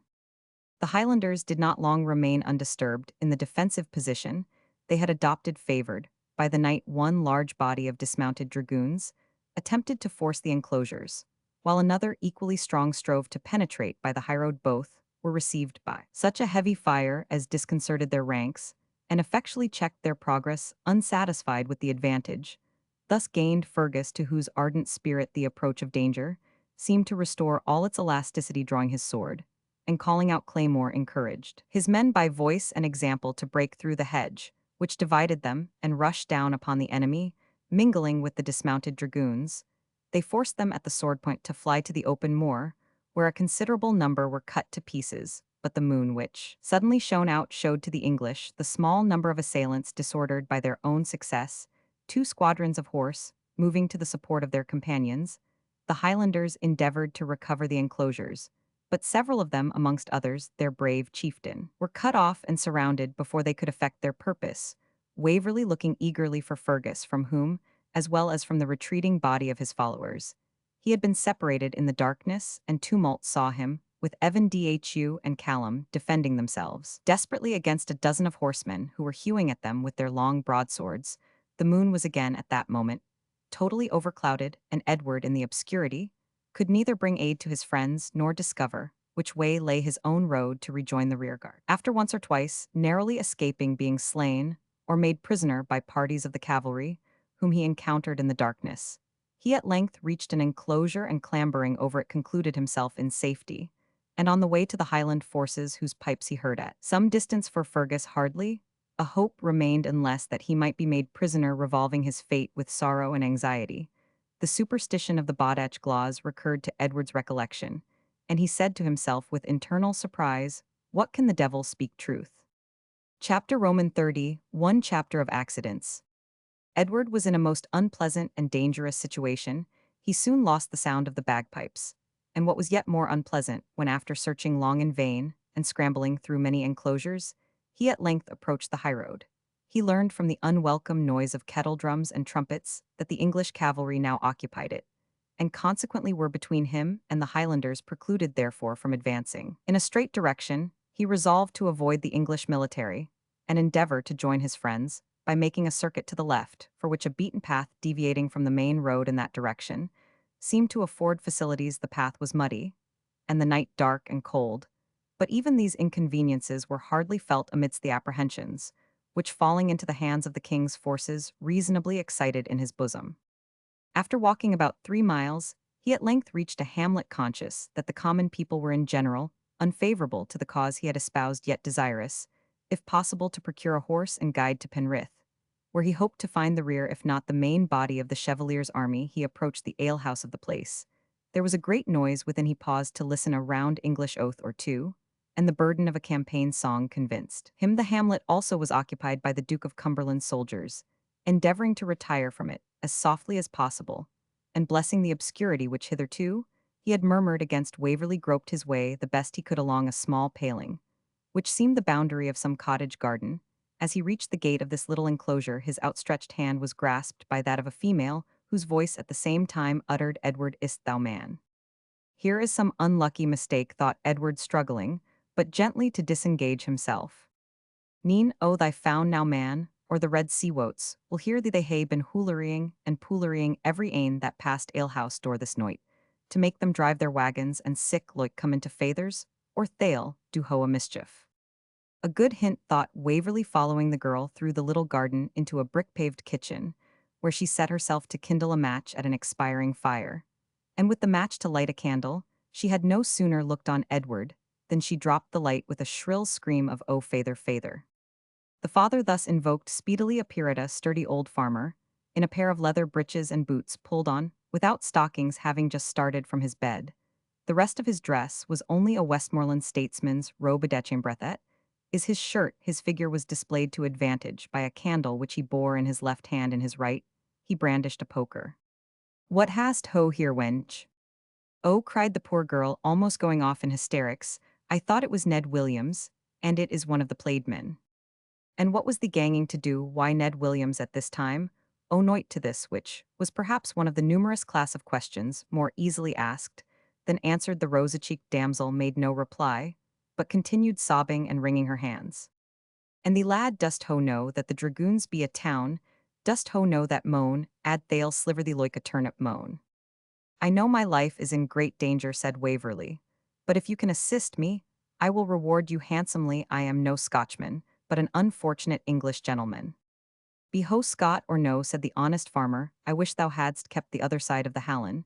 But since thou art here, Jacob Jopson will betray no man's bluid, and the plaids were gay canny, and did not do so much mischief when they were here yesterday. Accordingly, he set seriously about sheltering and refreshing our hero. For the night the fire was speedily rekindled, but with precaution against its light being seen from without. The jolly yeoman cut a rasher of bacon, which Cicely soon broiled, and her father added a swinging tankard of his best ale.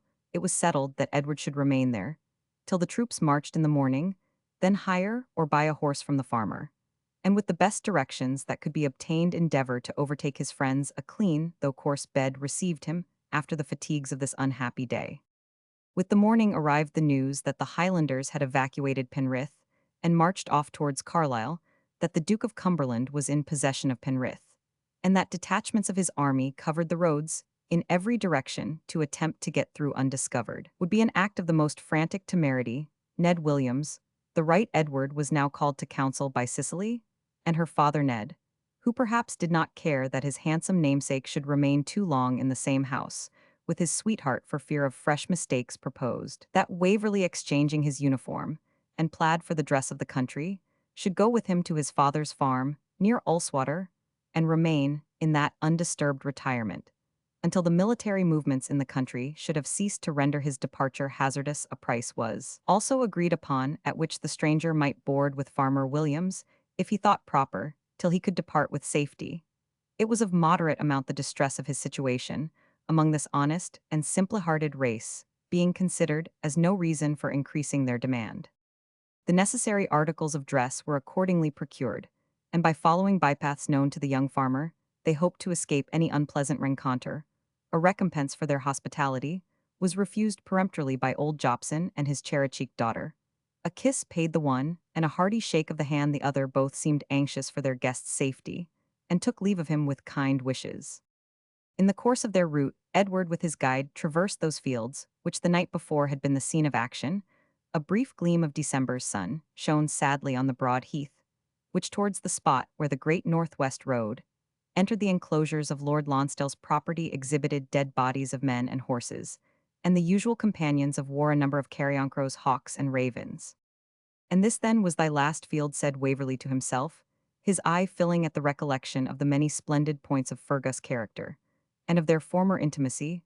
All his passions and imperfections, forgot in her, fell the last vich Ian Voer on a nameless heath, and in an obscure night skirmish was quenched that ardent spirit who thought it little to cut a way for his master to the British throne. Ambition, policy, bravery, all far beyond their sphere here, learned the fate of mortals. The sole support too of a sister whose spirit, as proud and unbending, was even more exalted than thine own here, ended all thy hopes for Flora, and the long and valued line, which it was thy boast to raise yet more highly by thy adventurous valor.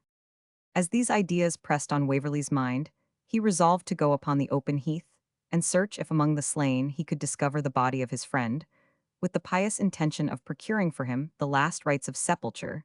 The timorous young man who accompanied him remonstrated upon the danger of the attempt, but Edward was determined. The followers of the camp had already stripped the dead of all they could carry away, but the country people, unused to scenes of blood, had not yet approached the field of action, though some stood fearfully gazing at a distance.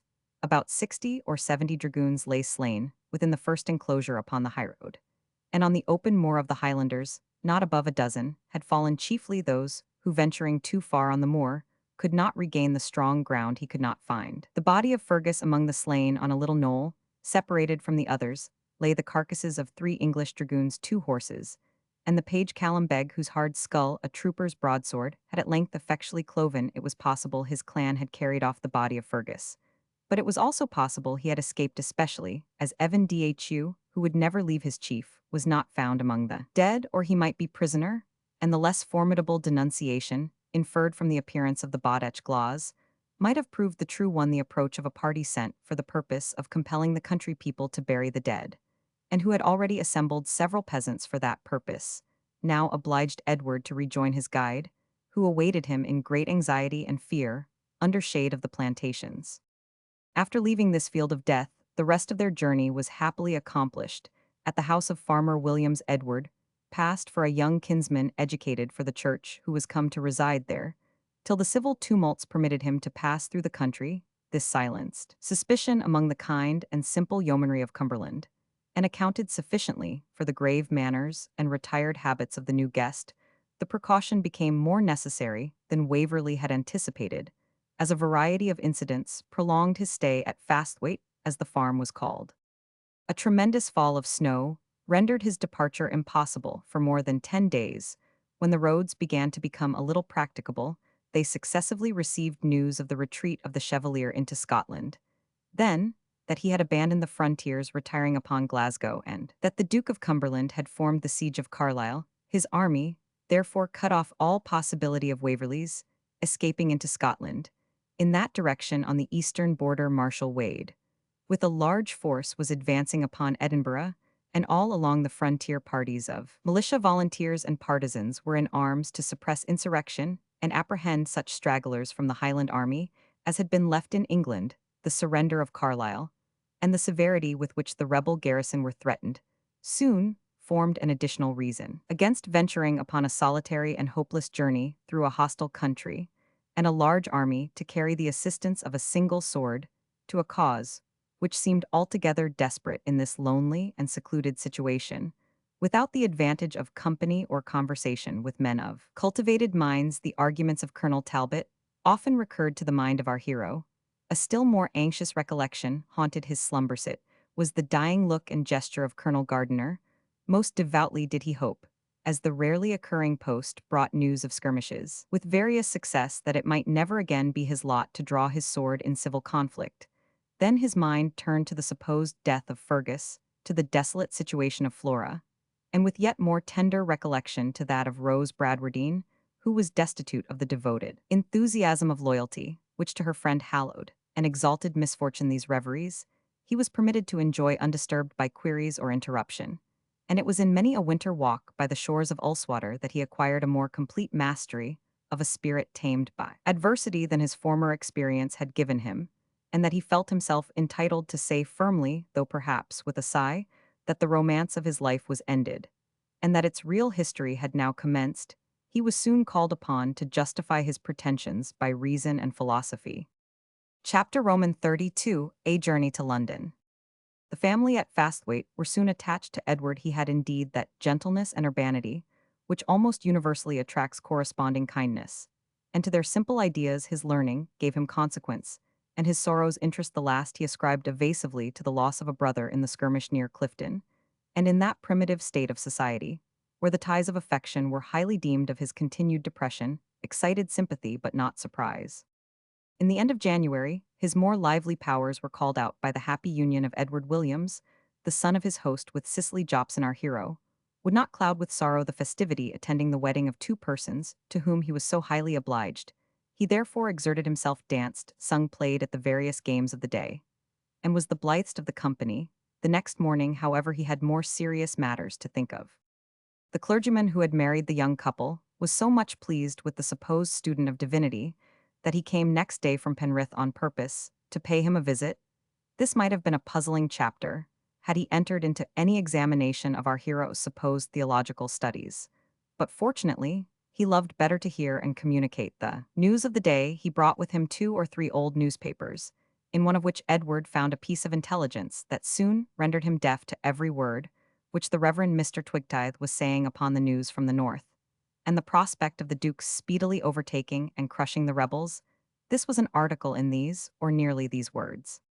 Died at his house in Hill Street, Berkeley Square, upon the 10th inst, Richard Waverley-esque, second son of Sir Giles Waverley of Waverley Honour, etc., etc. He died of a lingering disorder, augmented by the unpleasant predicament of suspicion in which he stood, having been obliged to find bail to a high amount to meet an impending accusation of high treason. An accusation of the same grave crime hangs over his elder brother Sir Everard Waverley, the representative of that ancient family, and we understand the day of his trial will be fixed early in the next month, unless Edward Waverley, son of the deceased Richard and heir to the baronet, shall surrender himself to justice in that case. We are assured it is His Majesty's gracious purpose to drop further proceedings upon the charge against Sir Everard. This unfortunate young gentleman is ascertained to have been in arms in the Pretender's service, and to have marched along with the Highland troops into England, but he has not been heard of since the skirmish at Clifton on the 18th December last. Such was this distracting paragraph. Good God, exclaimed Waverley, I then a parricide impossible. My father, who never showed the affection of a father, while he lived, cannot have been so much affected by my supposed death, as to hasten his own. No, I will not believe it. It were distraction to entertain for a moment such a horrible idea, but it were if possible worse than parricide to suffer any danger to hang over my noble and generous uncle, who has ever been more to me than a father, if such evil can be averted by any sacrifice on my part. While these reflections passed like the stings of scorpions through Waverley's sensorium, the worthy divine was startled in a long disquisition on the battle of Falkirk, by the ghastliness which they communicated to his looks, and asked him if he was ill. Fortunately, the bride, all smirk and blush, had just entered the room. Mrs. Williams was none of the brightest of women, but she was good-natured, and readily concluding that Edward had been shocked by disagreeable news in the papers, interfered so judiciously that, without exciting suspicion, she drew off Mr. Twigtithe's attention and engaged it until he soon after took his leave. Waverley then explained to his friends that he was under the necessity of going to London with as little delay as possible. One cause of delay, however, did occur, to which Waverley had been very little accustomed. His purse, though well stocked when he first went to Tully, Violin had not been reinforced since that period, and although his life since had not been of a nature to exhaust it hastily, for he had lived chiefly with his friends, or with the army, yet he found that, after settling with his kind landlord, he should be too poor to encounter the expense of travelling post. The best course, therefore, seemed to be to get into the Great North Road about Boroughbridge, and there take a place in the northern diligence, a huge old-fashioned tub, drawn by 3 horses, which completed the journey from Edinburgh to London. God willing, as the advertisement expressed it, in 3 weeks our hero, therefore, took an affectionate farewell of his Cumberland friends, whose kindness he promised never to forget, and tacitly hoped one day to acknowledge by substantial proofs of gratitude after some petty difficulties and vexatious delays, and after putting his dress into a shape better befitting his rank, though perfectly plain and simple, he accomplished crossing the country, and found himself in the desired vehicle vis-a-vis to Mrs. Nosebag, the lady of Lieutenant Nosebag, adjutant and riding master of the dragoons, a jolly woman of about 50, wearing a blue habit faced with scarlet and grasping a silver-mounted horsewhip. This lady was one of those active members of society who take upon them fair lafraise de conversation. She had just returned from the north, and informed Edward how nearly her regiment had cut the petticoat people into ribbons at Falkirk. Only somehow there was one of those nasty awkward marshes that they are never without in Scotland, I think. And so, our poor dear little regiment suffered something, as my nosebag says, in that unsatisfactory affair. You, sir, have served in the dragoons. Waverley was taken so much at unawares that he acquiesced.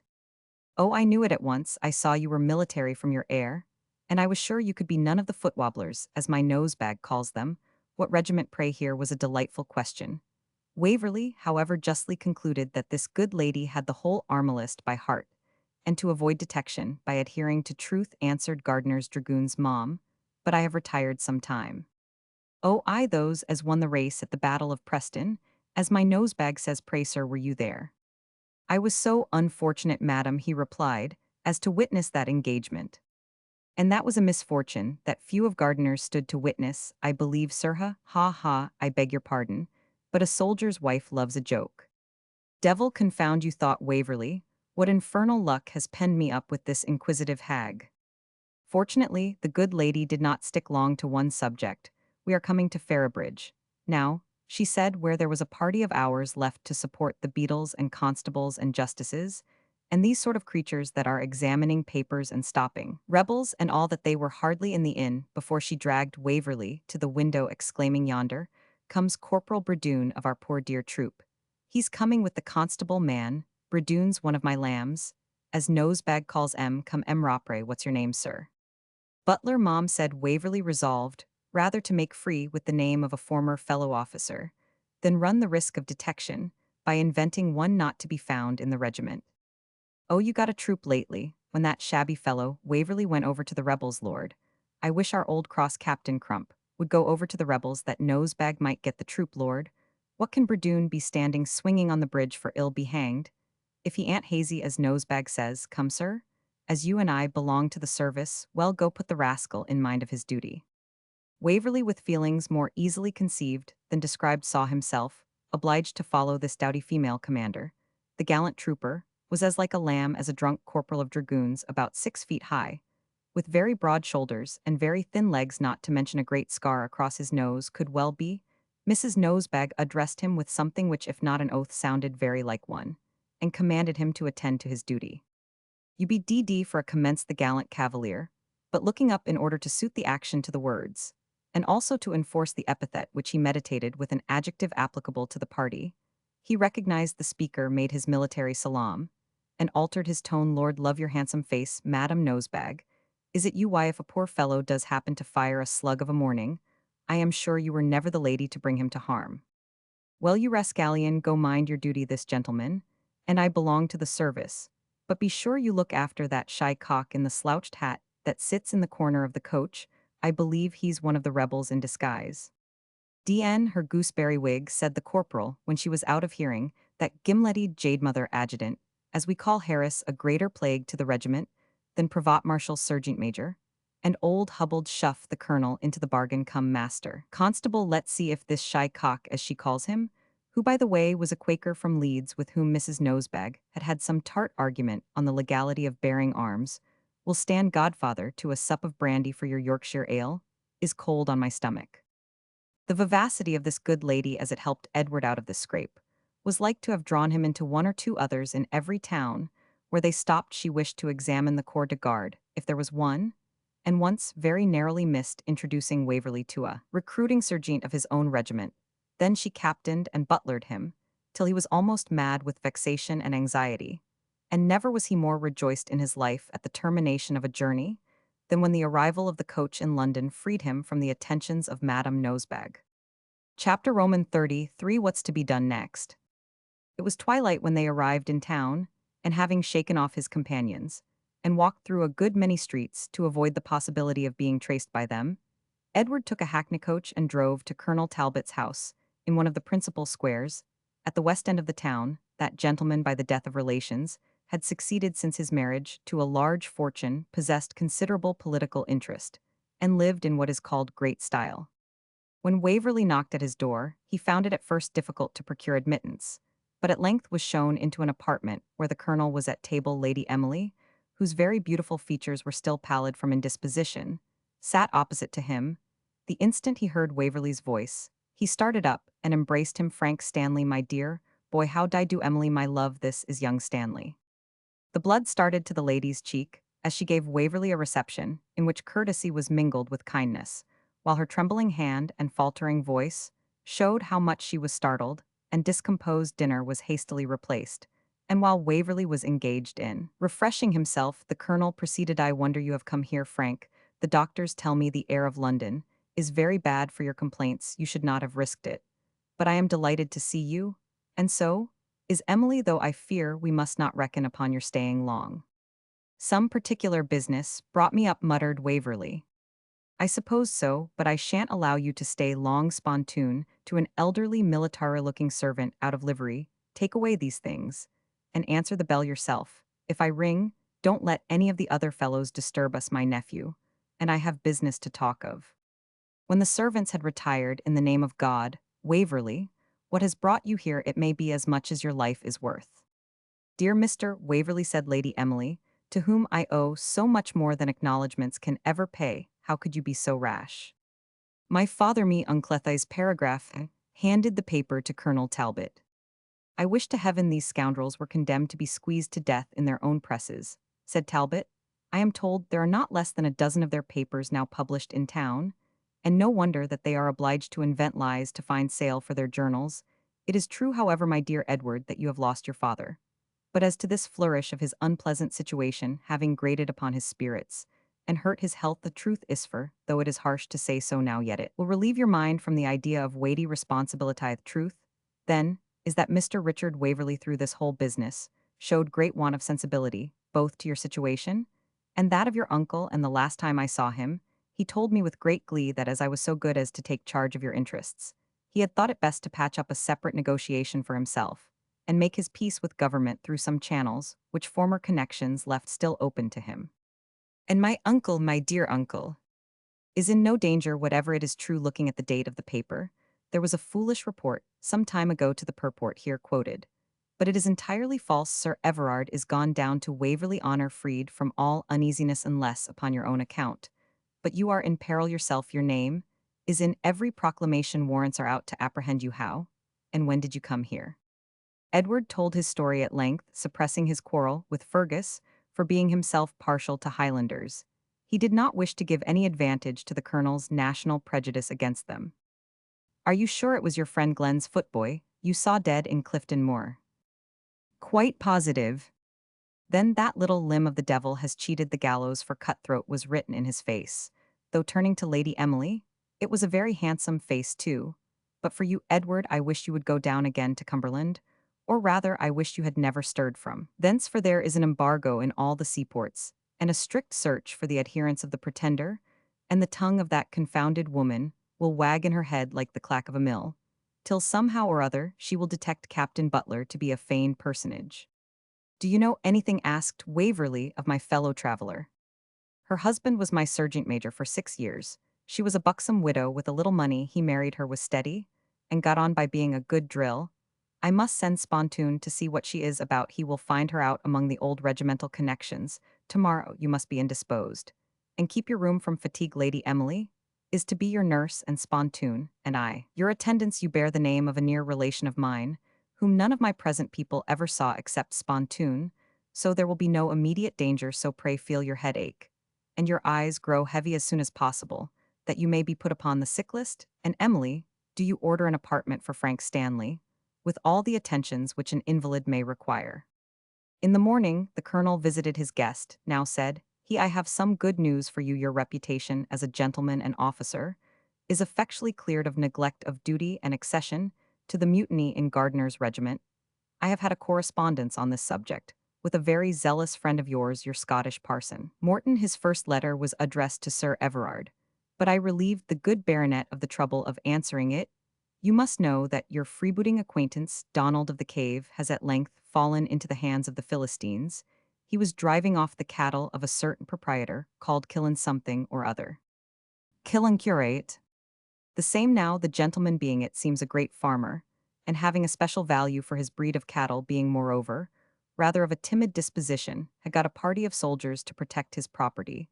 So Donald ran his head unawares into the lion's mouth, and was defeated and made prisoner. Being ordered for execution, his conscience was assailed on the one hand by a Catholic priest, on the other by your friend Morton. He repulsed the Catholic chiefly on account of the doctrine of extreme unction, which this economical gentleman considered as an excessive waste of oil, so his conversion from a state of impenitence fell to Mr. Morton's share, who I dare say acquitted himself excellently, though I suppose Donald made but a queer kind of Christian. After all he confessed, however, before a magistrate, one Major Melville, who seems to have been a correct, friendly sort of person, his full intrigue with Houghton, explaining particularly how it was carried on, and fully acquitting you of the least accession to it.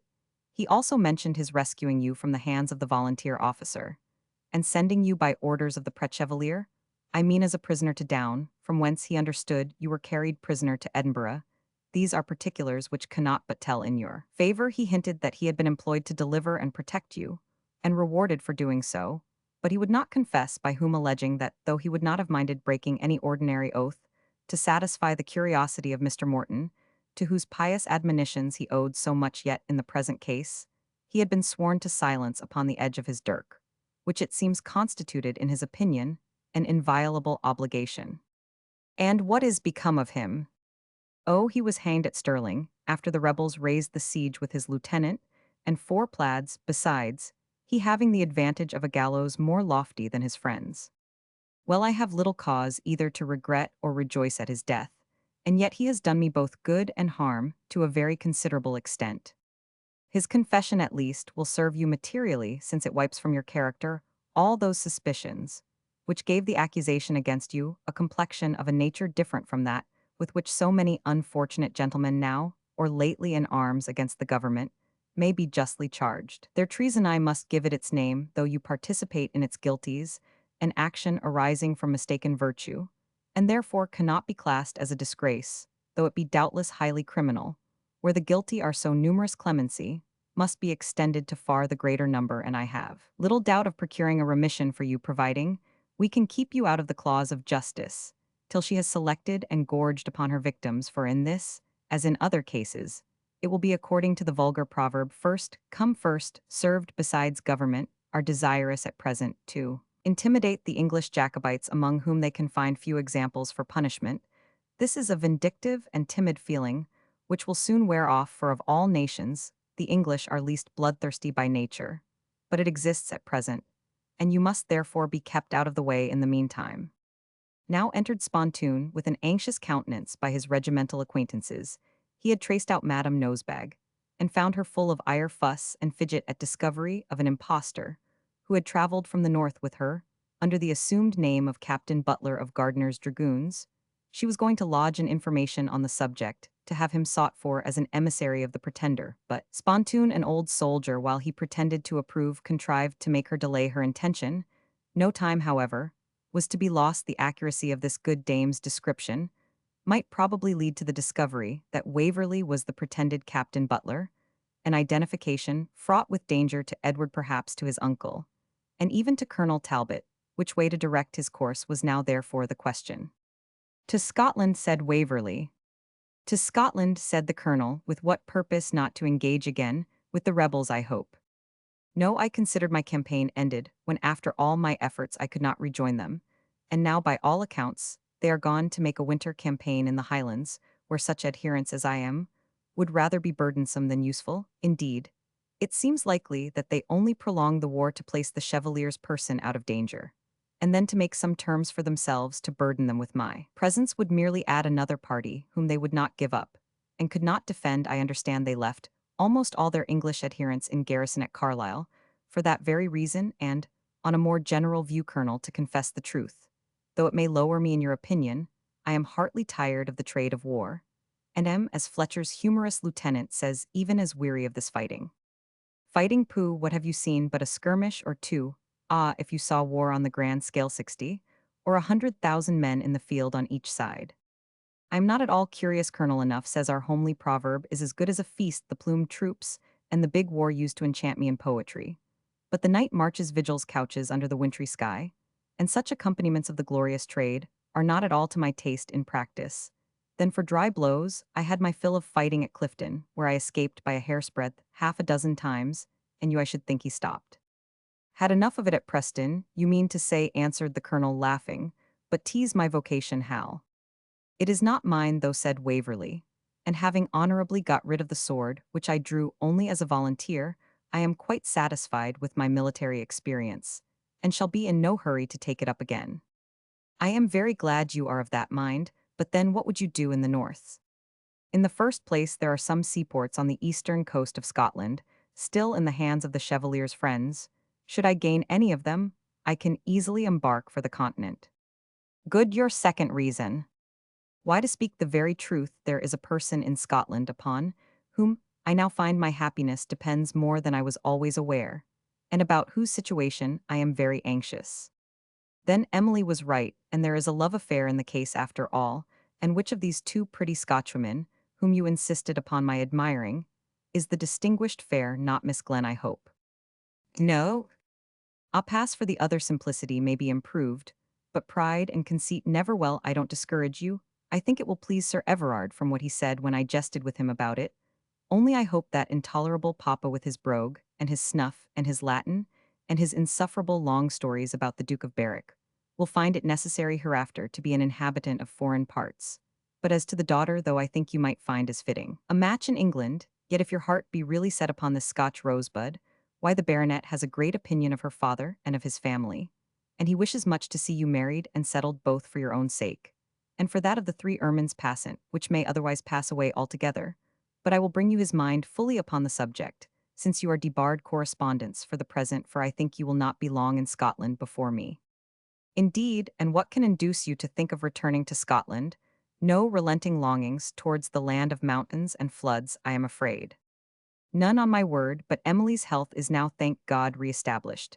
And to tell you the truth, I have little hopes of concluding the business which I have at present most at heart, until I can have a personal interview with His Royal Highness the Commander-in-Chief, for as Fluellen says, the Duke doth love me well, and I thank heaven I have deserved some love at his hands. I am now going out for an hour or two, to arrange matters for your departure. Your liberty extends to the next room, Lady Emily's parlor, where you will find her when you are disposed for music, reading, or conversation.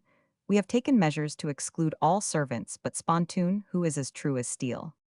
In about 2 hours Colonel Talbot returned, and found his young friend conversing with his lady. She pleased with his manners and information, and he delighted at being restored, though but for a moment, to the society of his own rank, from which he had been for some time excluded. And now, said the colonel, here my arrangements for there is little time to lose. This youngster, Edward Waverley alias Williams alias Captain Butler, must continue to pass by his fourth alias of Francis Stanley, my nephew. He shall set out tomorrow for the north, and the chariot shall take him the first 2 stages. Spontoon shall then attend him, and they shall ride post as far as Huntingdon. And the presence of Spontoon, well known on the road, as my servant, will check all disposition to inquiry at Huntingdon. You will meet the real Frank Stanley. He is studying at Cambridge, but a little while ago doubtful if Emily's health would permit me to go down to the north myself. I procured him a passport from the Secretary of State's office to go in my stead, as he went chiefly to look after you. His journey is now unnecessary. He knows your story. You will dine together at Huntingdon, and perhaps your wise heads may hit upon some plan for removing or diminishing the danger of your farther progress northward. And now, taking out a Morocco case, let me put you in funds for the campaign. I am ashamed, my dear Colonel. Nay, said Colonel Talbot, you should command my purse in any event, but this money is your own. Your father, considering the chance of your being attainted, left me his trustee for your advantage, so that you are worth above 15,000. Besides, Brerewood Lodge, very independent person. I promise you, there are bills here for 200. Any larger sum you may have, or credit abroad, as soon as your motions require it. The first use which occurred to Waverley of his newly acquired wealth was to write to honest Farmer Jopson, requesting his acceptance of a silver tankard on the part of his friend Williams, who had not forgotten the night of the 18th December last. He begged him at the same time carefully to preserve for him his Highland garb and accoutrements, particularly the arms, curious in themselves, and to which the friendship of the donors gave additional value. Lady Emily undertook to find some suitable token of remembrance, likely to flatter the vanity and please the taste of Mrs. Williams, and the colonel, who was a kind of farmer, promised to send the Ulswater patriarch an excellent team of horses for cart and plough. One happy day Waverley spent in London, and travelling in the manner projected, he met with Frank Stanley at Huntingdon. The 2 young men were acquainted in a minute. I can read my uncle's riddle, said Stanley. The cautious old soldier did not care to hint to me that I might hand over to you this passport, which I have no occasion for. But if it should afterwards come out as the rattle-pated trick of a young Cantab Sella, ni tire arene, you are therefore to be Francis Stanley with this passport. This proposal appeared in effect to alleviate a great part of the difficulties which Edward must otherwise have encountered at every turn, and accordingly, he scrupled not to avail himself of it the more especially, as he had discarded all political purposes from his present journey, and could not be accused of furthering machinations against the government, while traveling under protection of the secretary's passport. The day passed merrily away. The young student was inquisitive about Waverley's campaigns, and the manners of the Highlands, and Edward was obliged to satisfy his curiosity by whistling a pibroch, dancing a strathspey, and singing a Highland song. The next morning, Stanley rode a stage northward with his new friend, and parted from him with great reluctance upon the remonstrances of Spontoon, who, accustomed to submit to discipline, was rigid in enforcing it. Chapter Roman Desolation. Waverley riding post, as was the usual fashion of the period, without any adventure save one or two queries, which the talisman of his passport sufficiently answered, reached the borders of Scotland. Here, he heard the tidings of the decisive battle of Culloden. It was no more than he had long expected, though the success at Falkirk had thrown a faint and setting gleam over the arms of the Chevalier. Yet it came upon him like a shock by which he was for a time altogether unmanned. The generous, the courteous, the noble-minded adventurer was then a fugitive with a price upon his head. His adherents, so brave, so enthusiastic, so faithful, were dead, imprisoned, or exiled, where now was the exalted and high-souled Fergus, if indeed he had survived the night at Clifton, where the pure-hearted and primitive Baron of Bradwardine, whose foibles seemed foils to set off the disinterestedness of his disposition, the genuine goodness of his heart, and his unshaken courage. Those who clung for support to these fallen columns, Rose and Flora, where were they to be sought, and in what distress must not the loss of their natural protectors have involved them? Of Flora he thought with the regard of a brother for a sister, of Rose with a sensation, yet more deep and tender. It might be still his fate to supply the want of those guardians they had lost. Agitated by these thoughts, he precipitated his journey. When he arrived in Edinburgh, where his inquiries must necessarily commence, he felt the full difficulty of his situation. Many inhabitants of that city had seen and known him as Edward Waverley. How then could he avail himself of a passport as Francis Stanley? He resolved therefore to avoid all company, and to move northward as soon as possible. He was however obliged to wait a day or two in expectation of a letter from Colonel Talbot, and he was also to leave his own address under his feigned character, at a place agreed upon. With this latter purpose, he sallied out in the dusk, through the well-known streets, carefully shunning observation. But in vain. One of the first persons whom he met at once recognized him. It was Mrs. Flockhart, Fergus Mac-Ivor's good-humored landlady. "Gude guide us, Mr. Waverley, is this you? Na ye needna be feared for me. I wad betray nae gentleman in your circumstances. Lackaday, here's a change. O markets, how merry Colonel Mac-Ivor. And you used to be in our house." And the good-natured widow shed a few natural tears, as there was no resisting her claim of acquaintance. Waverley acknowledged it with a good grace, as well as the danger of his own situation. "As it's near the darkening, sir, wad ye just step in by to our house, and tak a dish o' tea? And I am sure if ye like to sleep in the little room, I wad tak care ye are no disturbed. And nebody wad ken ye for Kate and Matty the Limmer's Guide, af why twa o' Holly's dragoons, and I hae twa new queens instead o' them." Waverley accepted her invitation, and engaged her lodging for a night or two. Satisfied he should be safer in the house of this simple creature than anywhere else, when he entered the parlor his heart swelled to see Fergus' bonnet with the white cockade hanging beside the little mirror.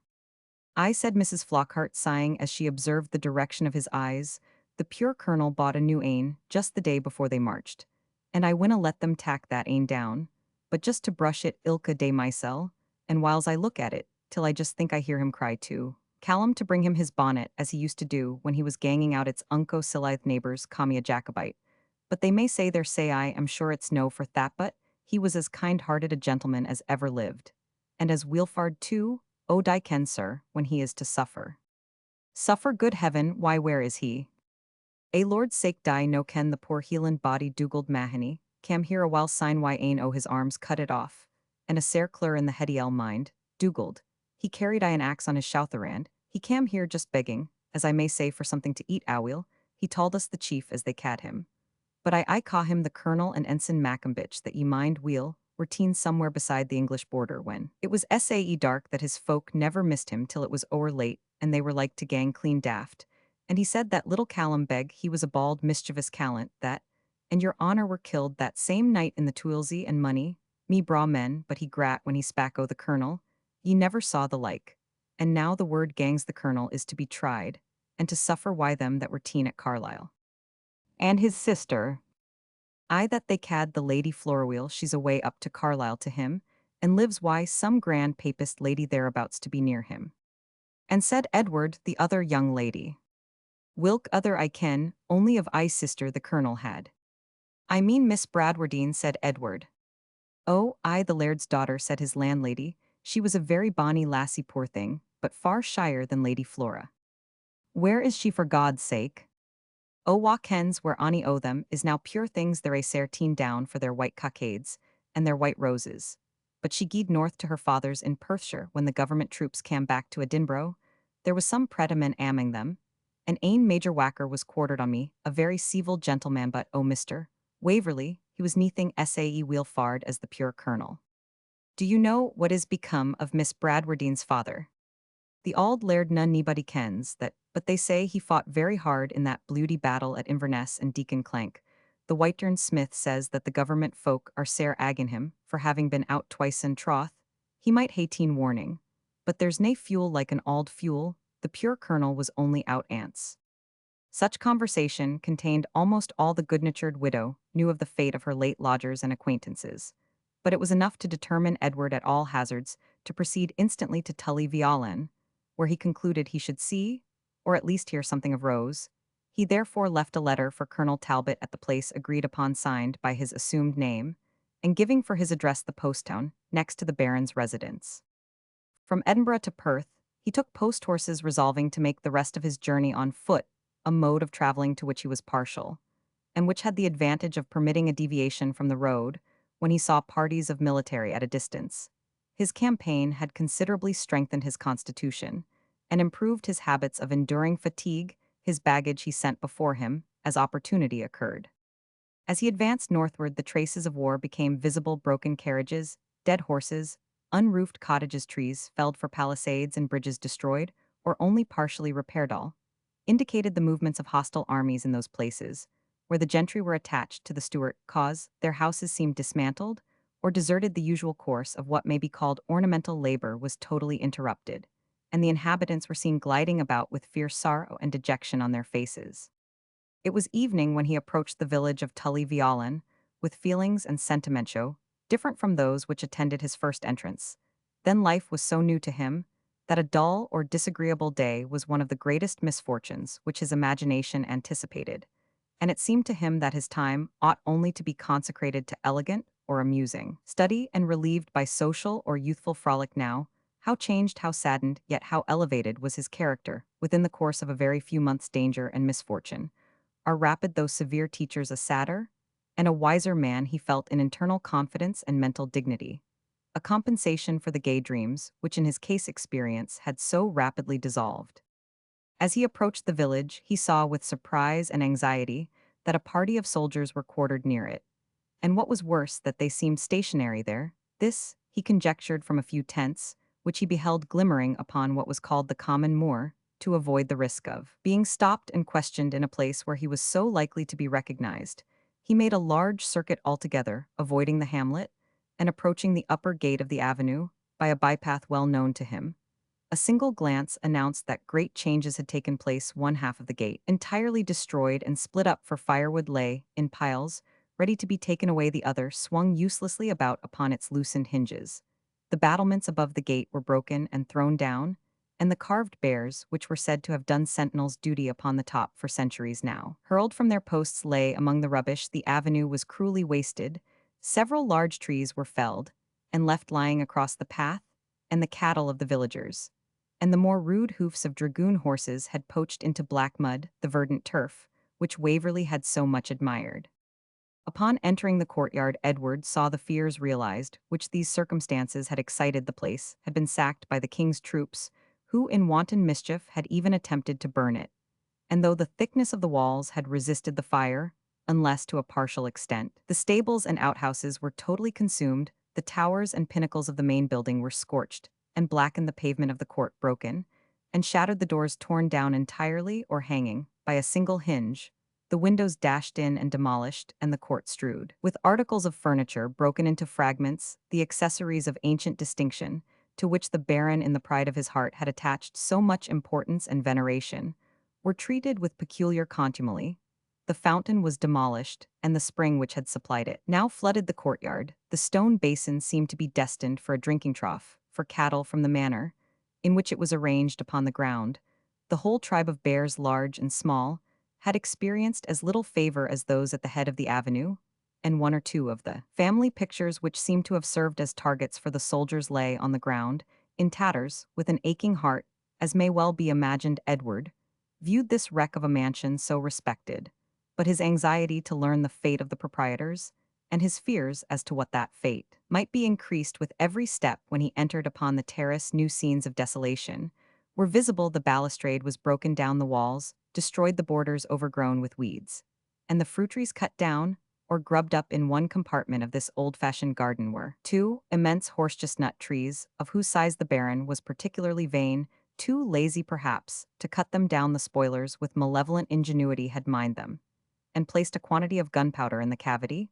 One had been shivered to pieces by the explosion, and the fragments lay scattered around, encumbering the ground. It had so long shadowed the other mine, had been more partial in its effect.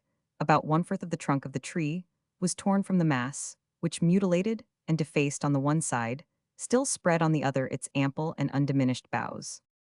A pair of chestnut trees destroyed the one entirely, and the other in part. By such a mischievous and wanton act of revenge grew at Invergarry Castle the fastness of Macdonald of Glengarry.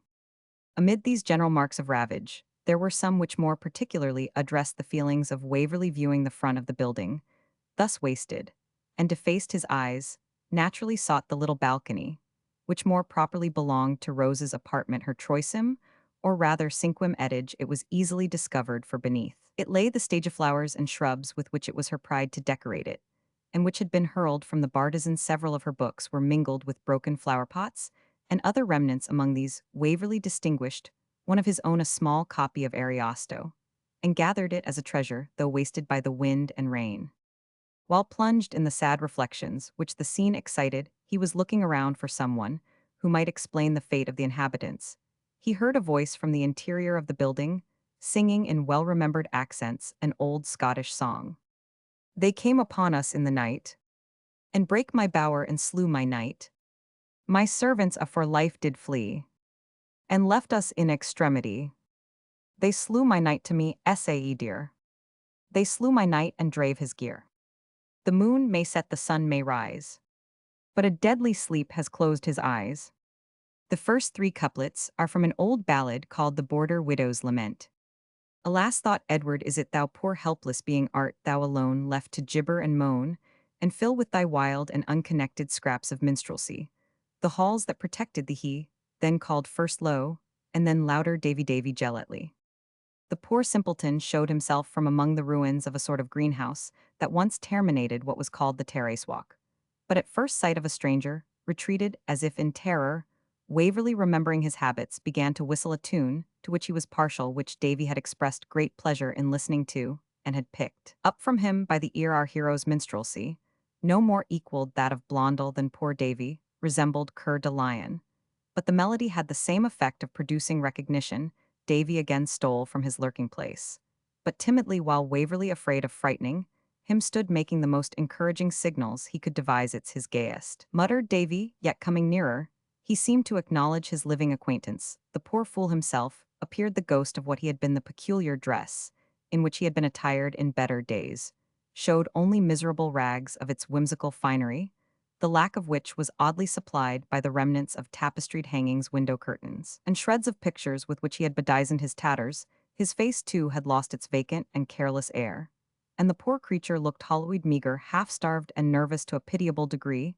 After long hesitation, he at length approached Waverley with some confidence, stared him sadly in the face, and said, "A dead and gainy, a dead and gain." "Who are dead?" said Waverley, forgetting the incapacity of Davy to hold any connected discourse. "Baron and Bailey and Saunders Saunderson, and Lady Rose that sang Sae sweet a dead and gain. But follow, follow me, while glowworms light the lee. I'll show ye where the dead should be, each in his shroud, while winds pipe loud, and the red moon peeps dim through the cloud. Follow, follow me. Brave should he be that treads by night the dead man's lee.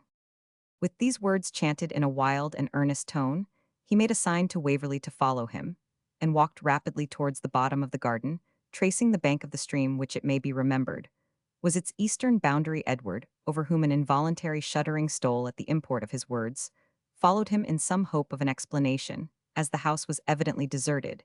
He could not expect to find among the ruins any more rational informer. Davy, walking very fast, soon reached the extremity of the garden, and scrambled over the ruins of the wall that once had divided it from the wooded glen, in which the old tower of Tully Veolan was situated. He then jumped down into the bed of the stream, and followed by Waverley proceeded at a great pace. Climbing over some fragments of rock, and turning with difficulty round others, they passed beneath the ruins of the castle. Waverley followed, keeping up with his guide. With difficulty, for the twilight began to fall following the descent of the stream. A little lower, he totally lost him, but a twinkling light which he now discovered among the tangled copsewood and bushes seemed a surer guide. He soon pursued a very uncouth path, and by its guidance at length reached the door of a wretched hut. A fierce barking of dogs was at first heard, but it stilled at his approach. A voice sounded from within, and he held it most prudent to listen before he advanced. "Wha hast thou brought here, thou unsonsy villain?" thou said an old woman, apparently in great indignation. He heard Davy Gelatly in answer whistle, a part of the tune, by which he had recalled himself to the simpleton's memory, and had now no hesitation to knock at the door. There was a dead silence instantly within except the deep growling of the dogs, and he next heard the mistress of the hut approach the door, not probably for the sake of undoing a latch, but of fastening a bolt. To prevent this, Waverley lifted the latch himself. In front was an old wretched-looking woman, exclaiming, "Wha comes into folks' houses in this gate at this time?" Oh, the night on one side, two grim and half-starved deer greyhounds laid aside their ferocity at his appearance, and seemed to recognize him on the other side, half concealed by the open door, yet apparently seeking that concealment. Reluctantly, with a cocked pistol in his right hand, and his left in the act of drawing another from his belt, stood a tall, bony, gaunt figure in the remnants of a faded uniform, and a beard of 3 weeks' growth. It was the Baron of Bradwardine. It is unnecessary to add that he threw aside his weapon and greeted Waverley with a hearty embrace. Chapter Roman 35, Comparing of Notes. The Baron's story was short when divested of the adages and commonplaces Latin, English, and Scotch with which his erudition garnished it. He insisted much upon his grief at the loss of Edward, and of Glennaquoich, which fought the fields of Falkirk and Culloden, and related how after all was lost in the last battle he had returned home under the idea of more easily finding shelter among his own tenants, and on his own estate than elsewhere.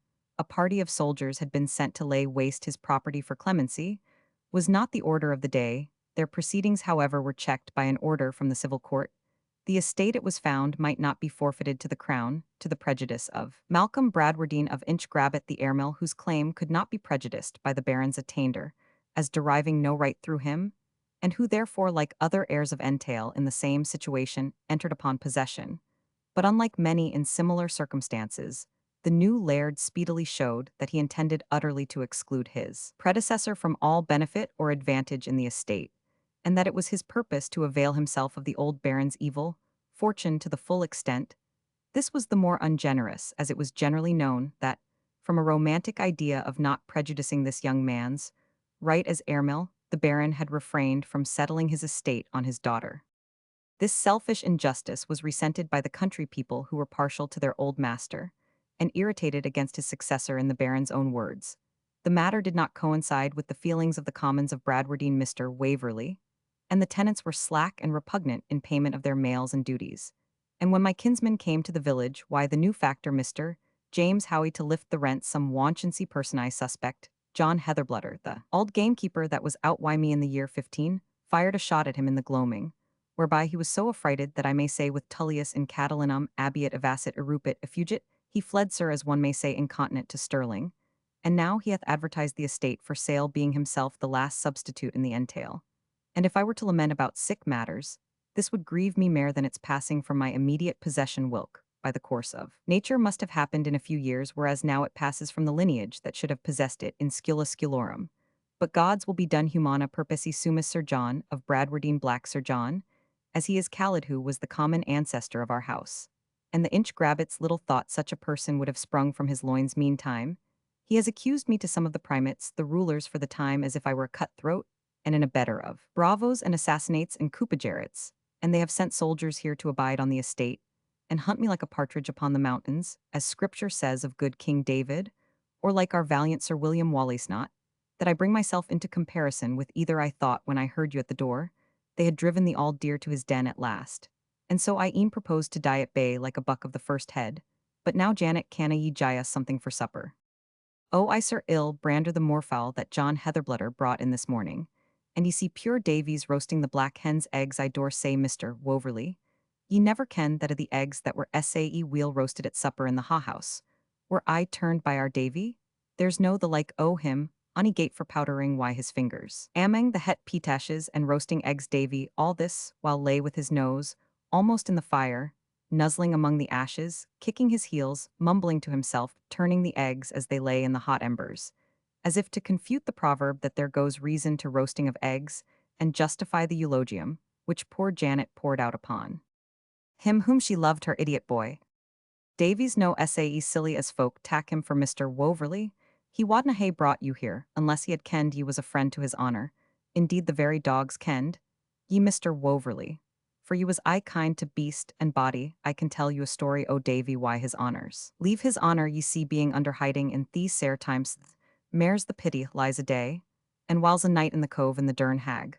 But though it's a bealdy enug bit, and the auld Gudeman o' Corsclug has panged it why a Kemple o' Stree amiest, yet when the country's quiet, and the night very called his honour whiles creeps down here to get a warm at the ingle, and asleep amming the blankets and gangs awa in the morning, and so I morning sick in a fright as I got twa unlucky redcoats were up for blackfishing or some sickin ploifer the neb o' them's never out o' mischief and they just got a glisk o' his honour as he geed into the wood, and banged aff a gun at him, I out like a gerfalcon and cried wad, they shoot an honest woman's poor innocent bairn, and I flayed at them and threep it. It was my son and they damned, and swear at me that it was the auld rebel as the villains cad his honour, and Davy was in the wood, and heard the toolsy, and he just out o' his ain head got up the auld grey mantle that his honour had flung off him to gang the faster, and he cam out o' the very same bit o' the wood majoring, and looking about sae like his honour that they were clean beguiled, and thought they had let aff their gun at Crackbrain Sawney as they caw him, and they gie me saxpence and twa salmon fish to sit. Neething about it, none Davies no just like other folk pure fallow. But he's no sae silly as folk tak him for, but to be sure how can we do enug for his honour, when we and ours have lived on his ground this 200 years, and when he keep it my pure Jamie at school and college, and even at the ha-house till he gied to a better place, and when he saved me frae being teen to Perth, as a witch lord forgy them, that would touch sick a pure silly auld body and has maintained pure Davy at heck, and manger mayest fecko his life. Waverley at length found an opportunity to interrupt Janet's narrative by an inquiry after Miss Bradwardine. She's weel and safe, thank God, at the Duckrin, answered the Baron, the laird's distantly related to us, and more nearly to my chaplain Mr. Rubrick. And though he be of Whig principles, yet he's not forgetful of auld friendship at this time. The Bailey's doing what he can to save something out of the wreck for pure Rose, but I doubt, I shall never see her again, for I maun lay my banes in some far country. Hout na your honour, said old Janet, you were just as ill aff in the 15, and got the bonny bairnie back in A, and now the eggs is ready, and the muircocks brandered, and there's ilk in a trencher and some sout, and the heel o' the white loaf that cam frae the Baileys, and there's plenty o' brandy in the greybeard that Lucky Macleary sent down, and winna ye be suppered like princes. I wish one prince at least of our acquaintance may be no worse off, said the Baron to Waverley, who joined him in cordial hopes for the safety of the unfortunate chevalier. They then began to talk of their future prospects. The Baron's plan was very simple. It was to escape to France, where, by the interest of his old friends, he hoped to get some military employment, of which he still conceived himself capable. He invited Waverley to go with him, a proposal, in which he acquiesced, providing the interest of Colonel Talbot should fail in procuring his pardon tacitly. He hoped the Baron would sanction his addresses to Rose, and give him a right to assist him in his exile. But he forbore to speak on this subject, until his own fate should be decided. They then talked of Glennaquoich, for whom the Baron expressed great anxiety, although he observed he was the very Achilles of Horatius Flaccus. Impigere iracundus inexorabilis acer, which he continued has been thus rendered vernacularly by Struan Robertson. A fiery ettercap of fractious cheel, as het as ginger and as steve as steel. Flora had a large and unqualified share of the good old man's sympathy. It was now wearing late old Janet got into some kind of kennel behind the Hallan Davy, had been long asleep and snoring between Ban and Buskar.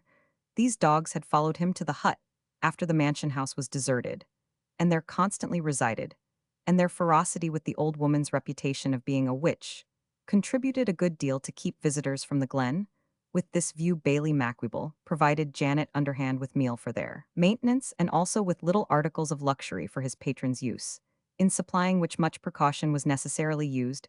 After some compliments, the Baron occupied his usual couch, and Waverley reclined in an easy chair of tattered velvet, which had once garnished the state bedroom of Tully Veolan, for the furniture of this mansion was now scattered through all the cottages in the vicinity, and went to sleep as comfortably as if he had been in a bed of down. Chapter Roman 36 More explanation. With the first dawn of day, old Janet was scuttling about the house to wake the Baron, who usually slept sound and heavily. "I must go back," he said to Waverley, "to my cove. Will you walk down the glen wi' me?" They went out together, and followed a narrow and entangled footpath, which the occasional passage of anglers or woodcutters had traced by the side of the stream on their way. The Baron explained to Waverley that he would be under no danger in remaining a day or two at Tully Veolan, and even in being seen walking about if he used the precaution of pretending that he was looking at the estate. As agent or surveyor for an English gentleman, who designed to be purchaser, with this view he recommended to him to visit the baillie who still lived at the factor's house called Little Veolan, about a mile from the village, though he was to remove at next term. Stanley's passport would be an answer to the officer who commanded the military. And as to any of the country people who might recognize Waverley, the Baron assured him, he was in no danger of being betrayed by them. "I believe," said the old man, "half the people of the barony know that their poor auld laird is somewhere hereabout, for I see they do not suffer a single bairn to come here a bird nesting a practice whilk. When I was in full possession of my power, as Baron I was unable totally to inhibit, nay, I often find bits of things in my way that the poor bodies, God help them, leave there, because they think they may be useful to me. I hope they will get a wiser master, and as kind a one as I was." A natural sigh closed the sentence, but the quiet equanimity with which the Baron endured his misfortunes had something in it venerable, and even sublime. There was no fruitless repining, no turbid melancholy. He bore his lot, and the hardships which it involved, with a good-humored though serious composure, and used no violent language against the prevailing party. "I did what I thought my duty," said the good old man, "and questionless, they are doing what they think theirs. It grieves me sometimes to look upon these blackened walls of the house of my ancestors, but doubtless officers cannot always keep the soldier's hand from depredation and spuilsy, and Gustavus Adolphus himself, as ye may read in Colonel Munro, his expedition with the worthy Scotch regiment called Mackay's regiment, did often permit it. Indeed, I have myself seen as sad sights as Tully Veolan now is when I served with the Merchal Duke of Berwick. To be sure, we may say with Virgilius, Maro fumus trosend, there's the end of an auld saying, but houses and families and men have a stood lang enug when they have stood till they fall with honor. And now, I hae gotten a house that is not unlike a domus ultimathi. We're now standing below a steep rock. We poor Jacobites, continued the Baron, looking up, are now like the canaille in Holy Scripture, which the great traveller Pocock calleth, Jerboa, a feeble people that make our abode in the rocks. So fare you well, my good lad, till we meet at Janet's in the even, for I must get into my Patmos, which is no easy matter for my auld stiff limbs." With that he began to ascend the rock, striding with the help of his hands from one precarious footstep to another, till he got about halfway up, where 2 or 3 bushes concealed the mouth of a hole, resembling an oven, into which the Baron insinuated first his head and shoulders, and then by slow gradation the rest of his long body, his legs and feet finally disappearing coiled up like a huge snake, entering his retreat, or a long pedigree introduced with care and difficulty into the narrow pigeonhole of an old cabinet. Waverley had the curiosity to clamber up and look in upon him in his den, as the lurking place might well be termed upon the whole. He looked not unlike that ingenious puzzle called a reel in a bottle, the marvel of children, and of some grown people too, myself, for one who can neither comprehend the mystery, how it has got in, or how it is to be taken out. The cave was very narrow, too low the roof to admit of his standing, or almost of his sitting up, though he made some awkward attempts at the latter posture. His sole amusement was the perusal of his old friend Titus Livius, varied by occasionally scratching Latin proverbs and texts of Scripture with his knife on the roof and walls of his fortalice, which were of sandstone, as the cave was dry, and filled with clean straw and withered fern. It made, as he said, coiling himself up with an air of snugness and comfort which contrasted strangely with his situation, unless when the wind was due north, a very passable gait for an old soldier. Neither, as he observed, was he without sentries for the purpose of reconnoitring. Davy and his mother were constantly on the watch to discover and avert danger, and it was singular what instances of address seemed dictated by the instinctive attachment of the poor simpleton when his patron's safety was concerned.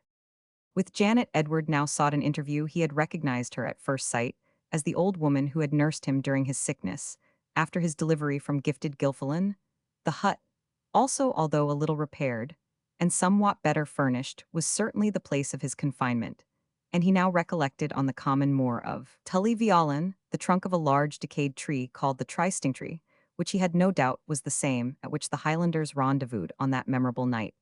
All this he had combined in his imagination the night before, but reasons which may probably occur to the reader prevented him from catechizing Janet in the presence of the Baron. He now commenced the task in good earnest, and the first question was who was the young lady that visited the hut during his illness.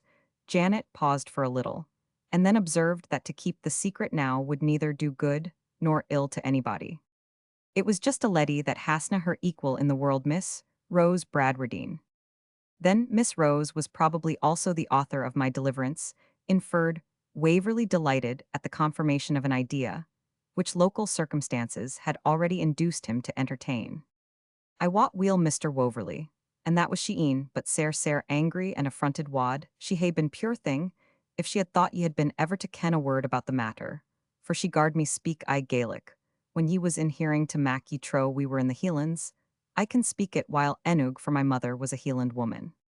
A few more questions now brought out the whole mystery, respecting Waverley's deliverance from the bondage, in which he left Cairnvreckan. Never did music sound sweeter to an amateur than the drowsy tautology, with which old Janet detailed every circumstance thrilled upon the ears of Waverley. But my reader is not a lover, and I must spare his patience by attempting to condense within reasonable compass the narrative which old Janet spread through a harangue of nearly 2 hours. When Waverley communicated to Fergus the letter he had received from Rose Bradwardine by Davy, Gelatly giving an account of Tully Veolan being occupied by a small party of soldiers, that circumstance had struck upon the busy and active mind of the chieftain, eager to distress and narrow the posts of the enemy, desirous to prevent their establishing a garrison so near him, and willing also to oblige the Baron. For he often had the idea of marriage with Rose floating through his brain, resolved to send some of his people to drive out the redcoats, and to bring Rose to Glennaquoich. But just as he had ordered Evan with a small party on this duty, the news of Cope's having marched into the Highlands to meet and disperse the forces of the Chevalier heir, they came to a head, obliged him to join the standard with his whole forces. He sent to order Donald Bean to attend him, but that cautious freebooter, who well understood the value of a separate command, instead of joining, sent various apologies, which the pressure of the times compelled Fergus to admit as current, though not without the internal resolution of being revenged on him for his procrastination. Time and place convenient, however, as he could not amend the matter, he issued orders to Donald to descend into the Low Country, drive the soldiers from Tully Veolan, and paying all respect to the mansion of the Baron, to take his abode somewhere near it for protection of his daughter and family, and to harass and drive away any of the armed volunteers or small parties of military, which he might find moving about the vicinity, as this charge formed a sort of roving commission, which Donald proposed to interpret in the way most advantageous to himself, as he was relieved from the immediate terrors of Fergus, and as he had from former secret services some interest in the counsels of the Chevalier. He resolved to make hay while the sun shone. He achieved without difficulty the task of driving the soldiers from Tully Veolan. But although he did not venture to encroach upon the interior of the family, or to disturb Miss Rose, being unwilling to make himself a powerful enemy in the Chevalier's army, for well he knew the Baron's wrath was deadly, yet he set about to raise contributions and exactions upon the tenantry and otherwise to turn the war to his own advantage. Meanwhile, he mounted the white cockade, and waited upon Rose with a pretext of great devotion for the service in which her father was engaged, and many apologies for the freedom he must necessarily use for the support of his people. It was at this moment that Rose learned by open-mouthed fame, with all sorts of exaggeration, that Waverley had killed the smith at Cairnvreckan, in an attempt to arrest him, had been cast into a dungeon by Major Melville of Cairnvreckan, and was to be executed by martial law within 3 days. In the agony which these tidings excited, She proposed to Donald Bean the rescue of the prisoner. It was the very sort of service which he was desirous to undertake, judging it might constitute a merit of such a nature as would make amends for any peccadilloes which he might be guilty of in the country. He had the art, however, pleading all the while duty and discipline, to hold off, until poor Rose, in the extremity of her distress, offered to bribe him to the enterprise with some valuable jewels which had been her mother's. Donald Bean, who had served in France, knew, and perhaps overestimated the value of these trinkets, but he also perceived Rose's apprehensions of its being discovered that she had parted with her jewels for Waverley's liberation. Resolved this scruple should not part him, and the treasure, he voluntarily offered to take an oath that he would never mention Miss Rose's share in the transaction, and foreseeing convenience in keeping the oath and no probable advantage in breaking it, he took the engagement in order, as he told his lieutenant to deal handsomely by the young lady in the only mode and form which by a mental paction with himself he considered as binding. He swore secrecy upon his drawn dirk. He was the more especially moved to this act of good faith by some attentions that Miss Bradwardine showed to his daughter Alice, which, while they gained the heart of the mountain damsel, highly gratified the pride of her father. Alice, who could now speak a little English, was very communicative in return for Rose's kindness, readily confided to her the whole papers respecting the intrigue with Gardiner's regiment, of which she was the depositary, and as readily undertook at her instance to restore them to Waverley without her father's knowledge, for they may oblige the bonny young lady and the handsome young gentleman, said Alice. And what use has my father for a win bits o' scarded paper? The reader is aware that she took an opportunity of executing this purpose on the eve of Waverley's leaving the glen. How Donald executed his enterprise, the reader is aware, but the expulsion of the military from Tully Veolan had given alarm, and while he was lying in wait for Gilfillan, a strong party such as Donald did not care to face was sent to drive back the insurgents in their turn to encamp there, and to protect the country the officer a gentleman and a disciplinarian. Neither intruded himself on Miss Bradwardine, whose unprotected situation he respected, nor permitted his soldiers to commit any breach of discipline. He formed a little camp upon an eminence near the house of Tully Veolan, and placed proper guards at the passes in the vicinity.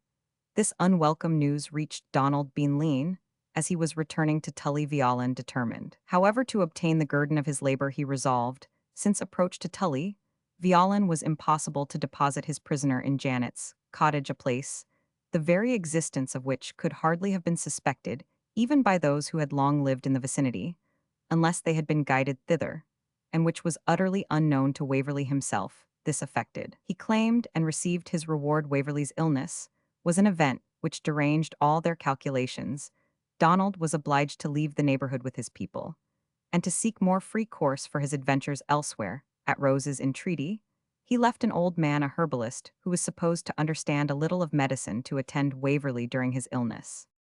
In the meanwhile, new and fearful doubts started in Rose's mind. They were suggested by old Janet, who insisted that a reward having been offered for the apprehension of Waverley, and his own personal effects being so valuable, there was no saying to what breach of faith Donald might be tempted. In an agony of grief and terror, Rose took the daring resolution of explaining to the prince himself the danger in which Mr. Waverley stood, judging that both as a politician and a man of honor and humanity, Charles Edward would interest himself to prevent his falling into the hands of the opposite party. This letter she at first thought of sending anonymously, but naturally feared it would not in that case be credited.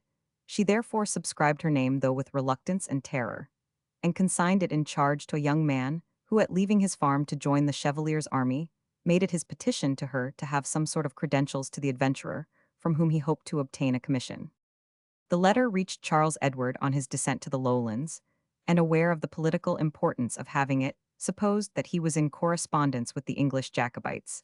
He caused the most positive orders to be transmitted to Donald Bean Lean, to transmit Waverley safe and uninjured in person or effects to the governor of Down Castle. The freebooter durst not disobey, for the army of the prince was now so near him that punishment might have followed. Besides, he was a politician as well as a robber, and was unwilling to cancel the interest created through former secret services by being refractory on this occasion. He therefore made a virtue of necessity and transmitted orders to his lieutenant to convey Edward to Down, which was safely accomplished in the mode mentioned in a former chapter. The governor of Down was directed to send him to Edinburgh as a prisoner, because the prince was apprehensive that Waverley, if set at liberty, might have resumed his purpose of returning to England without affording him an opportunity of a personal interview in this. Indeed, he acted by the advice of the chieftain of Glennaquoich, with whom, it may be remembered, the Chevalier communicated upon the mode of disposing of Edward, though without telling him how he came to learn the place of his confinement. This indeed Charles Edward considered as a lady's secret, for although Rose's letter was couched in the most cautious and general terms, and professed to be written merely from motives of humanity and zeal for the prince's service, yet she expressed so anxious a wish that she should not be known to have interfered that the Chevalier was induced to suspect the deep interest which she took in Waverley's safety. This conjecture, which was well founded, led, however, to false inferences, for the emotion which Edward displayed on approaching Flora and Rose at the ball of Holyrood was placed by the Chevalier to the account of the latter, and he concluded that the Baron's views about the settlement of his property, or some such obstacle, thwarted their mutual inclinations. Common fame, it is true, frequently gave Waverley to Miss Mac-Ivor, but the prince knew that common fame is very prodigal in such gifts, and watching attentively the behavior of the ladies towards Waverley, he had no doubt that the young Englishman had no interest with Flora, and was beloved by Rose Bradwardine, desirous to bind Waverley to his service, and wishing also to do a kind and friendly action. The prince next assailed the Baron on the subject of settling his estate upon his daughter. Mr. Bradwardine acquiesced, but the consequence was that Fergus was immediately induced to prefer his double suit for a wife, and an earldom which the prince rejected in the manner. We have seen the Chevalier constantly engaged in his own multiplied affairs, had not hitherto sought any explanation with Waverley, though often meaning to do so, but after Fergus' declaration he saw the necessity of appearing neutral between the rivals, devoutly hoping that the matter, which now seemed fraught with the seeds of strife, might be permitted to lie over till the termination of the expedition. When on the march to Derby, Fergus, being questioned concerning his quarrel with Waverley, alleged as the cause that Edward was desirous of retracting the suit he had made to his sister, the Chevalier plainly told him that he had himself observed Miss Mac-Ivor's behavior to Waverley, and that he was convinced Fergus was under the influence of a mistake in judging of Waverley's conduct, who he had every reason to believe was engaged to Miss Bradwardine. The quarrel which ensued between Edward and the chieftain is, I hope, still in the remembrance of the reader. These circumstances will serve to explain such points of our narrative, as according to the custom of storytellers, we deemed it fit to leave unexplained for the purpose of exciting the reader's curiosity. When Janet had once finished the leading facts of this narrative, Waverley was easily enabled to apply the clue which they afforded to other mazes of the labyrinth, in which he had been engaged to Rose Bradwardine. Then he owed the life which he now thought he could willingly have laid down to serve her. A little reflection convinced him, however, that to live for her sake was more convenient and agreeable, and that being possessed of independence, she might share it with him, either in foreign countries or in his own. The pleasure of being allied to a man of the Baron's high worth, and who was so much valued by his uncle Sir Everard, was also an agreeable consideration. Had anything been wanting to recommend the match, his absurdities, which had appeared grotesquely ludicrous during his prosperity, seemed in the sunset of his fortune to be harmonized and assimilated with the noble features of his character, so as to add peculiarity without exciting ridicule. His mind occupied with such projects of future happiness, Edward sought Little Violin, the habitation of Mr. Duncan Mac-Ivor. Chapter 37. Now is Cupid a child of conscience, makes restitution. Shakespeare. Mr. Duncan Mac-Ivor, no longer commissary or bailey, though still enjoying the empty name of the latter dignity, had escaped proscription by an early secession from the insurgent party and by his insignificance.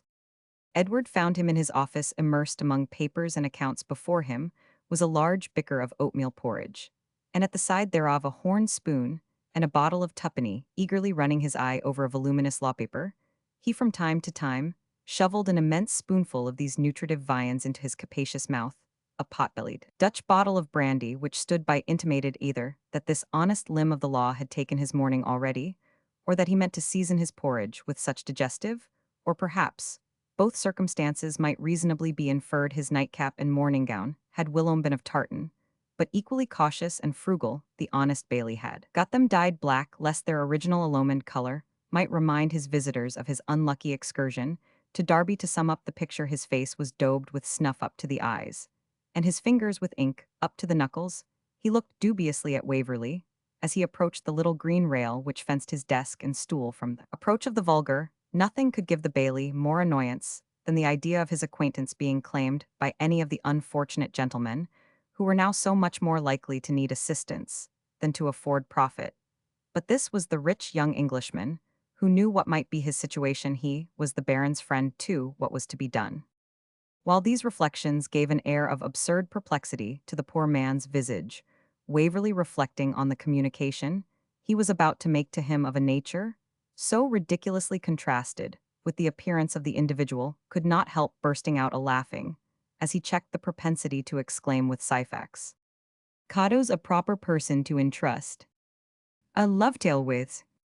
As Mr. Mac-Ivor had no idea of any person laughing heartily, who was either encircled by peril or oppressed by poverty, the hilarity of Edward's countenance greatly relieved the embarrassment of his own, and giving him a tolerably hearty welcome to little Violin, he asked what he would choose for breakfast. His visitor had in the first place something for his private ear, and begged leave to bolt the door. Duncan by no means liked this precaution, which savoured of danger to be apprehended, but he could not now draw back. Convinced he might trust this man as he could make it his interest to be faithful, Edward communicated his present situation and future schemes to Mac-Ivor. The wily agent listened with apprehension when he found Waverley was still in a state of proscription, was somewhat comforted by learning that he had a passport, rubbed his hands with glee when he mentioned the amount of his present fortune, opened huge eyes when he heard the brilliancy of his future expectations, but when he expressed his intention to share them with Miss Rose. Bradwardine ecstasy had almost deprived the honest man of his senses. The Bailey started from his three-footed stool, like the pythoness from her tripod, flung his best wig out of the window, because the block on which it was placed stood in the way of his career, chucked his cap to the ceiling, caught it as it fell, whistled Tullochgorum, danced a Highland fling with inimitable grace and agility, and then threw himself exhausted into a chair, exclaiming, "Lady Waverley, 10,000 a year. The least penny, Lord preserve my poor understanding." "Amen, with all my heart," said Waverley. But now, Mr. Mac-Ivor, let us proceed to business. This word had somewhat a sedative effect, but the Bailey's head, as he expressed himself, was still in the bees. He mended his pen, however, marked half a dozen sheets of paper, with an ample marginal fold, whipped down Dallas of St. Martin's styles from a shelf, where that venerable work roosted, with Stair's Institutions, Duralton's Doubts, Balfour's Practiques, and a parcel of old account books, opened the volume at the article Contract of Marriage, and prepared to make what he called a sma minute to prevent parties frae reconciling. With some difficulty, Waverley made him comprehend that he was going a little too fast. He explained to him that he should want his assistance in the first place, to make his residence safe for the time, by writing to the officer at Tully Veolan that Mr. Stanley, an English gentleman, nearly related to Colonel Talbot, was upon a visit of business at Mr. Mac-Ivor's, and knowing the state of the country had sent his passport for Captain Foster's inspection.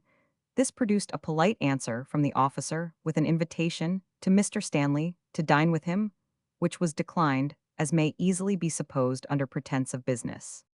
Waverley's next request was that Mr. Mac-Ivor would dispatch a man and horse to the post town, at which Colonel Talbot was to address him with directions to wait there, until the post should bring a letter for Mr. Stanley, and then to forward it to Little Violin with all speed. In a moment, the Bailey was in search of his apprentice or servitor, as he was called 60 years since Jock Screever, and in not much greater space of time Jock was on the back of the white pony. "Tak care ye guide him weel, sir, for he's aye been short in the wind since he Lord be gude to me," in a low voice. "I was gone to come out wisence, I rode whip, and spur to fetch the Chevalier to red Mr. Waverley, and vich Ian Voer. And an uncanny coup I gat for my pains, Lord, forge your honour, I might hae broken my neck, but troth it was in a venture me ways nor ain. But this max amends for a Lady Waverley, 10,000 a year, Lord be gude unto me. But you forget, Mr. Mac-Ivor, we want the Baron's consent, ladies. Never fear, Isse, be caution for them. Isse jai you my personal warrandis, 10,000 a year, it dings Baumahapple out, and out 2 years' rent's worth a Baumahapple fee, and liferent Lord make us thankful." To turn the current of his feelings, Edward inquired if he had heard anything lately of the chieftain of Glennaquoich. Not one word, answered Mac-Ivor, but that he was still in Carlisle Castle, and was soon to be panelled for his life. "I dinna wish the young gentleman ill," he said, "but I hope that they that hae got him will keep him, and no let him back to this Heeland border to plague us why blackmail, and a manner o violent wrongus, and masterful oppression and spoliation both by himself and others of his causing sending and hounding out, and he couldn't attack Caro the Siller. He had gotten it neither, but flung it into yon idle queen's lap at Edinburgh. But light come light gain for my part, I never wish to see a kilt in the country again, nor a red coat, nor a gun for that matter, unless it were to shoot a patrick there a tad why I stick. And when they have done ye rang, even when ye hae gotten decreed of spulesy oppression and violent profits against them, what better are ye they hae na plack to pay ye need never extract it. With such discourse and the intervening topics of business the time passed, until dinner Mac-Ivor meanwhile, promising to devise some mode of introducing Edward at the Duckrin, where Rose at present resided without risk of danger or suspicion, which seemed no very easy task, since the laird was a very zealous friend to government the poultry yard had been laid under requisition, and cockalecky and Scotch collops soon reeked in the bailie's little parlour. The landlord's corkscrew was just introduced into the muzzle of a pint bottle of claret, cribbed possibly from the cellars of Tully Veolan, when the sight of the grey pony passing the window at full trot induced the bailie, but with due precaution to place it aside for the moment. Enter Jock Screever, with a packet for Mr. Stanley. It is Colonel Talbot's seal, and Edward's ringers tremble as he undoes it. 2 official papers folded, signed, and sealed in all formality drop out. They were hastily picked up by the bailie, who had a natural respect for everything resembling a deed, and glancing slyly on their titles. His eyes, or rather spectacles, are greeted with protection by His Royal Highness to the person of Cosmo Comyn Bradwardine-esque of that ilk, commonly called Baron of Bradwardine, forfeited for his accession to the late rebellion. The other proves to be a protection of the same tenor, in favor of Edward Waverley-esque. Colonel Talbot's letter was in these words: My dear Edward, I am just arrived here, and yet I have finished my business. It has cost me some trouble, though, as you shall hear. I waited upon His Royal Highness immediately on my arrival, and found him in no very good humour for my purpose. 3 or 4 Scotch gentlemen were just leaving his levee, after he had expressed himself to me very courteously. Would you think it, he said, Talbot here have been half a dozen of the most respectable gentlemen and best friends to government north of the 4th Major Melville, of Cairnvreck and Rubric, of Duckrin, and others who have fairly wrung from me by their downright importunity a present protection, and the promise of a future pardon for that stubborn old rebel whom they call Baron of Bradwardine. They allege that his high personal character, and the clemency which he showed to such of our people as fell into the rebels' hands, should weigh in his favor, especially as the loss of his estate is likely to be a severe enough punishment. Rubric has undertaken to keep him at his own house till things are settled in the country, but it's a little hard to be forced in a manner to pardon such a mortal enemy to the House of Brunswick. This was no favorable moment for opening my business, however. I said I was rejoiced to learn that His Royal Highness was in the course of granting such requests, as it emboldened me to present one of the like nature in my own name.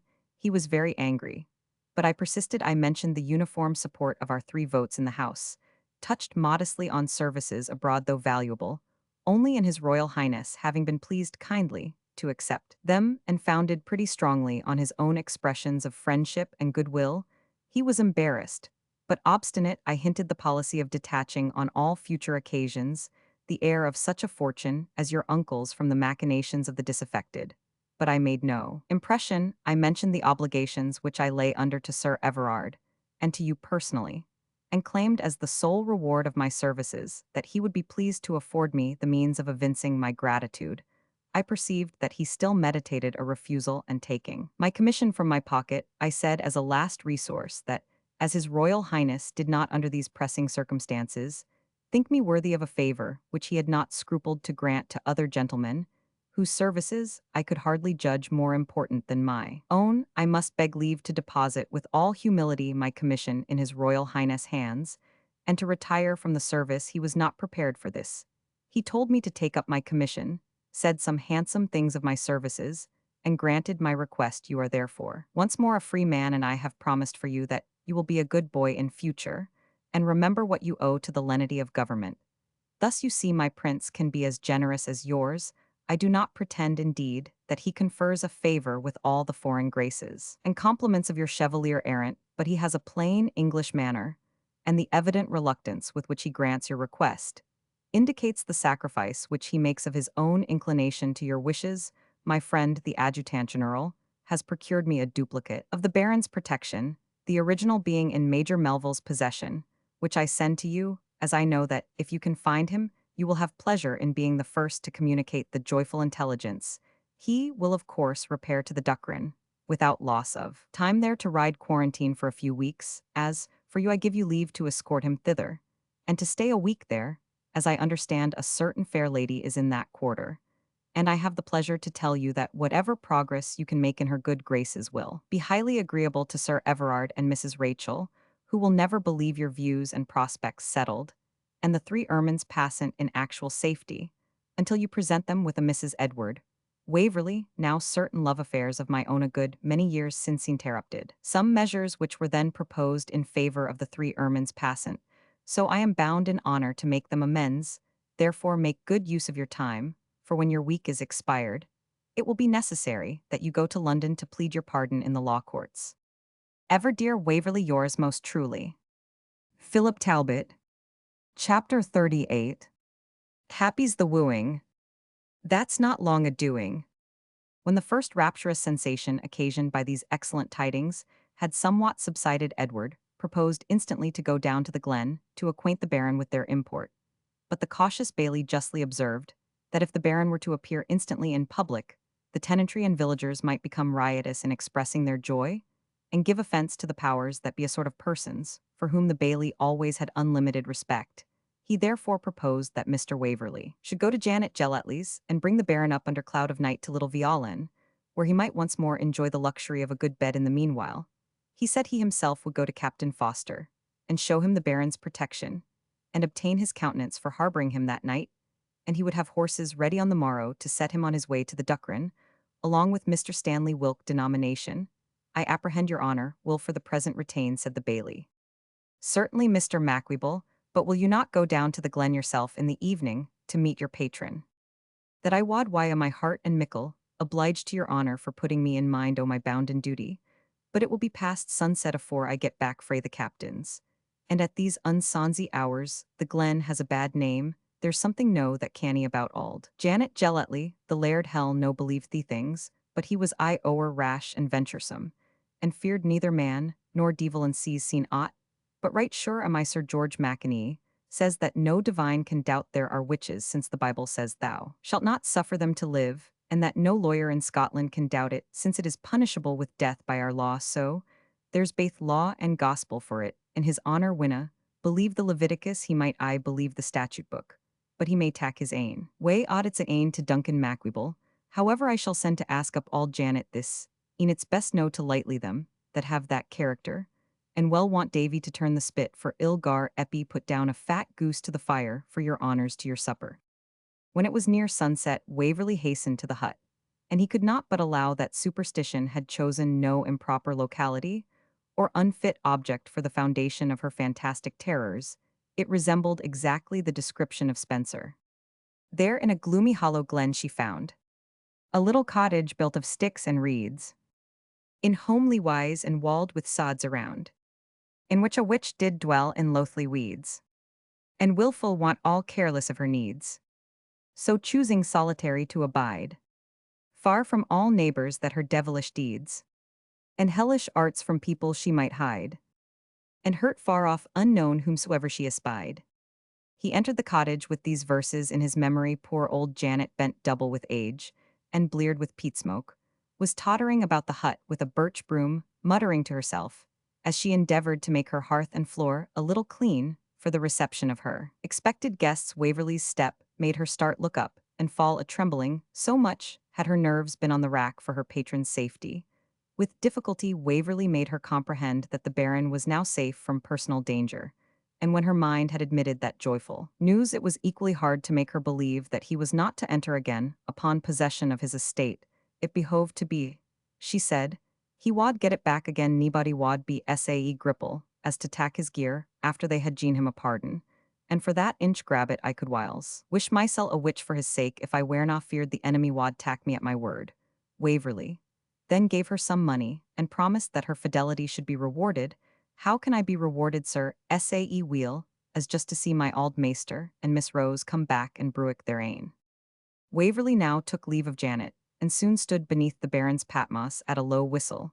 He observed the veteran peeping out to reconnoiter like an old badger with his head out of his hole. "Ye hae come, rather early, my good lad," said he, descending. "I question if the redcoats hae beat the tattoo yet, and we're not safe till then." "Good news cannot be told too soon," said Waverley, and with infinite joy communicated to him the happy tidings. The old man stood for a moment in silent devotion, then exclaimed, "Praise be to God, I shall see my bairn again. And never I hope to part with her more," said Waverley. "I trust in God, not unless it be to win the means of supporting her, for my things are but in a bruckle state, but what signifies world's gear?" And if, said Waverley modestly, there were a situation in life which would put Miss Bradwardine beyond the uncertainty of fortune, and in the rank to which she was born, would you object to it, my dear Baron? Because it would make one of your friends the happiest man in the world. The Baron turned and looked at him with great earnestness. "Yes," continued Edward, "I shall not consider my sentence of banishment as repealed unless you will give me permission to accompany you to the Duckren." And the Baron seemed collecting all his dignity to make a suitable reply to what at another time he would have treated as the propounding a treaty of alliance between the houses of Bradwardine and Waverley. But his efforts were in vain. The father was too mighty for the Baron. The pride of birth and rank were swept away in the joyful surprise. A slight convulsion passed rapidly over his features as he gave way to the feelings of nature, threw his arms around Waverley's neck, and sobbed out, my son, if I had been to search the world, I would have made my choice here." Edward returned the embrace with great sympathy of feeling, and for a little while they both kept silence. At length, it was broken by Edward. "But Miss Bradwardine, she had never a will, but her old father's besides you are a likely youth of honest principles and high birth. No, she never had any other will than mine, and in my proudest days I could not have wished a more eligible espousal for her than the nephew of my excellent old friend Sir Everard. But I hope, young man, ye deal now rashly in this matter. I hope ye hae secured the approbation of your ain friends and allies, particularly of your uncle, who is in loco parentis." Awi Mon Takido that Edward assured him that Sir Everard would think himself highly honoured in the flattering reception his proposal had met with, and that it had his entire approbation, in evidence of which he put Colonel Talbot's letter into the Baron's hand. The Baron read it with great attention. "Sir Everard," he said, "always despised wealth in comparison of honour and birth, and indeed he hath no occasion to court the diva pecunia. Yet I now wish, since this Malcolm turns out such a parricide, for I can call him no better, as to think of alienating the family inheritance, I now wish his eyes fixed on a part of the roof, which was visible above the trees, that I could have left rose the Auld Hurley house, and the rigs belonging to it. And yet," said he, resuming more cheerfully, "it's maybe as weel as it is, for as Baron of Bradwardine, I might have thought it my duty to insist upon certain compliances respecting name and bearings. Whilk, now as a landless laird, why a totcherless daughter, no one can blame me for departing from." Now heaven be praised, thought Edward, that Sir Everard does not hear these scruples. The three ermines passant and rampant bear would certainly have gone together by the ears. He then, with all the ardour of a young lover, assured the Baron that he sought for his happiness only in Rose's heart and hand, and thought himself as happy in her father's simple approbation as if he had settled an earldom upon his daughter. They now reached Little Violin. The goose was smoking on the table, and the bailey brandished his knife and fork. A joyous greeting took place between him and his patron. The kitchen, too, had its company. All Janet was established at the Inglenook. Davy had turned the spit to his immortal honour, and even Ban and Buskar, in the liberality of Mac-Ivors, Joy had been stuffed to the throat with food, and now lay snoring on the floor. The next day conducted the Baron and his young friend to the Duckren, where the former was expected, in consequence of the success of the nearly unanimous application of the Scottish friends of government in his favour. This had been so general and so powerful that it was almost thought his estate might have been saved had it not passed into the rapacious hands of his unworthy kinsman, whose right arising out of the Baron's attainder could not be affected by a pardon from the crown. The old gentleman, however, said, with his usual spirit, he was more gratified by the hold he possessed in the good opinion of his neighbours than he would have been in being rehabilitated and restored in integrum, had it been found practicable. We shall not attempt to describe the meeting of the father and daughter, loving each other so affectionately, and separated under such perilous circumstances. Still less shall we attempt to analyze the deep blush of Rose at receiving the compliments of Waverley, or stop to inquire whether she had any curiosity respecting the particular cause of his journey to Scotland at that period, We shall not even trouble the reader with the humdrum details of a courtship 60 years since. It is enough to say that under so strict a martinet, as the Baron all things were conducted in due form, he took upon himself the morning after their arrival, the task of announcing the proposal of Waverley, to Rose, which she heard with a proper degree of maiden timidity. Fame does, however, say that Waverley had the evening before found 5 minutes to apprise her of what was coming, while the rest of the company were looking at three twisted serpents, which formed a jet d'eau in the garden. My fair readers will judge for themselves, but for my part, I cannot conceive how so important an affair could be communicated in so short a space of time. At least, it certainly took a full hour in the Baron's mode of conveying it. Waverley was now considered as a received lover. In all the forms he was made by dint of smirking and nodding on the part of the lady of the house, to sit next Miss Bradwardine at dinner, to be Miss Bradwardine's partner at cards. If he came into the room, she of the four Miss Rubricks who chanced to be next Rose, was sure to recollect that her thimble or her scissors were at the other end of the room, in order to leave the seat nearest to Miss Bradwardine vacant for his occupation. And sometimes, if Papa and Mamma were not in the way to keep them on their good behavior, the missus would titter a little. The old Laird of Duckrin would also have his occasional jest, and the old lady her remark. Even the Baron could not refrain, but here Rose escaped every embarrassment, but that of conjecture, for his wit was usually couched in a Latin quotation.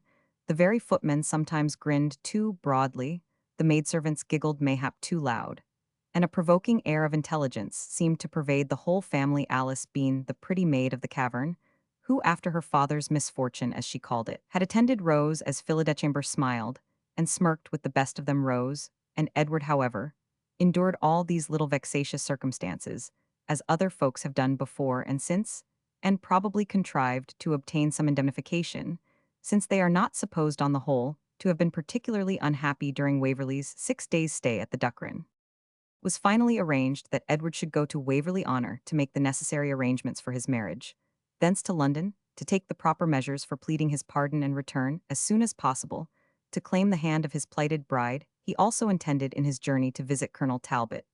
But above all, it was his most important object to learn the fate of the unfortunate chief of Glennaquoich, to visit him at Carlisle, and to try whether anything could be done for procuring, if not a pardon, a commutation at least, or alleviation of the punishment to which he was almost certain of being condemned, and in case of the worst, to offer the miserable Flora an asylum with Rose or otherwise, to assist her views in any mode which might seem possible. The fate of Fergus seemed hard to be averted. Edward had already striven to interest his friend Colonel Talbot in his behalf, but had been given distinctly to understand by his reply that his credit in matters of that nature was totally exhausted. The colonel was still in Edinburgh, and proposed to wait there for some months upon business confided to him by the Duke of Cumberland. He was to be joined by Lady Emily, to whom easy travelling and Goat's Way were recommended, and who was to journey northward under the escort of Francis Stanley. Edward therefore met the colonel at Edinburgh, who wished him joy in the kindest manner on his approaching happiness, and cheerfully undertook many commissions which our hero was necessarily obliged to delegate to his charge. But on the subject of Fergus, he was inexorable. He satisfied Edward, indeed, that his interference would be unavailing. But besides, Colonel Talbot owned that he could not conscientiously use any influence in favor of that unfortunate gentleman. Justice, he said, which demanded some penalty of those who had wrapped the whole nation in fear, and in mourning, could not perhaps have selected a fitter victim. He came to the field with the fullest light upon the nature of his attempt. He had studied and understood the subject. His father's fate could not intimidate him. The lenity of the laws which had restored to him his father's property and rights could not melt him. That he was brave, generous, and possessed many good qualities only rendered him the more dangerous. That he was enlightened and accomplished made his crime the less excusable. That he was an enthusiast in a wrong cause only made him the more fit to be its martyr. Above all, he had been the means of bringing many hundreds of men into the field who, without him, would never have broken the peace of the country.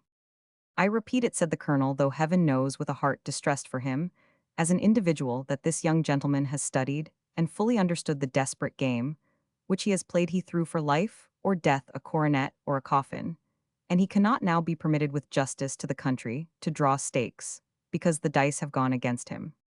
Such was the reasoning of those times, held even by brave and humane men towards a vanquished enemy. Let us devoutly hope that in this respect at least we shall never see the scenes or hold the sentiments that were general in Britain 60 years since. Chapter 39.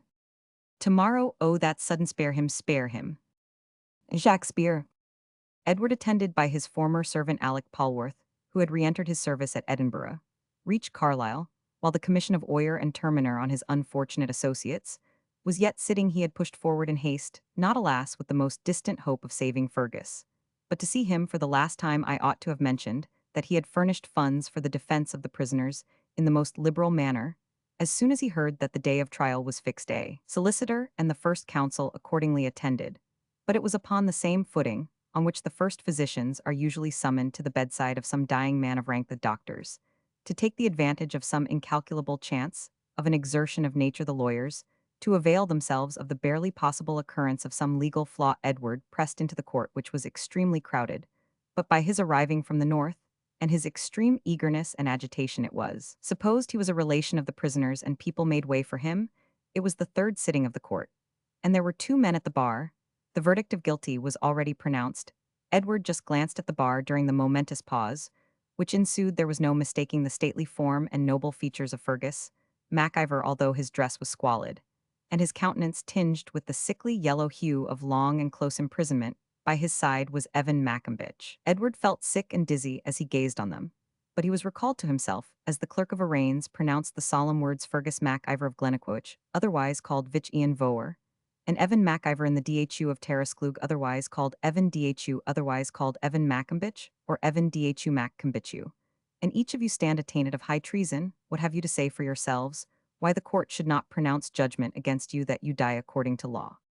Fergus, as the presiding judge was putting on the fatal cap of judgment, placed his own bonnet upon his head, regarded him with a steadfast and stern look, and replied in a firm voice, I cannot let this numerous audience suppose that, to such an appeal, I have no answer to make, but what I have to say you would not bear to hear for my defense. Would be your condemnation. Proceed, then, in the name of God, to do what is permitted to you yesterday, and the day before you have condemned loyal and honorable blood to be poured forth like water. Spare, not mine. Were that of all my ancestors in my veins, I would have periled it in this quarrel. He resumed his seat, and refused again to rise. Evan Maccombich looked at him with great earnestness, and rising up seemed anxious to speak. But the confusion of the court, and the perplexity arising from thinking in a language different from that in which he was to express himself, kept him silent. There was a murmur of compassion among the spectators from the idea that the poor fellow intended to plead the influence of his superior as an excuse for his crime. The judge commanded silence, and encouraged Evan to proceed. I was only ganging to say, my lord, said Evan, in what he meant to be an insinuating manner, that if your excellent honor and the honorable court would let Vich Ian Voer go free just this once, and let him go back to France, and no to trouble King George's government again, that Ani 60, the very best of his clan, will be willing to be justified in his stead. And if y'all just let me gie down to Glennaquoich, I'll fetch them up to ye mysel to head or hang, and you may begin why me the very first man. Notwithstanding the solemnity of the occasion, a sort of laugh was heard in the court at the extraordinary nature of the proposal. The judge checked this indecency, and Evan, looking sternly around when the murmur abated, if the Saxon gentlemen are laughing, he said, because a poor man such as me thinks my life, or the life of 6 of my degree, is worth that of Vich Ian Voer, it's like enough they may be very right. But if they laugh because they think I would not keep my word and come back to redeem him, I can tell them they ken neither the heart of a Hielandman, nor the honor of a gentleman. There was no farther inclination to laugh among the audience, and a dead silence ensued. The judge then pronounced upon both prisoners the sentence of the law of high treason, with all its horrible accompaniments. The execution was appointed for the ensuing day for you, Fergus Mac-Ivor. Continued the judge, I can hold out no hope of mercy. You must prepare against tomorrow for your last sufferings here, and your great audit hereafter. I desire nothing else, my lord, answered Fergus in the same manly and firm tone.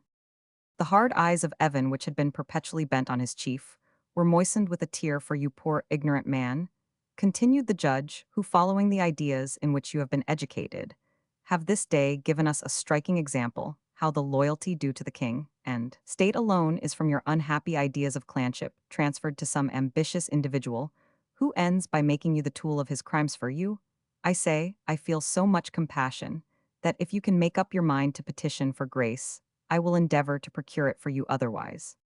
Grace me no grace, said Evan, since you are to shed Vich Ian Voer's blood, the only favor I would accept from you is to bid them loose my hands, and gie me my claymore, and bide you just a minute sitting where you are. Remove the prisoner, said the judge, his blood be upon his own head. Almost stupefied with his feelings, Edward found that the rush of the crowd had conveyed him out into the street air. He knew what he was doing. His immediate wish was to see and speak with Fergus. Once more he applied at the castle, where his unfortunate friend was confined, but was refused admittance. The high sheriff, a non-commissioned officer, said, had requested of the governor that none should be admitted to see the prisoner, excepting his confessor and his sister. And where was Miss Mac-Ivor? They gave him the direction. It was the house of a respectable Catholic family near Carlisle.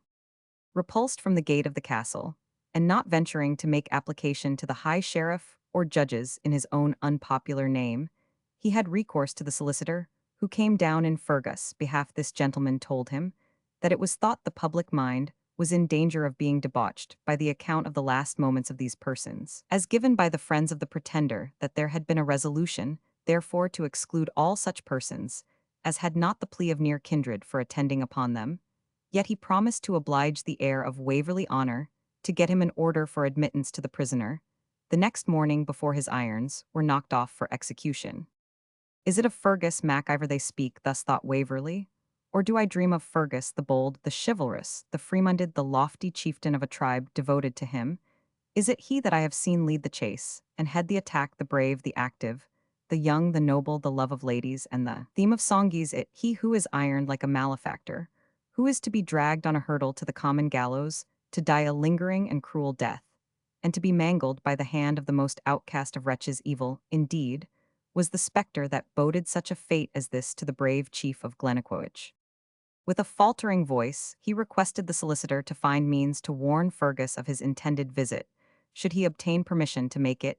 He then turned away from him, and returning to the inn, wrote a scarcely intelligible note to Flora Mac-Ivor intimating his purpose to wait upon her that evening. The messenger brought back a letter in Flora's beautiful Italian hand, which seemed scarce to tremble, even under this load of misery. Miss Flora Mac-Ivor, the letter bore, could not refuse to see the dearest friend of her dear brother, even in her present circumstances of unparalleled distress.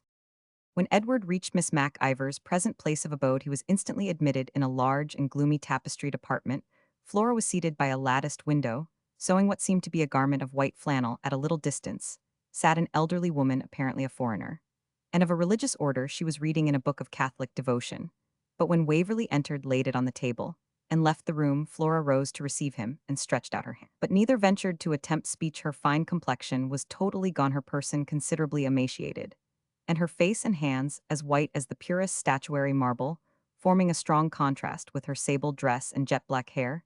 Yet amid these marks of distress, there was nothing negligent or arranged about her attire. Even her hair, though totally without ornament, was disposed with her usual attention to neatness. The first words she uttered were, "Have you seen him?" "Alas, no," answered Waverley. "I have been refused admittance." "It accords with the rest," she said, "but we must submit. Shall you obtain leave, do you suppose?" For tomorrow," said Waverley, but muttering the last word so faintly that it was almost unintelligible.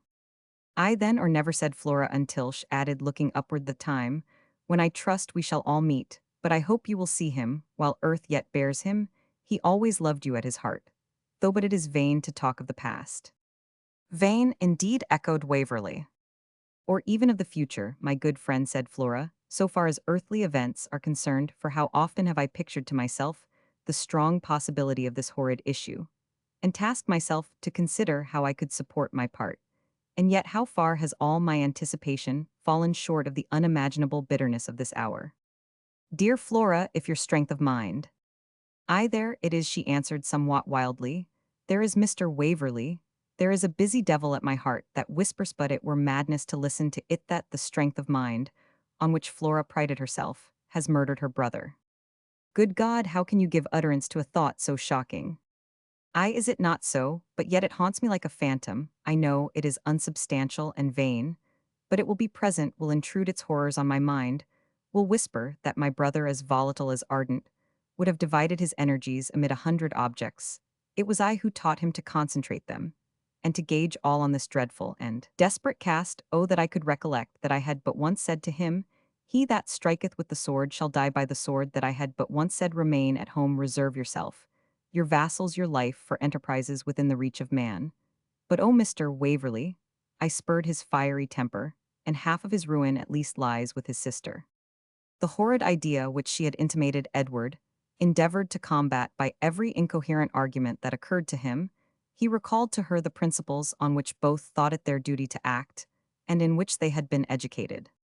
Do not think I have forgotten them, she said, looking up with eager quickness. I do not regret his attempt, because it was wrong. Oh no, on that point I am armed, but because it was impossible it could end otherwise than thus. Yet it did not always seem so desperate and hazardous as it was, and it would have been chosen by the bold spirit of Fergus. Whether you had approved it or no, your counsels only served to give unity and consistence to his conduct, to dignify, but not to precipitate his resolution. Flora had soon ceased to listen to Edward, and was again intent upon her needlework.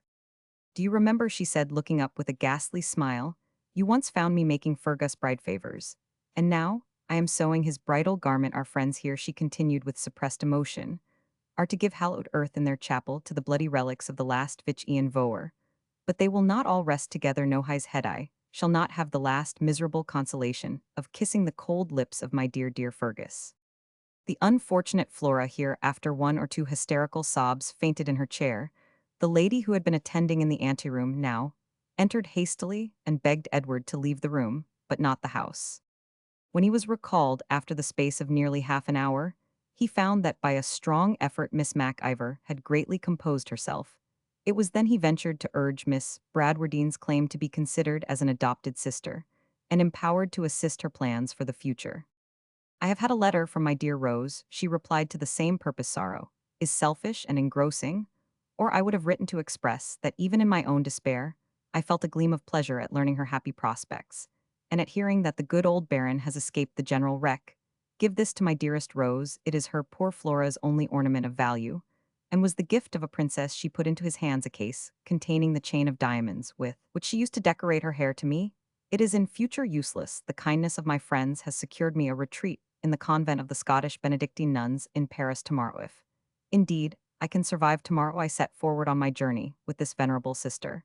And now, Mr. Waverley, adieu. May you be as happy with Rose as your amiable dispositions deserve. And think sometimes on the friends you have lost. Do not attempt to see me again. It would be mistaken kindness. She gave him her hand, on which Edward shed a torrent of tears, and with a faltering step withdrew from the apartment, and returned to the town of Carlisle. At the inn, he found a letter from his law friend, intimating that he would be admitted to Fergus next morning, as soon as the castle gates were opened, and permitted to remain with him, till the arrival of the sheriff gave signal for the fatal procession. Chapter 40. A darker departure is near. The death drum is muffled, and sable the bier. Campbell. After a sleepless night, the first dawn of morning found Waverley on the esplanade, in front of the old Gothic gate of Carlisle Castle, but he paced it long in every direction before the hour, when, according to the rules of the garrison, the gates were opened, and the drawbridge lowered. He produced his order to the sergeant of the guard, and was admitted.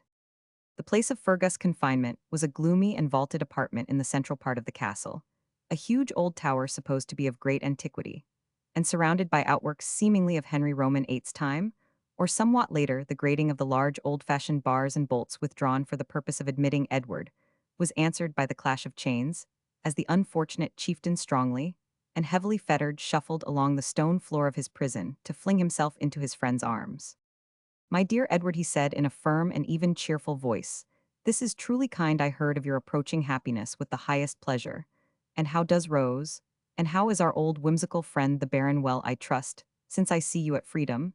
And how will you settle precedence between the three ermines passant and the bear and bootjack? How, oh, how, my dear Fergus, can you talk of such things at such a moment? Why, we have entered Carlisle with happier auspices, to be sure, on the 16th of November last, for example, when we marched in side by side, and hoisted the white flag on these ancient towers. But I am no boy to sit down and weep, because the luck has gone against me. I knew the stake which I risked. We played the game boldly, and the forfeit shall be paid manfully. And now, since my time is short, let me come to the questions that interest me most. The prince, has he escaped the bloodhounds? He has, and is in safety. Praised be God for that. Tell me the particulars of his escape. Waverley communicated that remarkable history, so far as it had then transpired, to which Fergus listened with deep interest, He then asked after several other friends, and made many-minute inquiries concerning the fate of his own clansmen. They had suffered less than other tribes, who had been engaged in the affair for having in a great measure dispersed and returned home after the captivity of their chieftain. According to the universal custom of the Highlanders, they were not in arms when the insurrection was finally suppressed, and consequently were treated with less rigor. This Fergus heard with great satisfaction. "You are rich," he said Waverley, "and you are generous when you hear of these poor Mac-Ivors being distressed about their miserable possessions by some harsh overseer or agent of government. Remember you have worn their tartan, and are an adopted son of their race. The Baron, who knows our manners and lives near our country, will apprise you of the time, and means to be their protector. Will you promise this to the last Vich Ian Voer?" Edward, as may well be believed, pledged his word, which he afterwards so amply redeemed that his memory still lives in these glens, by the name of the friend of the sons of Ivor. "Would to God," continued the chieftain, "I could bequeath to you my rights to the love and obedience of this primitive and brave race, or at least as I have striven to do persuade poor Evan to accept of his life upon their terms, and be to you what he has been to me, the kindest, the bravest, the most devoted." The tears which his own fate could not draw forth fell fast for that of his foster brother. But said he, drying them, "That cannot be, you cannot be to them, Vich Ian Voer," and these three magic words, said he half smiling, are the only open sesame to their feelings and sympathies, and poor Evan must attend his foster brother in death, as he has done through his whole life. "And I am sure," said Maccombich, raising himself from the floor, on which, for fear of interrupting their conversation, he had lain so still, that in the obscurity of the apartment, Edward was not aware of his presence. "I am sure Evan never desired, or deserved a better end, than just to die with his chieftain." "And now," said Fergus, "while we are upon the subject of Clanship, what think you now of the prediction of the Bodech Glaws?" Then before Edward could answer, "I saw him again last night. He stood in the slip of moonshine which fell from that high and narrow window towards my bed. Why should I fear him? I thought tomorrow, long ere this time, I shall be as immaterial as he. False spirit," I said, "art thou come to close thy walks on earth, and to enjoy thy triumph in the fall of the last descendant of thine enemy?" The spectre seemed to beckon, and to smile as he faded from my sight. "What do you think of it?" I asked the same question of the priest, who is a good and sensible man. He admitted that the church allowed that such apparitions were possible, but urged me not to permit my mind to dwell upon it, as imagination plays us such strange tricks. What do you think of it? "Much as your confessor," said Waverley, willing to avoid dispute upon such a point at such a moment. A tap at the door now announced that good man, and Edward retired, while he administered to both prisoners the last rites of religion in the mode which the Church of Rome prescribes. In about an hour he was readmitted. Soon after, a file of soldiers entered with a blacksmith, who struck the fetters from the legs of the prisoners. "You see the compliment they pay to our Highland strength and courage. We have lain chained here like wild beasts, till our legs are cramped into palsy, and when they free us, they send 6 soldiers with loaded muskets to prevent our taking the castle by storm." Edward afterwards learned that these severe precautions had been taken in consequence of a desperate attempt of the prisoners to escape, in which they had very nearly succeeded. Shortly afterwards the drums of the garrison beat to arms. "This is the last turnout," said Fergus, "that I shall hear and obey. And now, my dear, dear Edward, ere we part, let us speak of Flora, subject which awakes the tenderest feeling that yet thrills within me." "We part not here," said Waverley. "Oh yes we do, you must come no farther, not that I fear what is to follow for myself," he said proudly. "Nature has her tortures as well as art, and how happy should we think the man who escapes from the throes of a mortal and painful disorder in the space of a short half-hour, and this matter spin it out as they will cannot last longer. But what a dying man can suffer firmly may kill a living friend. To look upon this same law of high treason," he continued with astonishing firmness and composure, "is one of the blessings, Edward, with which your free country has accommodated poor old Scotland. Her own jurisprudence, as I have heard, was much milder, but I suppose one day or other, when there are no longer any wild Highlanders to benefit by its tender mercy, will blot it from their records, as levelling them with a nation of cannibals. The mummery, too, of exposing the senseless head thee have not the wit to grace mine with a paper coronet. There would be some satire in that, Edward. I hope they will set it on the Scotch gate, though that I may look even after death to the blue hills of my own country, which I love so dearly." The Baron would have added, "Moritur et moriens dulces reminiscitur Argus." A bustle and the sound of wheels and horses' feet was now heard in the courtyard of the castle. As I have told you why you must not follow me, and these sounds admonish me that my time flies fast, tell me how you found poor Flora. Waverley, with a voice interrupted by suffocating sensations, gave some account of the state of her mind. Poor Flora answered the chief she could have borne her own sentence of death. But not mine, you Waverley will soon know the happiness of mutual affection, in the married state long may rose. And you enjoy it, but you can never know the purity of feeling which combines two orphans like Flora and me left alone, as it were, in the world, and being all in all to each other from our very infancy. But her strong sense of duty and predominant feeling of loyalty will give new nerve to her mind, after the immediate and acute sensation of this parting has passed away. She will then think of Fergus, as of the heroes of our race upon whose deeds she loved to dwell. Shall she not see you then? Asked Waverley. She seemed to expect it. A necessary deceit will spare her the last dreadful parting. I could not part with her without tears, and I cannot bear that these men should think they have power to extort them. She was made to believe she would see me at a later hour, and this letter which my confessor will deliver will apprise her that all is over. An officer now appeared, and intimated that the High Sheriff and his attendants waited before the gate of the castle, to claim the bodies of Fergus Mac-Ivor and Evan Macambitch. I come, said Fergus, accordingly supporting Edward by the arm, and followed by Evan Dhu, and the priest. He moved down the stairs of the tower, the soldiers bringing up the rear. The court was occupied by a squadron of dragoons, and a battalion of infantry drawn up in hollow square within their ranks was the sledge or hurdle on which the prisoners were to be drawn to the place of execution, about a mile distant from Carlisle. It was painted black, and drawn by a white horse. At one end of the vehicle sat the executioner, horrid-looking fellow as beseemed his trade, with the broad axe in his hand at the other end. Next the horse was an empty seat for two persons. Through the deep and dark Gothic archway that opened on the drawbridge were seen on horseback the High Sheriff, and his attendants, whom the etiquette betwixt the civil and military powers did not permit to come farther. This is well got up for a closing scene, said Fergus, smiling disdainfully, as he gazed around upon the apparatus of terror. Evan Dhu exclaimed with some eagerness, after looking at the dragoons, "These are the very shields that galloped off at Gladsmuir, before we could kill a dozen o' them. They look bold enough now." However, the priest entreated him to be silent. The sledge now approached, and Fergus, turning round, embraced Waverley, kissed him on each side of the face, and stepped nimbly into his place. Evan sat down by his side. The priest was to follow in a carriage belonging to his patron, the Catholic gentleman at whose house Flora resided. As Fergus waved his hand to Edward, the ranks closed around the sledge, and the whole procession began to move forward. There was a momentary stop at the gateway, while the governor of the castle and the High Sheriff went through a short ceremony, the military officer there delivering over the persons of the criminals to the civil power. God save King George, said the High Sheriff. When the formality concluded, Fergus stood erect in the sledge, and with a firm and steady voice replied, "God save King James." These were the last words which Waverley heard him speak. The procession resumed its march, and the sledge vanished from beneath the portal, under which it had stopped for an instant. The Dead March was then heard, and its melancholy sounds were mingled with those of a muffled peal tolled from the neighboring cathedral.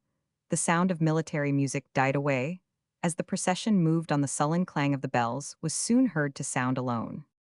The last of the soldiers had now disappeared from under the vaulted archway, through which they had been filing for several minutes. The courtyard was now totally empty, but Waverley still stood there, as if stupefied, his eyes fixed upon the dark pass, where he had so lately seen the last glimpse of his friend. At length, a female servant of the governor's, struck with compassion at the stupefied misery which his countenance expressed, asked him if he would not walk into her master's house and sit down.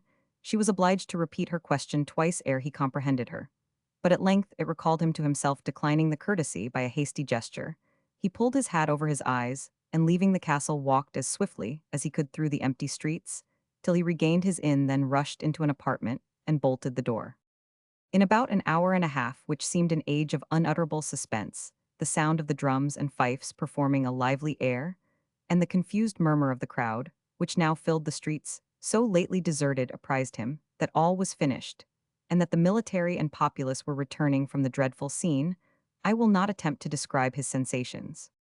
In the evening the priest made him a visit, and informed him that he did so by directions of his deceased friend, to assure him that Fergus Mac-Ivor had died as he lived, and remembered his friendship to the last. He added, He had also seen Flora, whose state of mind seemed more composed, since all was over with her and Sister Teresa. The priest proposed next day to leave Carlisle for the nearest seaport from which they could embark for France. Waverley forced on this good man a ring of some value, and a sum of money to be employed, as he thought might gratify Flora in the services of the Catholic Church, for the memory of his friend Fungark Inanni Muir. He repeated as the ecclesiastic retired, yet why not class these acts of remembrance with other honors, with which affection in all sects pursues the memory of the dead? The next morning ere daylight, he took leave of the town of Carlisle, promising to himself never again to enter its walls. He dared hardly look back towards the Gothic battlements of the fortified gate under which he passed, for the place is surrounded with an old wall. There I know there said Alec Polwarth, who guessed the cause of the dubious look which Waverley cast backward, and who, with the vulgar appetite for the horrible, was master of each detail of the butcherith heads, are o'er the Scotch yate as they ca'd. It's a great pity of Evan Dhu, who was a very weel-meaning, good-natured man to be a Hielandman. And indeed so was the Laird o' Glennaquoich too, for that matter, when he wasna in ane o' his turvies. Chapter Roman 40, 1 Dulce Damum. The impression of horror with which Waverley left Carlisle softened by degrees into melancholy, a gradation which was accelerated by the painful yet soothing task of writing to Rose. And while he could not suppress his own feelings of the calamity, he endeavored to place it in a light which might grieve her, without shocking her imagination, the picture which he drew. For her benefit, he gradually familiarized to his own mind, and his next letters were more cheerful and referred to the prospects of peace and happiness, which lay before them. Yet, though his first horrible sensations had sunk into melancholy, Edward had reached his native country before he could, as usual on former occasions, look round for enjoyment upon the face of nature. He then, for the first time since leaving Edinburgh, began to experience that pleasure which almost all feel who return to a verdant, populous, and highly cultivated country, from scenes of waste desolation, or of solitary and melancholy grandeur. But how were those feelings enhanced when he entered on the domain so long possessed by his forefathers? Recognized the old oaks of Waverley Chase, thought with what delight he should introduce Rose to all his favorite haunts, beheld at length the towers of the venerable hall arise above the woods which embowered it, and finally threw himself into the arms of the venerable relations to whom he owed so much duty and affection. The happiness of their meeting was not tarnished by a single word of reproach. On the contrary, whatever pain Sir Everard and Mrs. Rachel had felt during Waverley's perilous engagement with the young chevalier, it assorted too well with the principles in which they had been brought up to incur reprobation, or even censure. Colonel Talbot also had smoothed the way with great address for Edward's favourable reception by dwelling upon his gallant behaviour in the military character, particularly his bravery and generosity at Preston, until warmed at the idea of their nephews engaging in single combat, making prisoner, and saving from slaughter so distinguished an officer as the colonel himself. The imagination of the baronet and his sister ranked the exploits of Edward with those of Wilibert Hildebrand and Nigel, the vaunted heroes of their line. The appearance of Waverley, embrowned by exercise and dignified by the habits of military discipline, had acquired an athletic and hardy character, which not only verified the colonel's narration, but surprised and delighted all the inhabitants of Waverley Honour. They crowded to see, to hear him, and to sing his praises. Mr. Pembroke, who secretly extolled his spirit and courage in embracing the genuine cause of the Church of England, censured his pupil gently nevertheless, for being so careless of his manuscripts, which indeed he said had occasioned him some personal inconvenience, as upon the baronet's being arrested by a king's messenger, he had deemed it prudent to retire to a concealment called the priest's hole, from the use it had been put to in former days, where he assured our hero the butler had thought it safe to venture with food only once in the day, so that he had been repeatedly compelled to dine upon victuals, either absolutely cold, or what was worse, only half warm, not to mention that sometimes his bed had not been arranged for 2 days together. Waverley's mind involuntarily turned to the Patmos of the Baron of Bradwardine, who was well pleased with Janet's fare, and a few bunches of straw stowed in a cleft in the front of a sandcliff. But he made no remarks upon a contrast, which could only mortify his worthy tutor. All was now in a bustle to prepare for the nuptials of Edward, an event to which the good old baronet and Mrs. Rachel looked forward, as if to the renewal of their own youth. The match, as Colonel Talbot had intimated, had seemed to them in the highest degree eligible, having every recommendation but wealth of which they themselves had more than enough. Mr. Clippers was therefore summoned to Waverley Honour under better auspices than at the commencement of our story, but Mr. Clippers came not alone for being now stricken in years he had associated with him, a nephew a younger vulture, as our English juvenile who tells the tale of Swallow, the attorney might have called him, and they now carried on business as Messrs. Clippers. And Hookham these worthy gentlemen had directions to make the necessary settlements on the most splendid scale of liberality, as if Edward were to wed a peeress in her own right with her paternal estate tacked to the fringe of her ermine. But before entering upon a subject of proverbial delay, I must remind my reader of the progress of a stone rolled downhill by an idle truant boy a pastime, at which I was myself expert in my more juvenile years.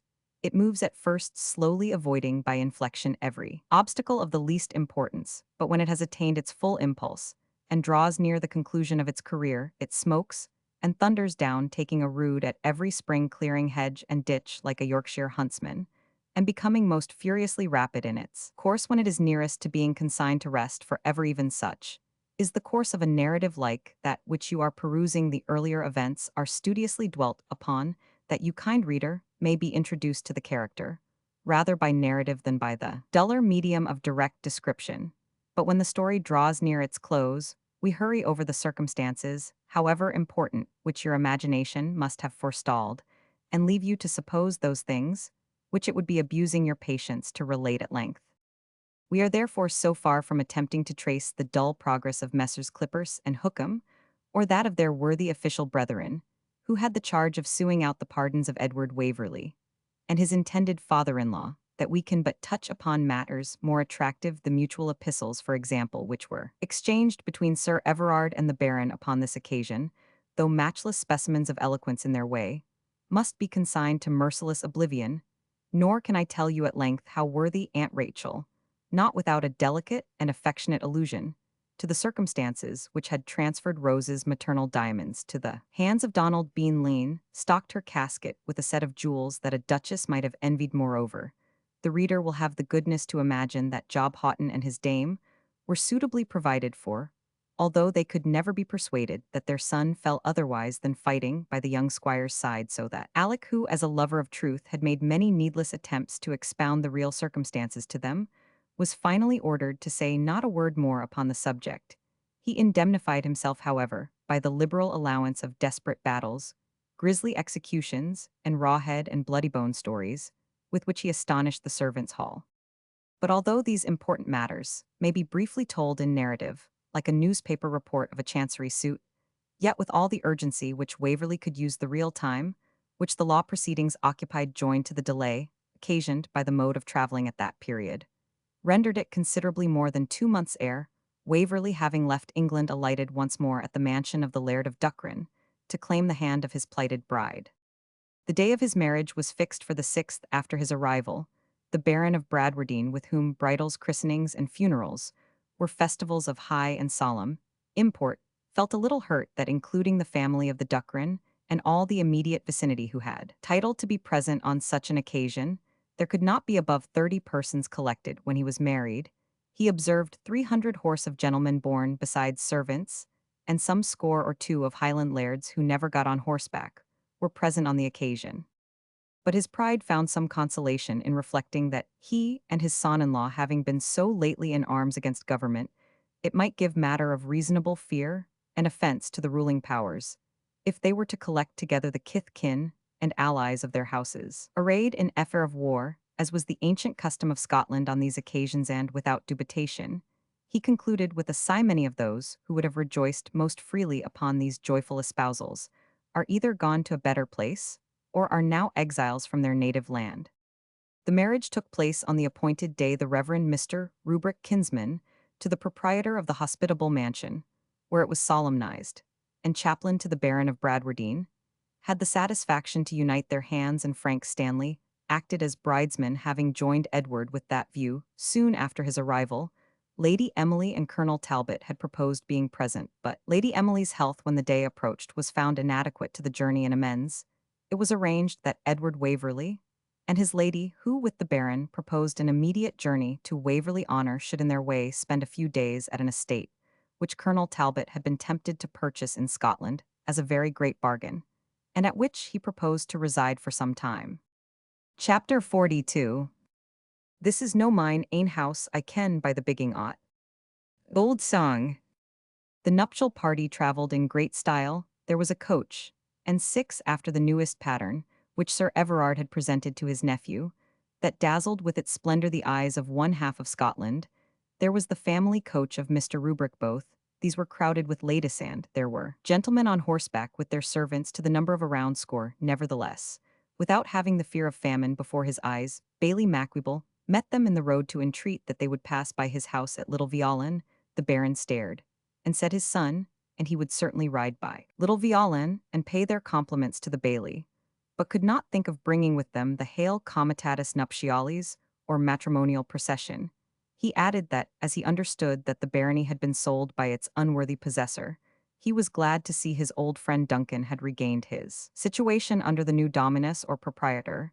The Bailie ducked bowed and fidgeted, and then again insisted upon his invitation, until the Baron, though rather piqued at the pertinacity of his instances, could not nevertheless refuse to consent, without making evident sensations, which he was anxious to conceal. He fell into a deep study as they approached the top of the avenue, and was only startled from it by observing that the battlements were replaced, the ruins cleared away, and most wonderful of all that the 2 great stone bears, those mutilated Dagons of his idolatry, had resumed their posts over the gateway now. This new proprietor, said he to Edward, has shown mere gusto, as the Italians call it, in the short time he has had this domain than that hound Malcolm, though I bred him here. Mycel has acquired vita ad huc durante, and now I talk of hounds, is not yon Ban and Buskar who come scooping up the avenue with Davy Gellatley. I vote we should go to meet them, sir, said Waverley, for I believe the present master of the house is Colonel Talbot, who will expect to see us. We hesitated to mention to you at first that he had purchased your ancient patrimonial property, and even yet if you do not incline to visit him, we can pass on to the Baileys. The Baron had occasion for all his magnanimity, however. He drew a long breath, took a long snuff, and observed, since they had brought him so far he could not pass the Colonel's gate, and he would be happy to see the new master of his old tenants. He alighted accordingly, as did the other gentlemen and ladies. He gave his arm to his daughter, and as they descended the avenue pointed out to her how speedily the diva pecunia of the Southron, their tutelary deity, he might call her, had removed the marks of spoliation. In truth, not only had the felled trees been removed, but their stumps being grubbed up, and the earth round them leveled, and sown with grass, every mark of devastation, unless to an eye intimately acquainted with the spot, was already totally obliterated. There was a similar reformation in the outward man of Davy Gellatley, who met them every now and then stopping to admire the new suit which graced his person in the same colors as formerly, but bedizened fine enough to have served Touchstone himself. He danced up with his usual ungainly frolics first to the Baron, and then to Rose, passing his hands over his clothes, crying "Bra, bra, Davy," and scarce able to sing a bar to an end of his thousand dandon songs for the breathless extravagance of his joy. The dogs also acknowledged their old master, with 1,000 gambols upon my conscience, Rose, ejaculated the Baron, the gratitude, O the dumb brutes, and of that pure innocent, brings the tears into my auld een, while that shellum Malcolm, but I am obliged to Colonel Talbot for putting my hounds into such good condition, and likewise for pure Davy. But Rose, my dear, we must not permit them to be a liferent burden upon the estate. As he spoke, Lady Emily, leaning upon the arm of her husband, met the party at the lower gate, with 1,000 welcomes, after the ceremony of introduction had been gone through, much abridged by the ease and excellent breeding of Lady Emily. She apologized for having used a little art to wile them back to a place which might awaken some painful reflections, but, as it was to change masters, we were very desirous that the Mr. Bradwardine, madam, if you please, said the old gentleman. Mr. Bradwardine, then, and Mr. Waverley should see what we have done towards restoring the mansion of your fathers to its former state. The Baron answered with a low bow indeed, when he entered the court, excepting that the heavy stables which had been burnt down were replaced by buildings of a lighter and more picturesque appearance.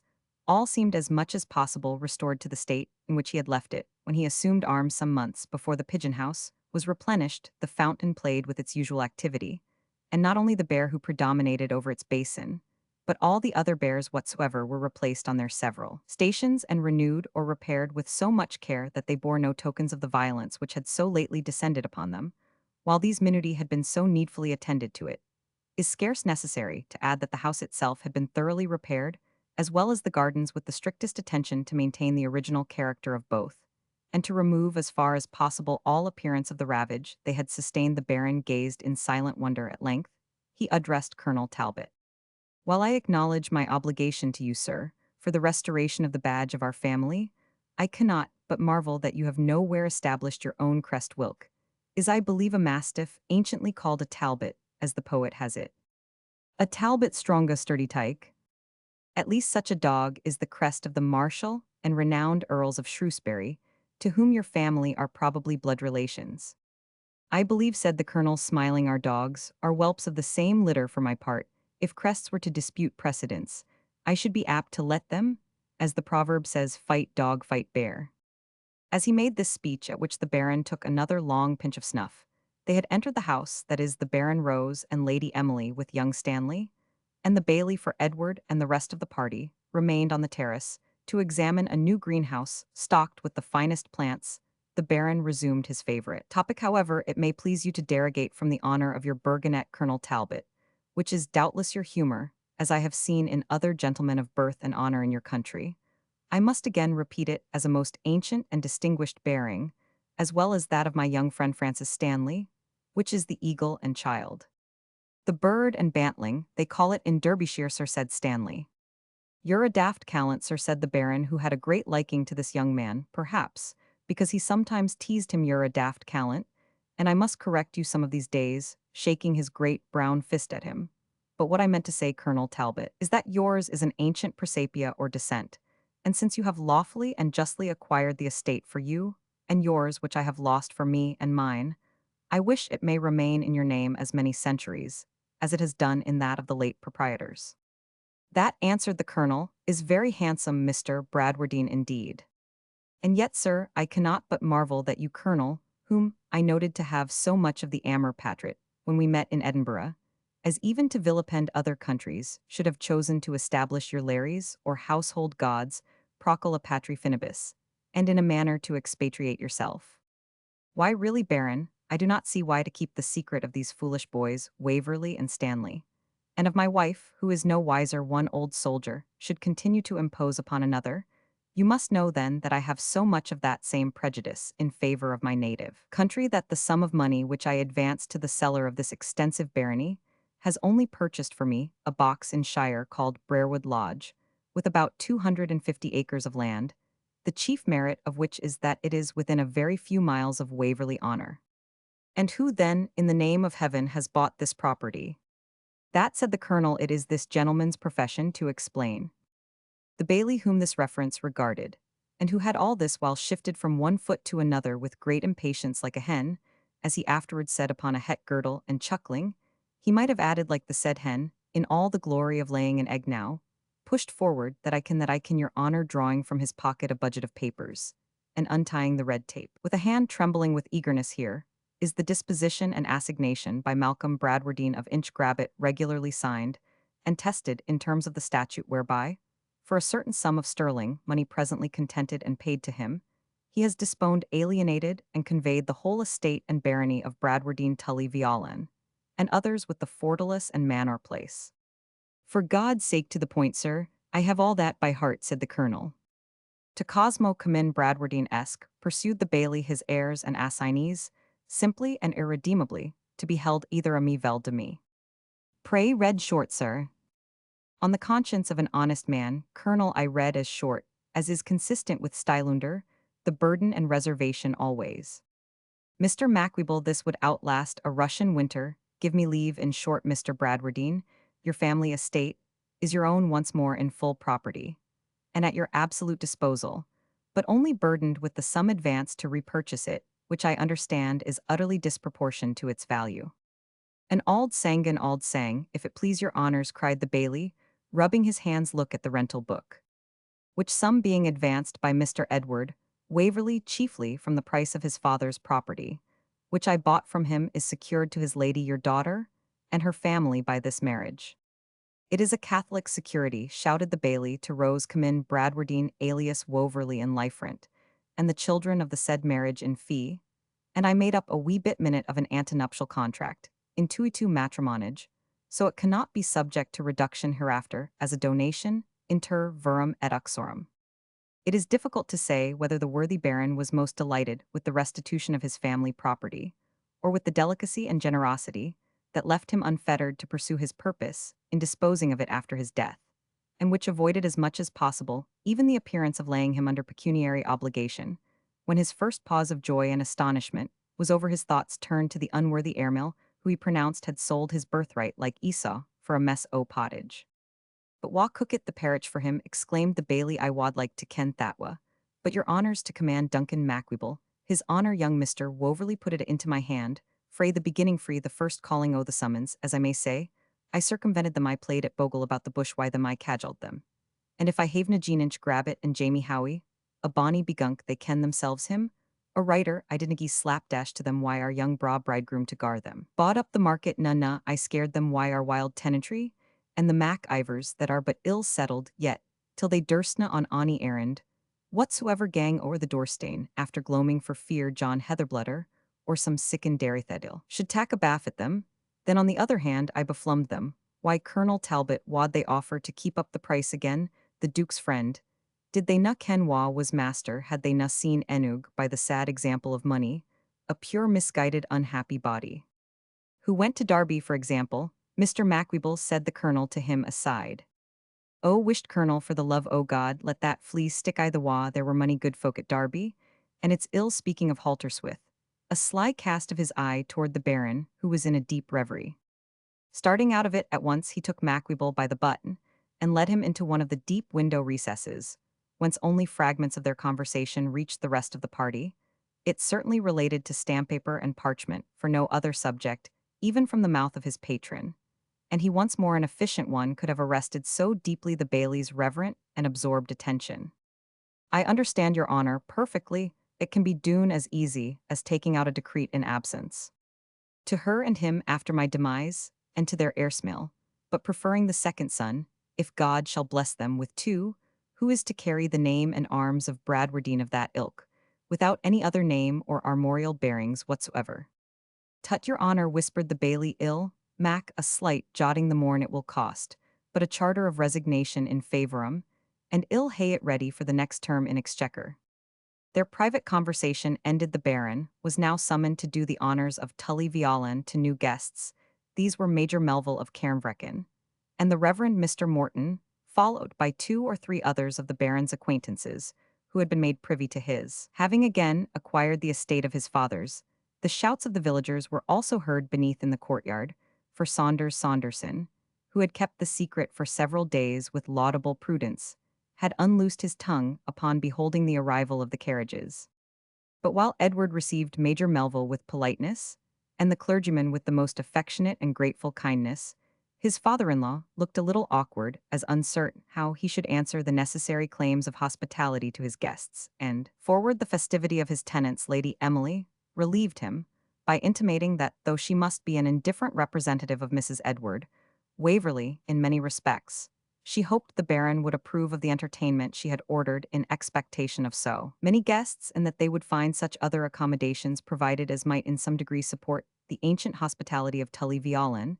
It is impossible to describe the pleasure which this assurance gave the baron, who, with an air of gallantry half appertaining to the stiff Scottish laird and half to the officer in the French service, offered his arm to the fair speaker, and led the way in something between a stride and a minuet step into the large dining parlour, followed by all the rest of the good company.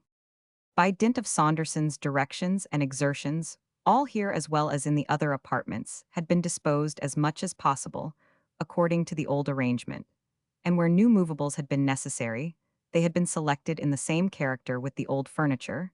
There was one addition to this fine old apartment, however, which drew tears into the baron's eyes. It was a large and spirited painting, representing Fergus Mac-Ivor and Waverley in their Highland dress, the scene, a wild, rocky and mountainous pass down which the clan were descending. In the background it was taken from a spirited sketch drawn while they were in Edinburgh by a young man of high genius, and had been painted on a full-length scale by an eminent London artist, Reburn himself, whose Highland chiefs do all but walk out of the canvas, could not have done more justice to the subject, and the ardent, fiery, and impetuous character of the unfortunate chief of Glennaquoich was finely contrasted with the contemplative, fanciful, and enthusiastic expression of his happier friend, Beside this painting hung the arms which Waverley had borne in the unfortunate Civil War. The whole piece was beheld with admiration and deeper feelings.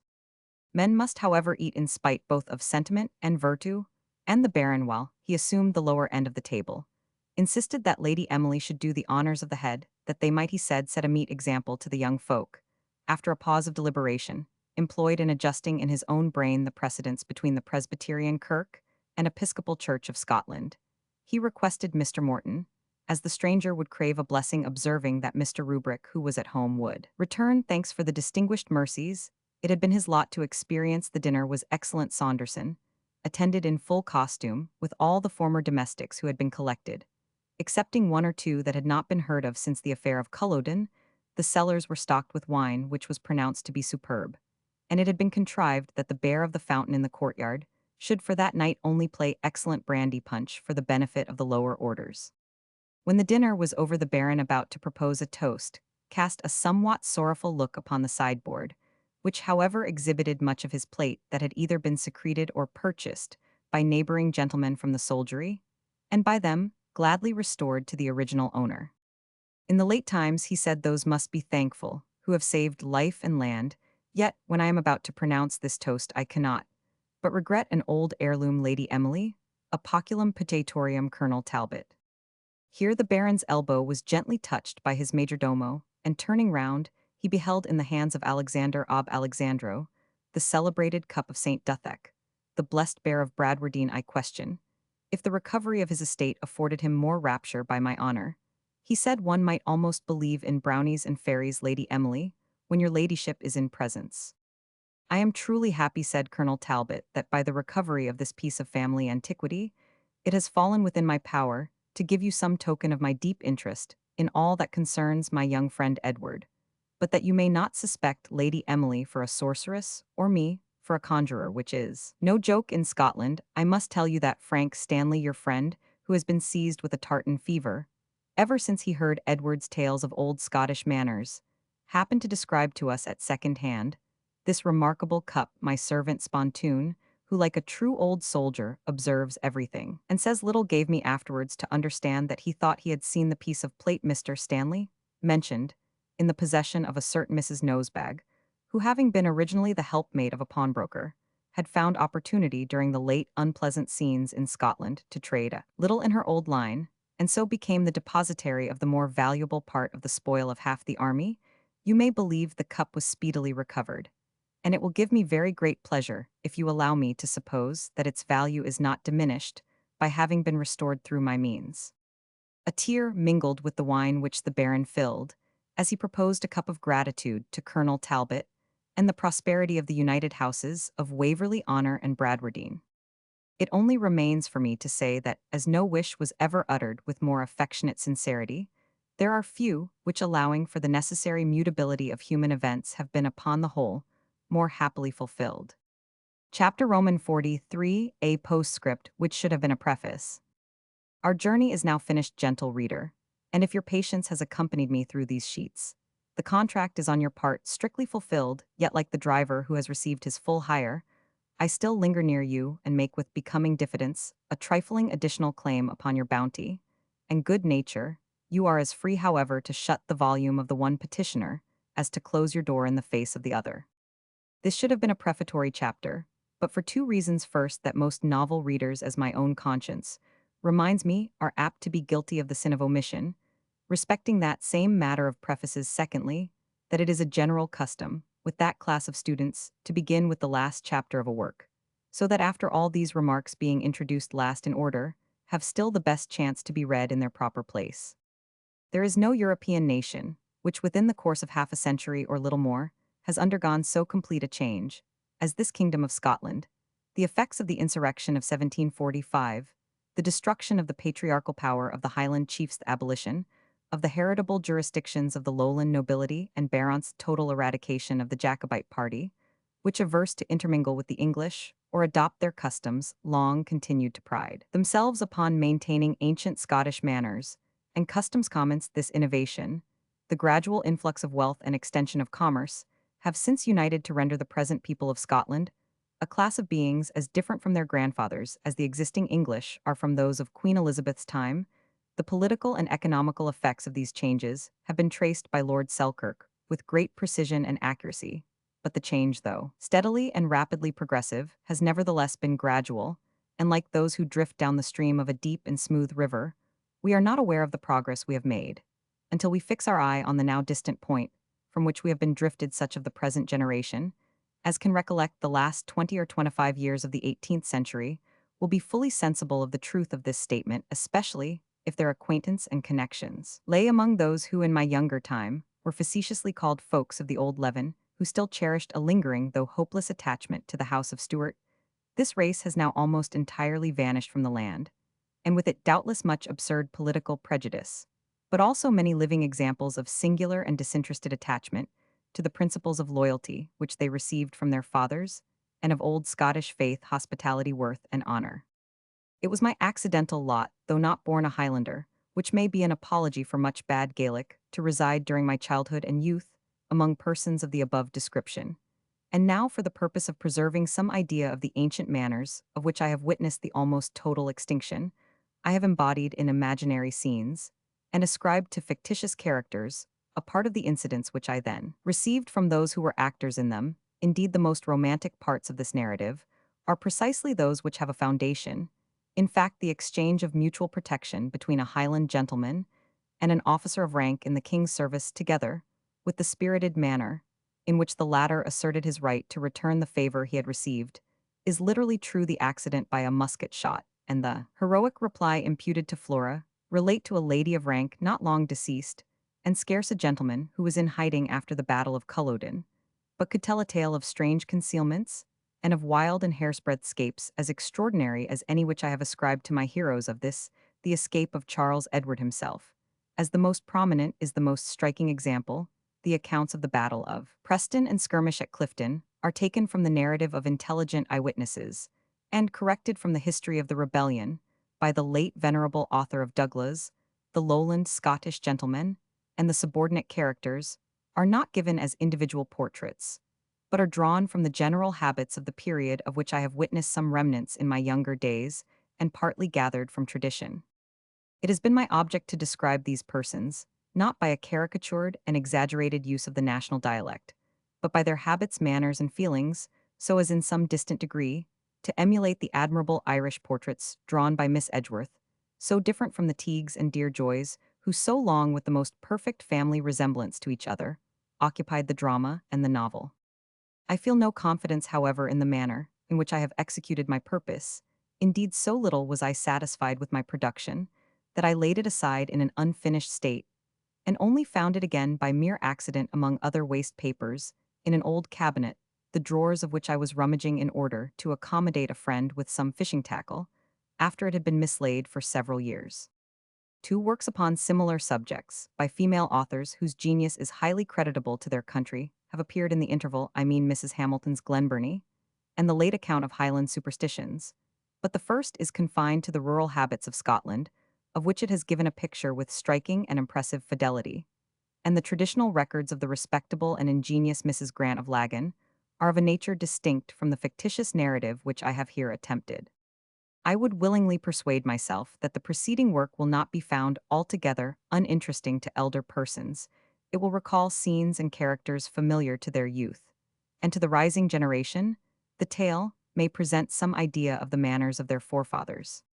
Yet I heartily wish that the task of tracing the evanescent manners of his own country had employed the pen of the only man in Scotland who could have done it justice of him, so eminently distinguished in elegant literature, and whose sketches of Colonel Caustic and Umfreville are perfectly blended with the finer traits of national character. I should in that case have had more pleasure as a reader than I shall ever feel in the pride of a successful author, should these sheets confer upon me that envied distinction. And as I have inverted the usual arrangement, placing these remarks at the end of the work, to which they refer, I will venture on a second violation of form, by closing the whole with a dedication. These volumes, being respectfully inscribed to our Scottish Addison, Henry Mackenzie, by an unknown admirer of his genius, Notes Volume Roman 1 Note 1. Long the oracle of the country gentlemen of the high Tory party, the ancient newsletter was written in manuscript, and copied by clerks, who addressed the copies to the subscribers. The politician, by whom they were compiled, picked up his intelligence at coffee-houses, and often pleaded for an additional gratuity in consideration of the extra expense attached to frequenting such places of fashionable resort. Note 2. There is a family legend to this purpose, belonging to the knightly family of Bradshig, the proprietors of Haig Hall in Lancashire, where I have been told the event is recorded on a painted glass window. The German ballad of the noble Moringer turns upon a similar topic, but undoubtedly, many such incidents may have taken place, where the distance being great, and the intercourse infrequent, false reports concerning the fate of the absent crusaders must have been commonly circulated, and sometimes perhaps rather hastily credited at home. Note 3. The attachment to this classic was, it is said, actually displayed in the manner mentioned in the text by an unfortunate Jacobite in that unhappy period he escaped from the jail, in which he was confined for a hasty trial and certain condemnation, and was retaken as he hovered around the place in which he had been imprisoned, for which he could give no better reason than the hope of recovering his favorite Titus Livius. I am sorry to add that the simplicity of such a character was found to form no apology for his guilt as a rebel, and that he was condemned and executed. Note 4. Nicholas Amherst, a noted political writer, who conducted for many years a paper called The Craftsman, under the assumed name of Caleb d'Anvers, he was devoted to the Tory interest, and seconded with much ability the attacks of Pulteney on Sir Robert Walpole. He died in 1742, neglected by his great patrons, and in the most miserable circumstances. Amherst survived the downfall of Walpole's power, and had reason to expect a reward for his labors. If we excuse Bolingbroke, who had only saved the shipwreck of his fortunes, we shall be at a loss to justify Pulteney, who could with ease have given this man considerable income. The utmost of his generosity to Amherst that I ever heard of was a hogshead of claret. He died, it is supposed, of a broken heart, and was buried at the charge of his honest printer Richard Franklin, Lord Chesterfield's Characters Reviewed, p. 42. Note 5. I have now given in the text the full name of this gallant and excellent man, and proceed to copy the account of his remarkable conversion, as related by Dr. Doddridge. This memorable event, says the pious writer, happened towards the middle of July 1719. The major had spent the evening, and if I mistake not, it was the Sabbath, in some gay company, and had an unhappy assignation with a married woman, whom he was to attend exactly at 12. The company broke up about 11, and not judging it convenient to anticipate the time appointed, he went into his chamber to kill the tedious hour, perhaps with some amusing book or some other way, but it very accidentally happened that he took up a religious book which his good mother or aunt had without his knowledge slipped into his portmanteau. It was called, if I remember the title exactly, The Christian Soldier, or Heaven Taken by Storm, and it was written by Mr. Thomas Watson. Guessing by the title of it that he would find some phrases of his own profession spiritualized in a manner which he thought might afford him some diversion, he resolved to dip into it, but he took no serious notice of anything it had in it, and yet while this book was in his hand, an impression was made upon his mind, perhaps God only knows how, which drew after it a train of the most important and happy consequences. He thought he saw an unusual blaze of light fall upon the book which he was reading, which he at first imagined might happen by some accident in the candle.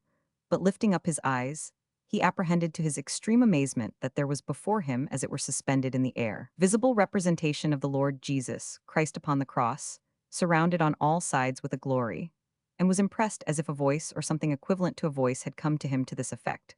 For he was not confident as to the words, O sinner, did I suffer this for thee?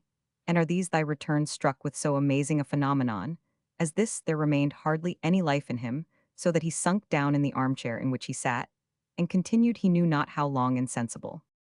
With regard to this vision, says the ingenious Dr. Hibbert, the appearance of our Savior on the cross, and the awful words repeated, can be considered in no other light than as so many recollected images of the mind, which probably had their origin in the language of some urgent appeal to repentance that the colonel might have casually read or heard, delivered from what cause, however such ideas were rendered as vivid as actual impressions.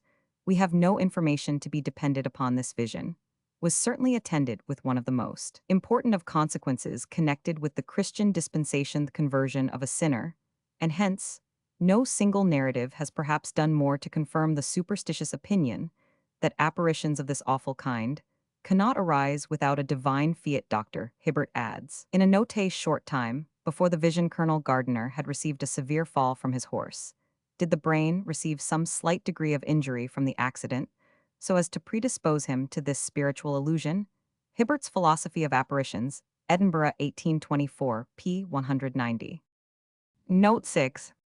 The courtesy of an invitation to partake a traveler's meal, or at least that of being invited to share whatever liquor the guest called for, was expected by certain old landlords in Scotland, even in the youth of the author in Requital. Mine host was always furnished with the news of the country, and was probably a little of a humorist to boot. The devolution of the whole actual business and drudgery of the inn upon the poor gudewife was very common among the Scottish Bonifaces.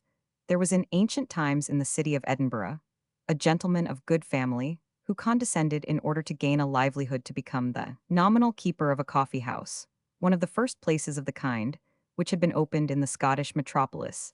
As usual, it was entirely managed by the careful and industrious Mrs. B, while her husband amused himself with field sports, without troubling his head about the matter.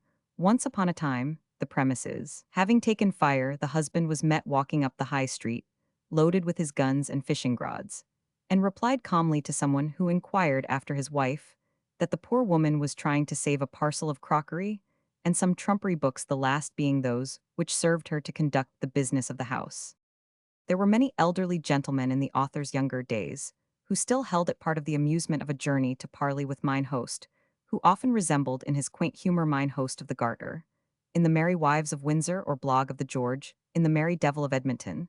Sometimes the landlady took her share of entertaining the company. In either case, the omitting to pay them due attention gave displeasure and perhaps brought down a smart jest, as on the following occasion.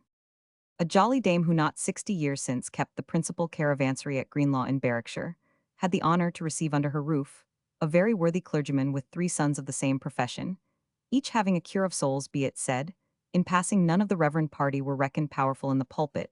After dinner was over, the worthy senior, in the pride of his heart, asked Mrs. Butchin whether she ever had had such a party in her house before. Here sit, he said, a placed minister, the Kirk of Scotland, and here sit my 3 sons, each a placed minister of the same kirk. Confess, Lucky Butchin, you never had such a party in your house before. The question was not premised by any invitation to sit down and take a glass of wine or the like. So Mrs. B answered dryly, indeed, sir, I cannot just say that ever I had such a party in my house before, except once in the 4 to 5, when I had a Highland piper here with his 3 sons, all Highland pipers, and deal a spring they could play among them. Note 7. There is no particular mansion described under the name of Tully Veolan, but the peculiarities of the description occur in various old Scottish seats: the house of Warrender, upon Bruntsfield Links, and that of Old Ravelston, belonging the former to Sir George Warrender, the latter to Sir Alexander Keith, have both contributed several hints to the description. In the text, the house of Dean near Edinburgh has also some points of resemblance with Tully Veolan. The author has, however, been informed that the house of Grantully resembles that of the Baron of Bradwardine still more than any of the above. Note 8. I am ignorant how long the ancient and established custom of keeping fools has been disused in England. Swift writes an epitaph on the Earl of Suffolk's fool, whose name was Dicky Pierce. In Scotland, the custom subsisted till late in the last century. At Glomy's Castle is preserved the dress of one of the jesters, very handsome and ornamented with many bells.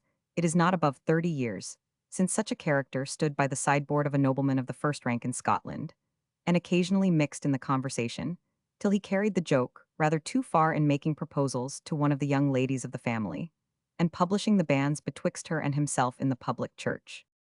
Note 9. After the Revolution of 1688, and on some occasions when the spirit of the Presbyterians had been unusually animated against their opponents, the episcopal clergymen, who were chiefly non-jurors, were exposed to be mobbed, as we should now say, or rabbled, as the phrase then went, to expiate their political heresies. But notwithstanding that the Presbyterians had the persecution in Charles Roman II, and his brother's time to exasperate them, there was little mischief done beyond the kind of petty violence mentioned in the text. Note 10. I may here mention that the fashion of competition described in the text was still occasionally practiced in Scotland in the author's youth, a company after having taken leave of their host, often went to finish the evening at the clachan, or village, in womb of tavern. Their entertainer always accompanied them to take the stirrup cup, which often occasioned a long and late revel. The Poculum Potatorium of the valiant Baron his blessed bear has a prototype at the fine old castle of Glamis, so rich in memorials of ancient times. It is a massive beaker of silver double gilt, molded into the shape of a lion, and holding about an English pint of wine. The form alludes to the family name of Strathmore, which is Lion, and when exhibited the cup must necessarily be emptied to the Earl's health. The author ought perhaps to be ashamed of recording that he has had the honor of swallowing the contents of the lion, and the recollection of the feat served to suggest the story of the Bear of Bradwardine, in the family of Scott of Thirlestane, not Thirlestane in the forest, but the place of the same name in Roxburghshire, was long preserved a cup of the same kind. In the form of a jackboot, each guest was obliged to empty this at his departure. If the guest's name was Scott, the necessity was doubly imperative. When the landlord of an inn presented his guests with dialect and doruis, that is, the drink at the door, or the stirrup cup, the draught was not charged in the reckoning on this point. A learned baillie of the town of Forfar pronounced a very sound judgment. An alewife in Forfar had brewed her peck of malt, and set the liquor out of doors to cool the cow of be a neighbor of a chance to come by, and seeing the good beverage was allured to taste it, and finally to drink it up. When it came to take in her liquor, she found her tub empty, and from the cow's staggering and staring so as to betray her intemperance, she easily divined the mode in which her browst had disappeared to take vengeance on Crummie's ribs with a stick. Was her first effort the roaring of the cow brought be her master, who remonstrated with his angry neighbor, and received in reply a demand for the value of the ale, which Crummie had drunk up, be refused payment, and was conveyed before Roman 100 the baillie or sitting magistrate. He heard the case patiently, and then demanded of the plaintiff A, whether the cow had sat down to her potation, or taken it standing. The plaintiff answered, she had not seen the deed committed, but she supposed the cow drank the ale while standing on her feet, adding, that had she been near she would have made her use them, to some purpose. The baillie on this admission solemnly adjudged the cow's drink to be dialect and doruis, a stirrup cup, for which no charge could be made, without violating the ancient hospitality of Scotland. Note 11. The story last told was said to have happened in the south of Scotland, but said in Armatog, and let the gown have its dues. It was an old clergyman who had wisdom and firmness enough to resist the panic, which seized his brethren, who was the means of rescuing a poor insane creature from the cruel fate which would otherwise have overtaken her. The accounts of the trials for witchcraft form one of the most deplorable chapters in Scottish story. Note 12. Although canting heraldry is generally reprobated, it seems nevertheless to have been adopted in the arms and mottos of many honorable families. Thus the motto of the Vernons, Ver non semper viret, is a perfect pun. And so is that of the Onslow's Festina Lent. The Periusum, nigh Periusum of the Anstruthers, is liable to a similar objection. One of that ancient race, finding that an antagonist with whom he had fixed a friendly meeting was determined to take the opportunity of assassinating him, prevented the hazard by dashing out his brains with a battle-axe, two sturdy arms, brandishing such a weapon form, the usual crest of the family, with the above motto Periusum, nigh Periusum I had died, unless I had gone through with it. Note 13. MacDonald of Barrisdale, one of the very last Highland gentlemen who carried on the plundering system to any great extent, was a scholar, and a well-bred gentleman. He engraved on his broadswords the well-known lines: H. tibi erunt arts pasisc imponer morm. Parcir subjectis et debellare superbos. Indeed, the levying of blackmail was before 1745, practiced by several chiefs of very high rank, who in doing so contended that they were lending the laws the assistance of their arms and swords, and affording a protection which could not be obtained from the magistracy in the disturbed state of the country.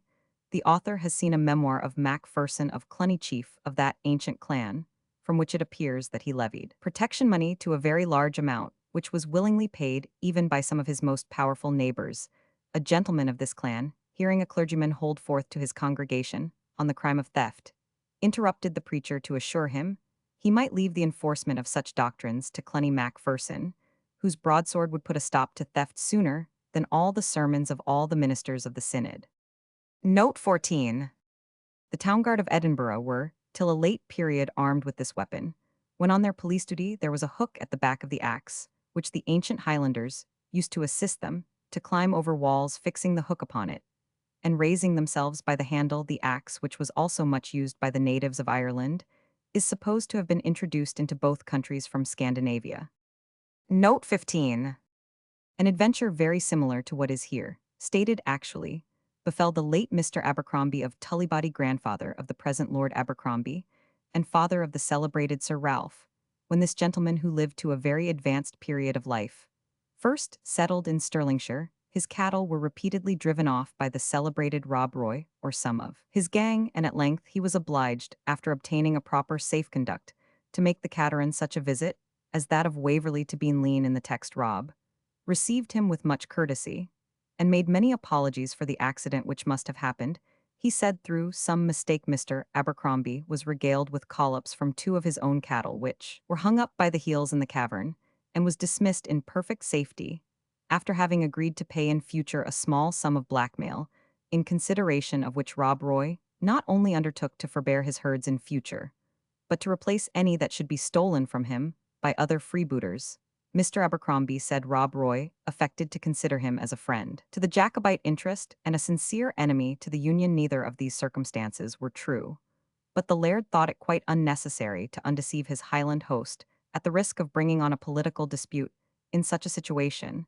This anecdote I received many years since, about 1792, from the mouth of the venerable gentleman who was concerned in it.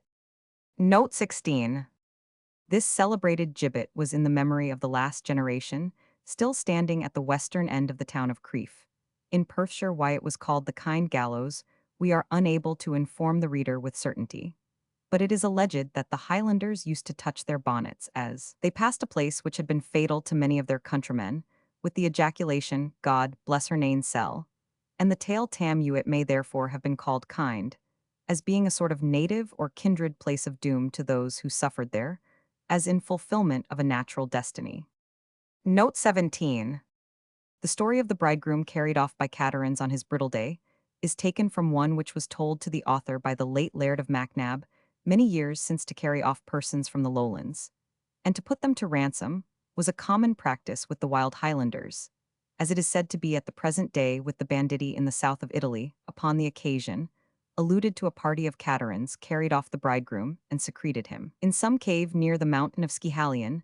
The young man caught the smallpox before his ransom could be agreed on, and whether it was the fine, cool air of the place, or the want of medical attendance, Macnab did not pretend to be positive. But so it was that the prisoner recovered, his ransom was paid, and he was restored to his friends and bride, but always considered the Highland robbers as having saved his life by their treatment of his malady. Note 18. This happened on many occasions. Indeed, it was not till after the total destruction of the clan influence, after 1745, that purchasers could be found who offered a fair price for the estates forfeited in 1715, which were then brought to sale by the creditors of the York Buildings Company, who had purchased the whole or greater part from government at a very small price, even so late as the period first mentioned. The prejudices of the public in favor of the heirs of the forfeited families through various impediments in the way of intending purchasers of such property. Note 19. This sort of political game ascribed to Mac-Ivor was in reality played by several Highland chiefs, the celebrated Lord Lovat in particular, who used that kind of finesse to the uttermost. The Laird of Mac was also captain of an independent company, but valued the sweets of present pay too well to incur the risk of losing them in the Jacobite cause. His martial consort raised his clan and headed it in 1745. But the chief himself would have nothing to do with kingmaking, declaring himself for that monarch, and no other, who gave the Laird of Mac half a guinea the day and half a guinea the morn. Note 20. In explanation of the military exercise observed at the castle of Glennaquoich, the author begs to remark that the Highlanders were not only well practiced in the use of the broadsword firelock, and most of the manly sports and trials of strength common throughout Scotland, but also used a peculiar sort of drill suited to their own dress and mode of warfare. There were, for instance, different modes of disposing the plaid one, when on a peaceful journey another, when danger was apprehended one way of enveloping themselves in it, when expecting undisturbed repose, and another which enabled them to start up with sword and pistol in hand on the slightest alarm. Previous to 1720, or thereabouts, the belted plaid was universally worn, in which the portion which surrounded the middle of the wearer, and that which was flung around his shoulders, were all of the same piece of tartan. In a desperate onset, all was thrown away, and the clan charged bare beneath the doublet save for an artificial arrangement of the shirt, which like that of the Irish was always ample, and for the sporan malach or goatskin purse. The manner of handling the pistol and dirk was also part of the Highland manual exercise, which the author has seen gone through by men who had learned it in their youth. Note 21. Pork or swine's flesh in any shape was till of late years much abominated by the Scotch, nor is it yet a favourite food amongst them. King Jamie carried this prejudice to England, and is known to have abhorred pork almost as much as he did tobacco. Ben Jonson has recorded this peculiarity, where the gypsy in a mask examining the king's hand says, "You should by this line love a horse and a hound but no part of a swine." The gypsies metamorphosed. Jameis' own proposed banquet for the devil was a loin of pork and a pole of ling with a pipe of tobacco for digestion. Note 22.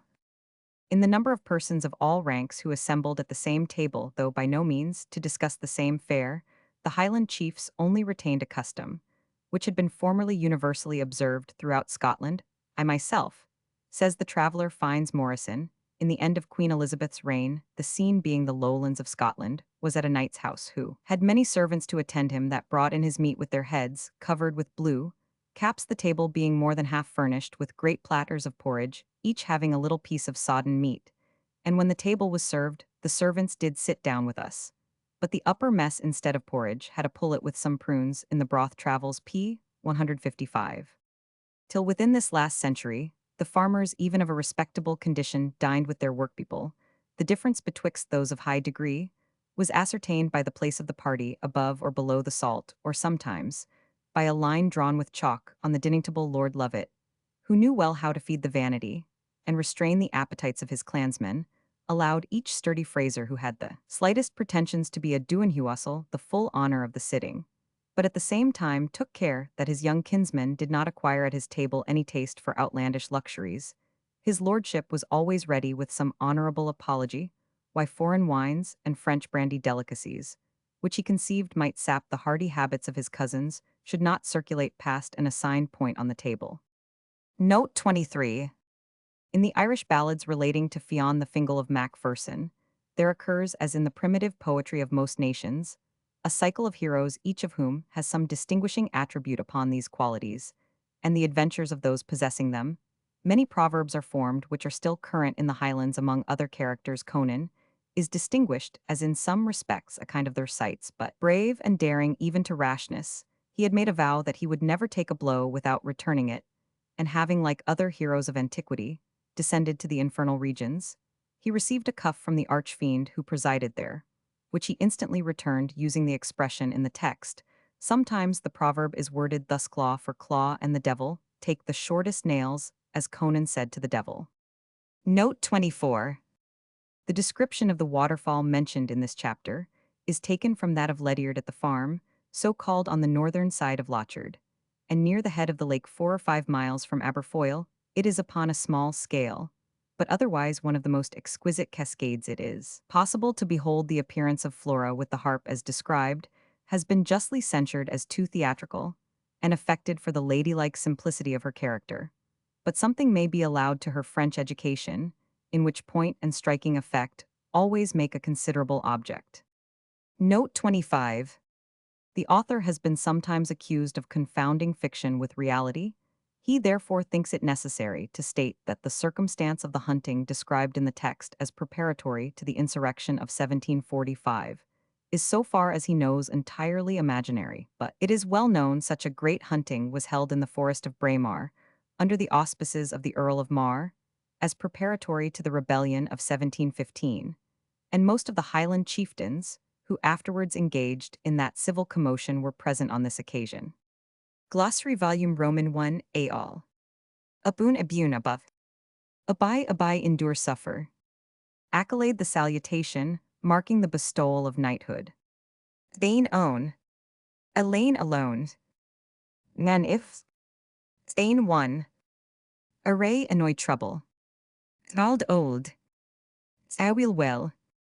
I always. Bailey, a city magistrate in Scotland. Bancurse. Body sly cunning. Baxter, a baker. Bees in the stupefied bewildered. Belive belive by and by. Ben in inside. Bent an open field. Baird a bard. Blackfishing fishing by torchlight poaching. Blinked glanced. Blued braid blood. Bly's gay glad. Bottle a copper coin worth a third of an English penny. Bowl a bow. Boot catch a bootjack. Bray the side of a hill. Bristlecock a turkey cock. Breeks breeches. Brogues Highland shoes. Broken men outlaws. Brought far Ben held in special favor. Broust a brewing. Brewick enjoy. Bucky a perverse or refractory person. Bullseg a gelded bull. Bird a term of familiarity. Burn a brook. Busking dress decoration. Buttock male a fine for fornication. Bidend awaiting. Cailiats old women on whom devolved the duty of lamenting for the dead, which the Irish call keening. Callant a young lad a fine fellow. Canny prudent skilful lucky. Canter a canting whining beggar. Cantrip a trick. Carl a churl an old man. Caterin a Highland irregular soldier a freebooter. Jap a customer. Clackin a hamlet. Claw favor curry favor. Claymore a broadsword. Cleek a hook. Clake the cunsy steal the silver. Cob beat. Cobble a small fishing boat. Cogs wooden vessels. Cog a round wooden vessel. Concussed violently shaken disturbed forced. Coronac a dirge. Corey a mountain hollow. Cove a cave. Crame a booth a merchant's shop. Krieg an incursion for plunder termed on the borders a raid. Crouse bold courageous. Crummy a cow with crooked horns. Cuiddle tickle. Curragh a Highland boat. Daft mad foolish. Debinded bound down. Decrete an order of decree. Dioc and Doruis the stirrup cup or parting drink. Dern concealed secret. Dinmont's weathers in the second year. Doer an agent a manager. Dune down. Dovering dozing. Duinhuasl Dunuasl a Highland gentleman, usually the cadet of a family of rank. Inarruich the regalia presented by Rob Roy to the Laird of Tullibody. Enug enuch enough. Ergastulo in a penitentiary. Exemed exempt. Factory stewardship. Feel and divot turf and thatch. Fecca quantity. Fafteen the Jacobite rebellion of 1715. Fendi good at making a shift. Fire-raising setting an incendiary fire. Flemmet frightened. Fray from. Fu full. Fuel fool. Gabber Lunsey, a kind of professional beggar. Gain gone. Gang go. Gar make. Gateway. Gone going. Gay J vary. Gear goods property. Gilflirt a flirty girl. Gilly a servant and attendant. Gilluetfoot a barefooted Highland lad. Gimmer a ewe from 1 to 2 years old. Glisked glimpsed. Gripple rapacious niggardly. Gulpin a simpleton. Tathol. Hag a portion of copse marked off for cutting. Tail hole. Hallen a partition a screen. Tame home. Hantle a great deal. Harst a harvest. Hership's plunder. Tilding a coward. Hurst's knolls. Horning charge of a summons to pay a debt on pain of being pronounced a rebel to the sound of a horn. Tau a halu. Hoolerying and poolerying hustling and pulling. Hurley house a broken down manor house. Ilk same of that ilk of the same name or place. Vilka each every. In the bees stupefied. Intromit meddle with. Ken no. Kiddle tickled ticklish. Nobbler a male deer in its second year. Kylo a small Highland cow. Laird squire lord of the manor. Langlegit longlegid. Lowing a tavern reckoning. Lee land pasture land. Lie a word used in old Scottish legal documents to call attention to the following word or phrase. Lift capture carry off by theft. Limmer a jade. Lock a lake. Loon an idle fellow allowed a rogue. Lucky an elderly woman. Lug an ear a handle. Lunsey the loins the waist. Sme bear more. Main's the chief farm of an estate. Malt abune the meal, the drink above the food half seas over. Mon must. Meal ark a meal chest. Merk 13 pence in English money. Mickle much great. Miscuggled mangled rumpled. Money many. Morn the morn tomorrow. Morning a morning dram. Muckle much great. Smure more. Na nay no not. Nainsell own self. Nice simple. Nolt black cattle ani any. Zora odd unemployed. Or a time occasionally. Nowhere over. Peelhouse a fortified tower. Pendicle a small piece of ground. Pingle a fuss trouble. Plenishing furnishings. Ploy sport entertainment. Pretty men stout warlike fellows. Rafes robberies. Reavers robbers. Rigs ridges plowed ground. Rokelay a short cloak. Ruda's coarse hag-like. Sane mark with the sign of the cross bless. Ser sore very. Salmon. Is outsold. Say a sample. Shellum a rascal. Scooping, scalping, skipping, leaping, running. Sinachi a highland antiquary. Shearing, reaping, harvest. Shilpit weak sickly. Eshon shoes. Sick and such. Sidier Dhu black soldiers independent companies, raised to keep peace in the Highlands, named from the tartans they wore. Sidier Roy red soldiers King George's men. Zyke small brooks. Siller silver money. Simmer summer. Sliver slice slit. Smoky suspicious. Neck cut. Snoot a fillet worn by young women. Sapite quiet a brawl. Sornars, sojourners, sturdy beggars, especially those unwelcome visitors, who exact lodgings and victuals by force. Sorted, arranged, adjusted. Spare ask, investigate. Sporen malech a highland purse of goatskin. Sprack animated lively. Spring a cheerful tune. Spursy spoil. Steve stiff firm. Stirk a young steer or heifer. Stot a bullock. Stoop a jug a pitcher. Stouthreef robbery. Istree straw. Strath a valley through which a river runs. Sibbo's onions. Ta the taglet harassed loitered. Tailsy taily a deed of entail. Tapithan a pewter pot that holds 3 English quarts. Tayout tailorshires in modern phrase tally-ho. Tail the devil. Tains tithes. Telt told. Tilted town a hamlet a farm. True's trousers. Tro believe suppose. Toitu. Take a dog a snarling fellow. Unco strange very. Unken d unknown. Usquaba whiskey. Wawal. Where spend. Wheel well. Was who. War where. What for why. Wilk which. Whisk brandish. Notes volume Roman 2 note 26.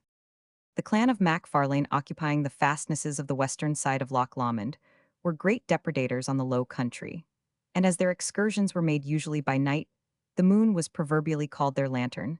Their celebrated pibroch of Hoggle Nam, Bow, which is the name of their gathering tune, intimates similar practices, the sense being. We are bound to drive the bullocks. All by hollows, hursts, and hillocks. Through the sleet and through the rain. When the moon is beaming low. On frozen lake and hills of snow.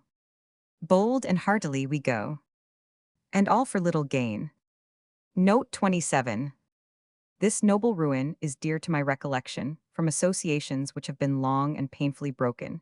It holds a commanding station on the banks of the river Teith, and has been one of the largest castles in Scotland. Murdoch, Duke of Albany, the founder of this stately pile, was beheaded on the Castle Hill of Stirling, from which he might see the towers of Down, the monument of his fallen greatness.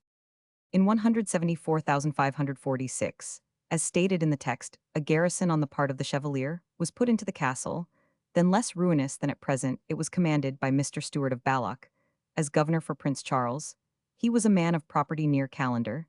This castle became at that time the actual scene of a romantic escape made by John Home, the author of Douglas, and some other prisoners who, having been taken at the Battle of Falkirk, were confined there by the insurgents. The poet, who had in his own mind a large stock of that romantic and enthusiastic spirit of adventure, which he has described as animating the youthful hero of his drama, devised and undertook the perilous enterprise of escaping from his prison. He inspired his companions with his sentiments, and when every attempt at open force was deemed hopeless, they resolved to twist their bedclothes into ropes, and thus to descend 4 persons with whom himself reached the ground in safety. But the rope broke with the 5th, who was a tall, lusty man. The 6th was Thomas Barrow, a brave young Englishman, a particular friend of Holmes. Determined to take the risk even in such unfavorable circumstances, Barrow committed himself to the broken rope, slid down on it as far as it could assist him, and then let himself drop. His friends beneath succeeded in breaking his fall. Nevertheless, he dislocated his ankle and had several of his ribs broken. His companions, however, were able to bear him off in safety.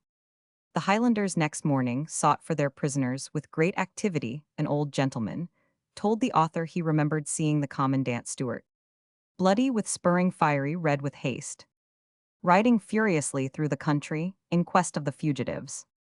Note 28.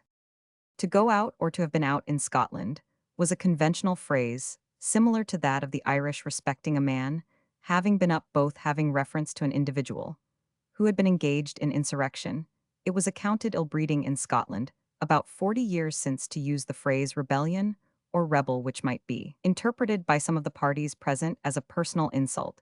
It was also esteemed more polite, even for staunch Whigs, to denominate Charles Edward the Chevalier than to speak of him as the Pretender, and this kind of accommodating courtesy was usually observed in society, where individuals of each party mixed on friendly terms. Note 29. The Jacobite sentiments were general among the western counties and in Wales, but although the great families of the Winds, the Windhams and others had come under an actual obligation to join Prince Charles if he should land, they had done so, under the express stipulation that he should be assisted by an auxiliary army of French, without which they foresaw the enterprise would be desperate. Wishing well to his cause, therefore, and watching an opportunity to join him, they did not nevertheless think themselves bound in honor to do so, as he was only supported by a body of wild mountaineers, speaking an uncouth dialect, and wearing a singular dress. The race up to Derby struck them with more dread than admiration, but it is difficult to say what the effect might have been had either the Battle of Preston or Falkirk been fought and won during the advance into England. Note 30. Divisions early showed themselves in the Chevalier's little army, not only amongst the independent chieftains, who were far too proud to brook subjection to each other, but betwixt the Scotch and Charlist Governor O'Sullivan, an Irishman by birth, who, with some of his countrymen bred in the Irish Brigade in the service of the King of France, had an influence with the adventurer much resented by the Highlanders, who were sensible that their own clans made the chief, or rather the only strength of his enterprise. There was a feud also between Lord George Murray and John Murray of Broughton, the prince's secretary, whose disunion greatly embarrassed the affairs of the adventurer in general. 1,000 different pretensions divided their little army, and finally contributed in no small degree to its overthrow. Note 31. This circumstance, which is historical as well as the description that precedes it, will remind the reader of the War of La Vendée, in which the royalists, consisting chiefly of insurgent peasantry, attached a prodigious and even superstitious interest to the possession of a piece of brass ordnance, which they called Marie Jean. The Highlanders of an early period were afraid of cannon, with the noise and effect of which they were totally unacquainted. It was by means of 3 or 4 small pieces of artillery that the Earls of Huntly and Errol in James Roman VI's time gained a great victory at Glenlivet over a numerous Highland army, commanded by the Earl of Argyll at the Battle of the Bridge of Dee. General Middleton obtained by his artillery a similar success, the Highlanders not being able to stand the discharge of muskets, mother, which, was the name they bestowed on great guns in an old ballad on the Battle of the Bridge of Dee. These verses occur. The Highlandmen are pretty men, for handling sword and shield, but yet they are but simple men, to stand a stricken field. The Highlandmen are pretty men, for target and claymore, but yet they are but naked men, to face the cannon's roar. For the cannon's roar on a summer night, like thunder in the air, was never man in Highland garb, would face the cannon fair. But the Highlanders of 1745 had got far beyond the simplicity of their forefathers, and showed throughout the whole war how little they dreaded artillery, although the common people still attached some consequence to the possession of the field piece, which led to this disquisition. Note 32. The faithful friend who pointed out the pass by which the Highlanders moved from Trainit to Seaton was Robert Anderson Jr. of Whitburg, a gentleman of property in East Lothian.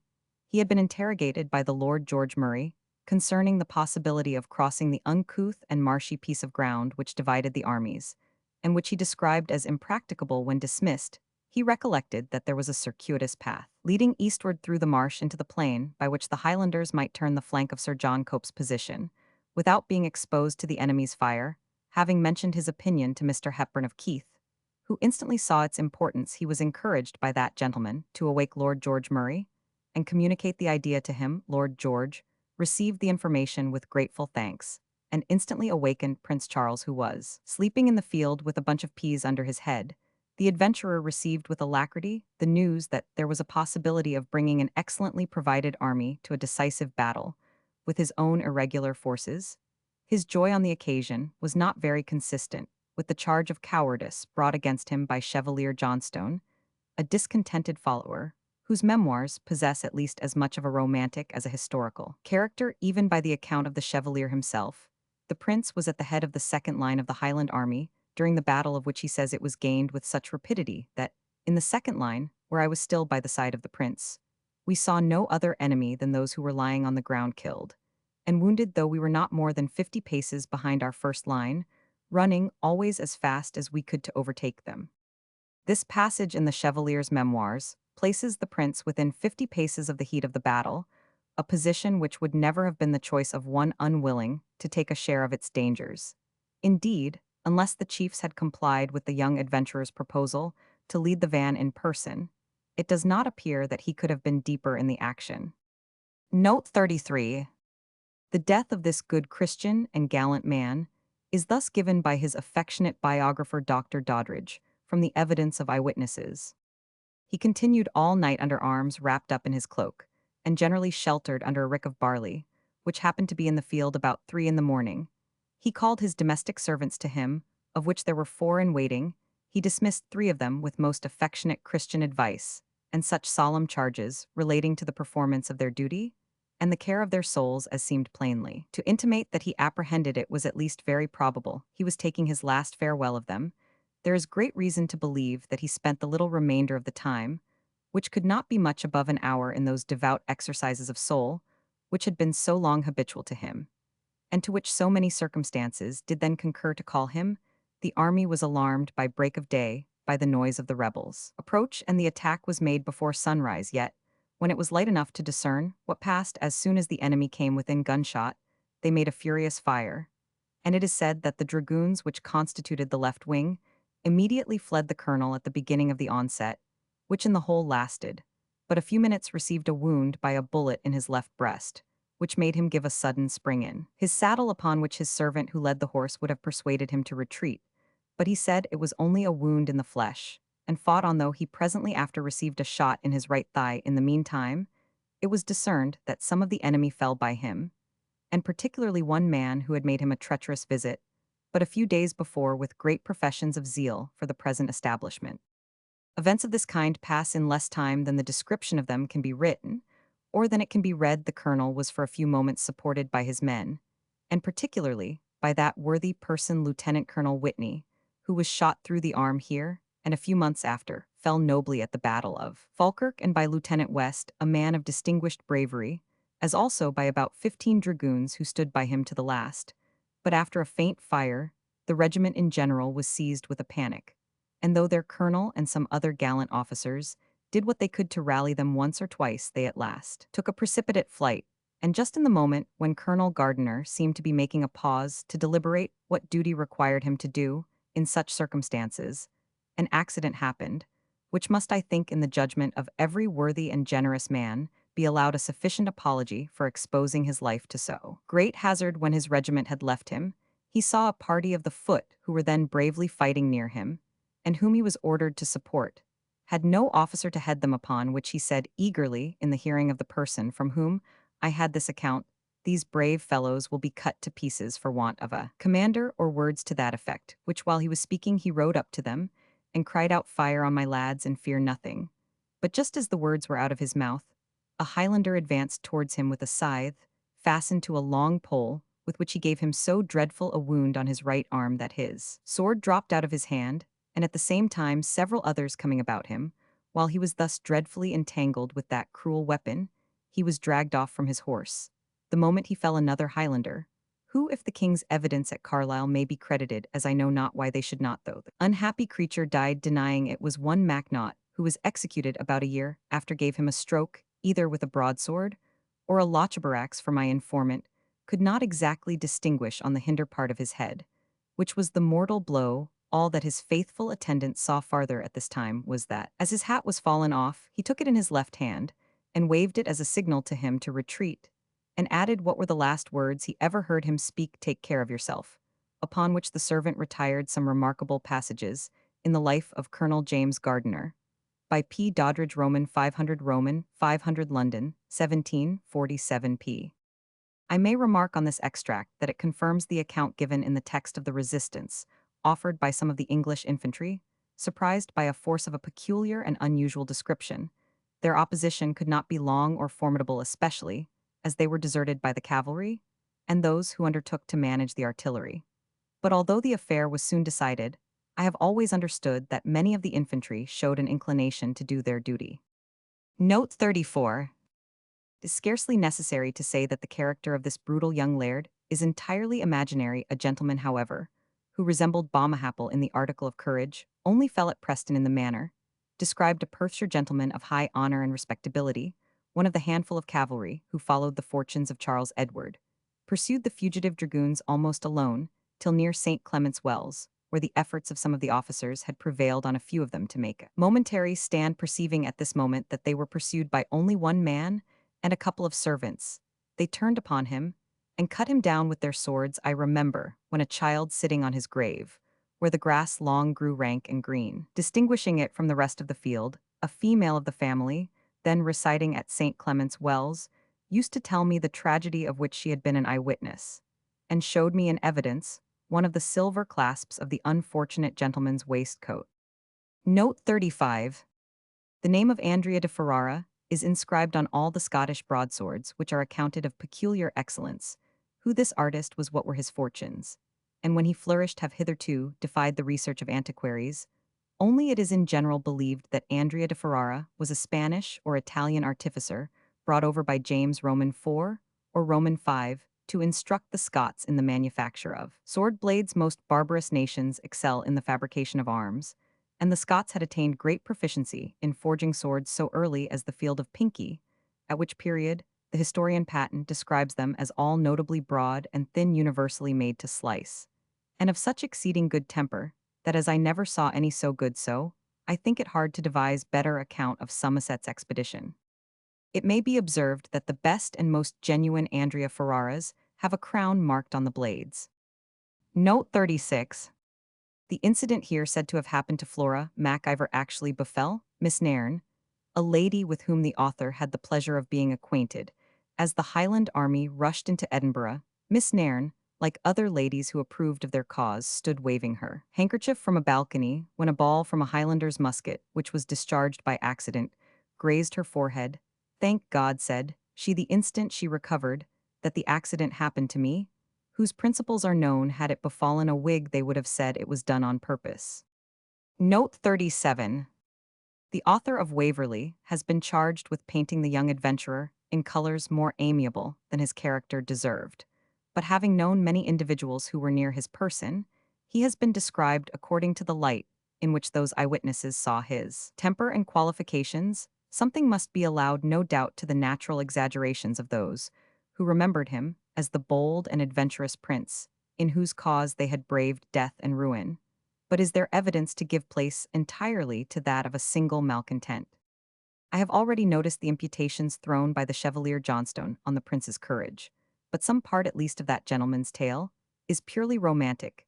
It would not, for instance, be supposed that at the time he is favoring us with the highly wrought account of his amour with the adorable Peggy, the Chevalier Johnstone was a married man whose grandchild is now alive, or that the whole circumstantial story concerning the outrageous vengeance taken by Gordon of Abachi on a Presbyterian clergyman is entirely apocryphal. At the same time, it may be admitted that the prince, like others of his family, did not esteem the services done him by his adherents so highly as he ought. Educated in high ideas of his hereditary right, he has been supposed to have held every exertion and sacrifice made in his cause as too much the duty of the person making it to merit extravagant gratitude on his part. Dr. King's evidence, which his leaving the Jacobite interest renders somewhat doubtful, goes to strengthen this opinion.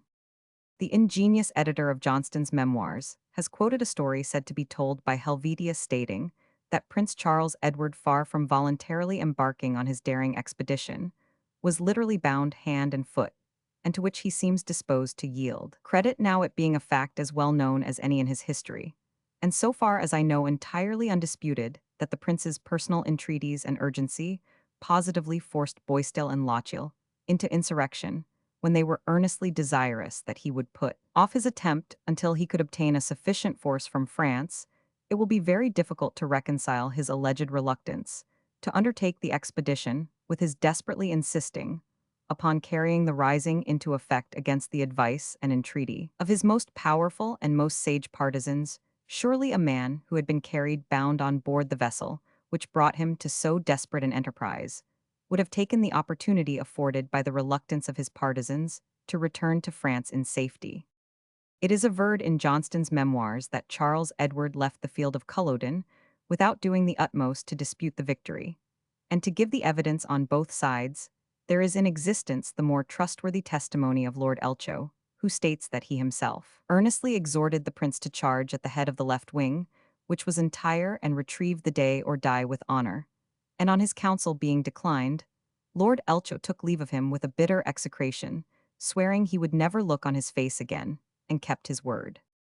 On the other hand, it seems to have been the opinion of almost all the other officers that the day was irretrievably lost, one wing of the Highlanders being entirely routed, the rest of the army outnumbered, outflanked, and in a condition totally hopeless. In this situation of things, the Irish officers who surrounded Charles' person interfered to force him off the field. A cornet, who was close to the prince, left a strong attestation that he had seen Sir Thomas Sheridan seize the bridle of his horse and turn him round. There is some discrepancy of evidence, but the opinion of Lord Elcho, a man of fiery temper and desperate at the ruin which he beheld impending, cannot fairly be taken in prejudice of a character for courage which is intimated by the nature of the enterprise itself, by the prince's eagerness to fight on all occasions, by his determination to advance from Derby to London, and by the presence of mind which he manifested during the romantic perils of his escape. The author is far from claiming for this unfortunate person the praise due to splendid talents, but he continues to be of opinion that at the period of his enterprise he had a mind capable of facing danger and aspiring to fame. That Charles Edward had the advantages of a graceful presence, courtesy, and an address and manner becoming his station, the author never heard disputed by any who approached his person, nor does he conceive that these qualities are overcharged in the present attempt to sketch his portrait. The following extracts, corroborative of the general opinion respecting the prince's amiable disposition, are taken from a manuscript account of his romantic expedition by James Maxwell of Kirkconnell, of which I possess a copy by the friendship of J. Menzies Esk of Pitfidels. The author, though partial to the prince whom he faithfully followed, seems to have been a fair and candid man, and well acquainted with the intrigues among the adventurers' council. Everybody was mightily taken with the prince's figure and personal behavior. There was but one voice about them. Those whom interest or prejudice made a runaway to his cause could not help acknowledging that they wished him well in all other respects, and could hardly blame him for his present undertaking. Sundry things had concurred to raise his character to the highest pitch besides the greatness of the enterprise, and the conduct that had hitherto appeared in the execution of it. There were several instances of good nature and humanity that had made a great impression on people's minds. I shall confine myself to two or three. Immediately after the battle, as the prince was riding along the ground that Cope's army had occupied a few minutes before, one of the officers came up to congratulate him, and said, pointing to the killed, "Sir, there are your enemies at your feet." The prince, far from exulting, expressed a great deal of compassion for his father's deluded subjects, whom he declared he was heartily sorry to see in that posture. Next day, while the prince was at Pinkie House, a citizen of Edinburgh came to make some representation to Secretary Murray about the tents that city was ordered to furnish against a certain day. Murray happened to be out of the way, which the prince, hearing of, called to have the gentleman brought to him, saying he would rather dispatch the business, whatever it was himself, than have the gentleman wait, which he did by granting everything that was asked. So much affability in a young prince flushed with victory drew encomiums even from his enemies. But what gave the people the highest idea of him was the negative he gave to a thing that very nearly concerned his interest, and upon which the success of his enterprise perhaps depended. It was proposed to send one of the prisoners to London to demand of that court a cartel for the exchange of prisoners taken and to be taken during this war, and to intimate that a refusal would be looked upon as a resolution on their part to give no quarter. It was visible a cartel would be of great advantage to the prince's affairs. His friends would be more ready to declare for him if they had nothing to fear but the chance of war in the field. And if the court of London refused to settle a cartel, the prince was authorized to treat his prisoners in the same manner. The Elector of Hanover was determined to treat such of the prince's friends as might fall into his hands. It was urged that a few examples would compel the court of London to comply. It was to be presumed that the officers of the English army would make a point of it. They had never engaged in the service, but upon such terms as are in use among all civilized nations, and it could be no stain upon their honor to lay down their commissions if these terms were not observed, and that owing to the obstinacy of their own prince, though this scheme was plausible and represented as very important, the prince could never be brought into it. It was below him, he said, to make empty threats, and he would never put such as those into execution. He would never in cold blood take away lives which he had saved in heat of action at the peril of his own. These were not the only proofs of good nature the prince gave about this time. Every day produced something new of this kind. These things softened the rigor of a military government, which was only imputed to the necessity of his affairs, and which he endeavored to make as gentle and easy as possible. It has been said that the prince sometimes exacted more state and ceremonial than seemed to suit his condition, but on the other hand, some strictness of etiquette was altogether indispensable. Where he must otherwise have been exposed to general intrusion, he could also endure with a good grace the retorts which his affectation of ceremony sometimes exposed him to. It is said, for example, that Grant of Glenmoriston, having made a hasty march to join Charles at the head of his clan, rushed into the prince's presence at Holyrood with unceremonious haste, without having attended to the duties of the toilet. The prince received him kindly, but not without a hint that a previous interview with the barber might not have been wholly unnecessary. "It is not beardless boys," answered the displeased chief, "who are to do your royal highness turn." The chevalier took the rebuke in good part. On the whole, if Prince Charles had concluded his life soon after his miraculous escape, his character in history must have stood very high, as it was his station is amongst those a certain brilliant portion of whose life forms a remarkable contrast to all which precedes and all which follows it. Note 38. The following account of the skirmish at Clifton is extracted from the manuscript memoirs of Evan Macpherson of Cluny, chief of the clan Macpherson, who had the merit of supporting the principal brunt of that spirited affair. The memoirs appear to have been composed about 1755. Only 10 years after the action had taken place, they were written in France, where that gallant chief resided in exile, which accounts for some Gallicisms which occur in the narrative. In the prince's return from Derby back towards Scotland, my Lord George Murray, Lieutenant General, cheerfully charged himself with the command of the rear post, which, although honorable, was attended with great danger, many difficulties, and no small fatigue, for the prince being apprehensive that his retreat to Scotland might be cut off by Mareschal Wade, who lay to the northward of him with an army much superior to what HRH had, while the Duke of Cumberland, with his whole cavalry followed hard in the rear, was obliged to hasten his marches. It was not therefore possible for the artillery to march so fast as the prince's army in the depth of winter, extremely bad weather, and the worst roads in England, so Lord George Murray was obliged often to continue his marches long after it was dark, almost every night, while at the same time, he had frequent alarms and disturbances from the Duke of Cumberland's advanced parties. Towards the evening of the 28th December 1745, the prince entered the town of Penrith in the province of Cumberland, but as Lord George Murray could not bring up the artillery so fast as he would have wished, he was obliged to pass the night 6 miles short of that town together, with the regiment of Macdonald of Glengarry, which that day happened to have the rear guard the prince, ordered to refresh his army, and to give my Lord George and the artillery time to come up, resolved to set the 29th at Penrith, so ordered his little army to appear in the morning under arms, in order to be reviewed, and to know in what manner the numbers stood from his having entered England. It did not at that time amount to 5,000 foot, in all with about 400 cavalry, composed of the noblesse who served as volunteers, part of whom formed a first troop of guards for the prince, under the command of my Lord Elcho, now Comte de Weems, who being proscribed, is presently in France. Another part formed a second troop of guards, under the command of my Lord Bomarino, who was beheaded at the Tower of London. A third part served under my Lord Leconte de Kilmarnock, who was likewise beheaded at the Tower. A fourth part served under my Lord Pitsligow, who is also proscribed, which cavalry, though very few in numbers being all noblesse, were very brave and of infinite advantage to the foot, not only in the day of battle, but in serving as advance guards on the several marches, and in patrolling during the night on the different roads, which led towards the towns where the army happened to quarter.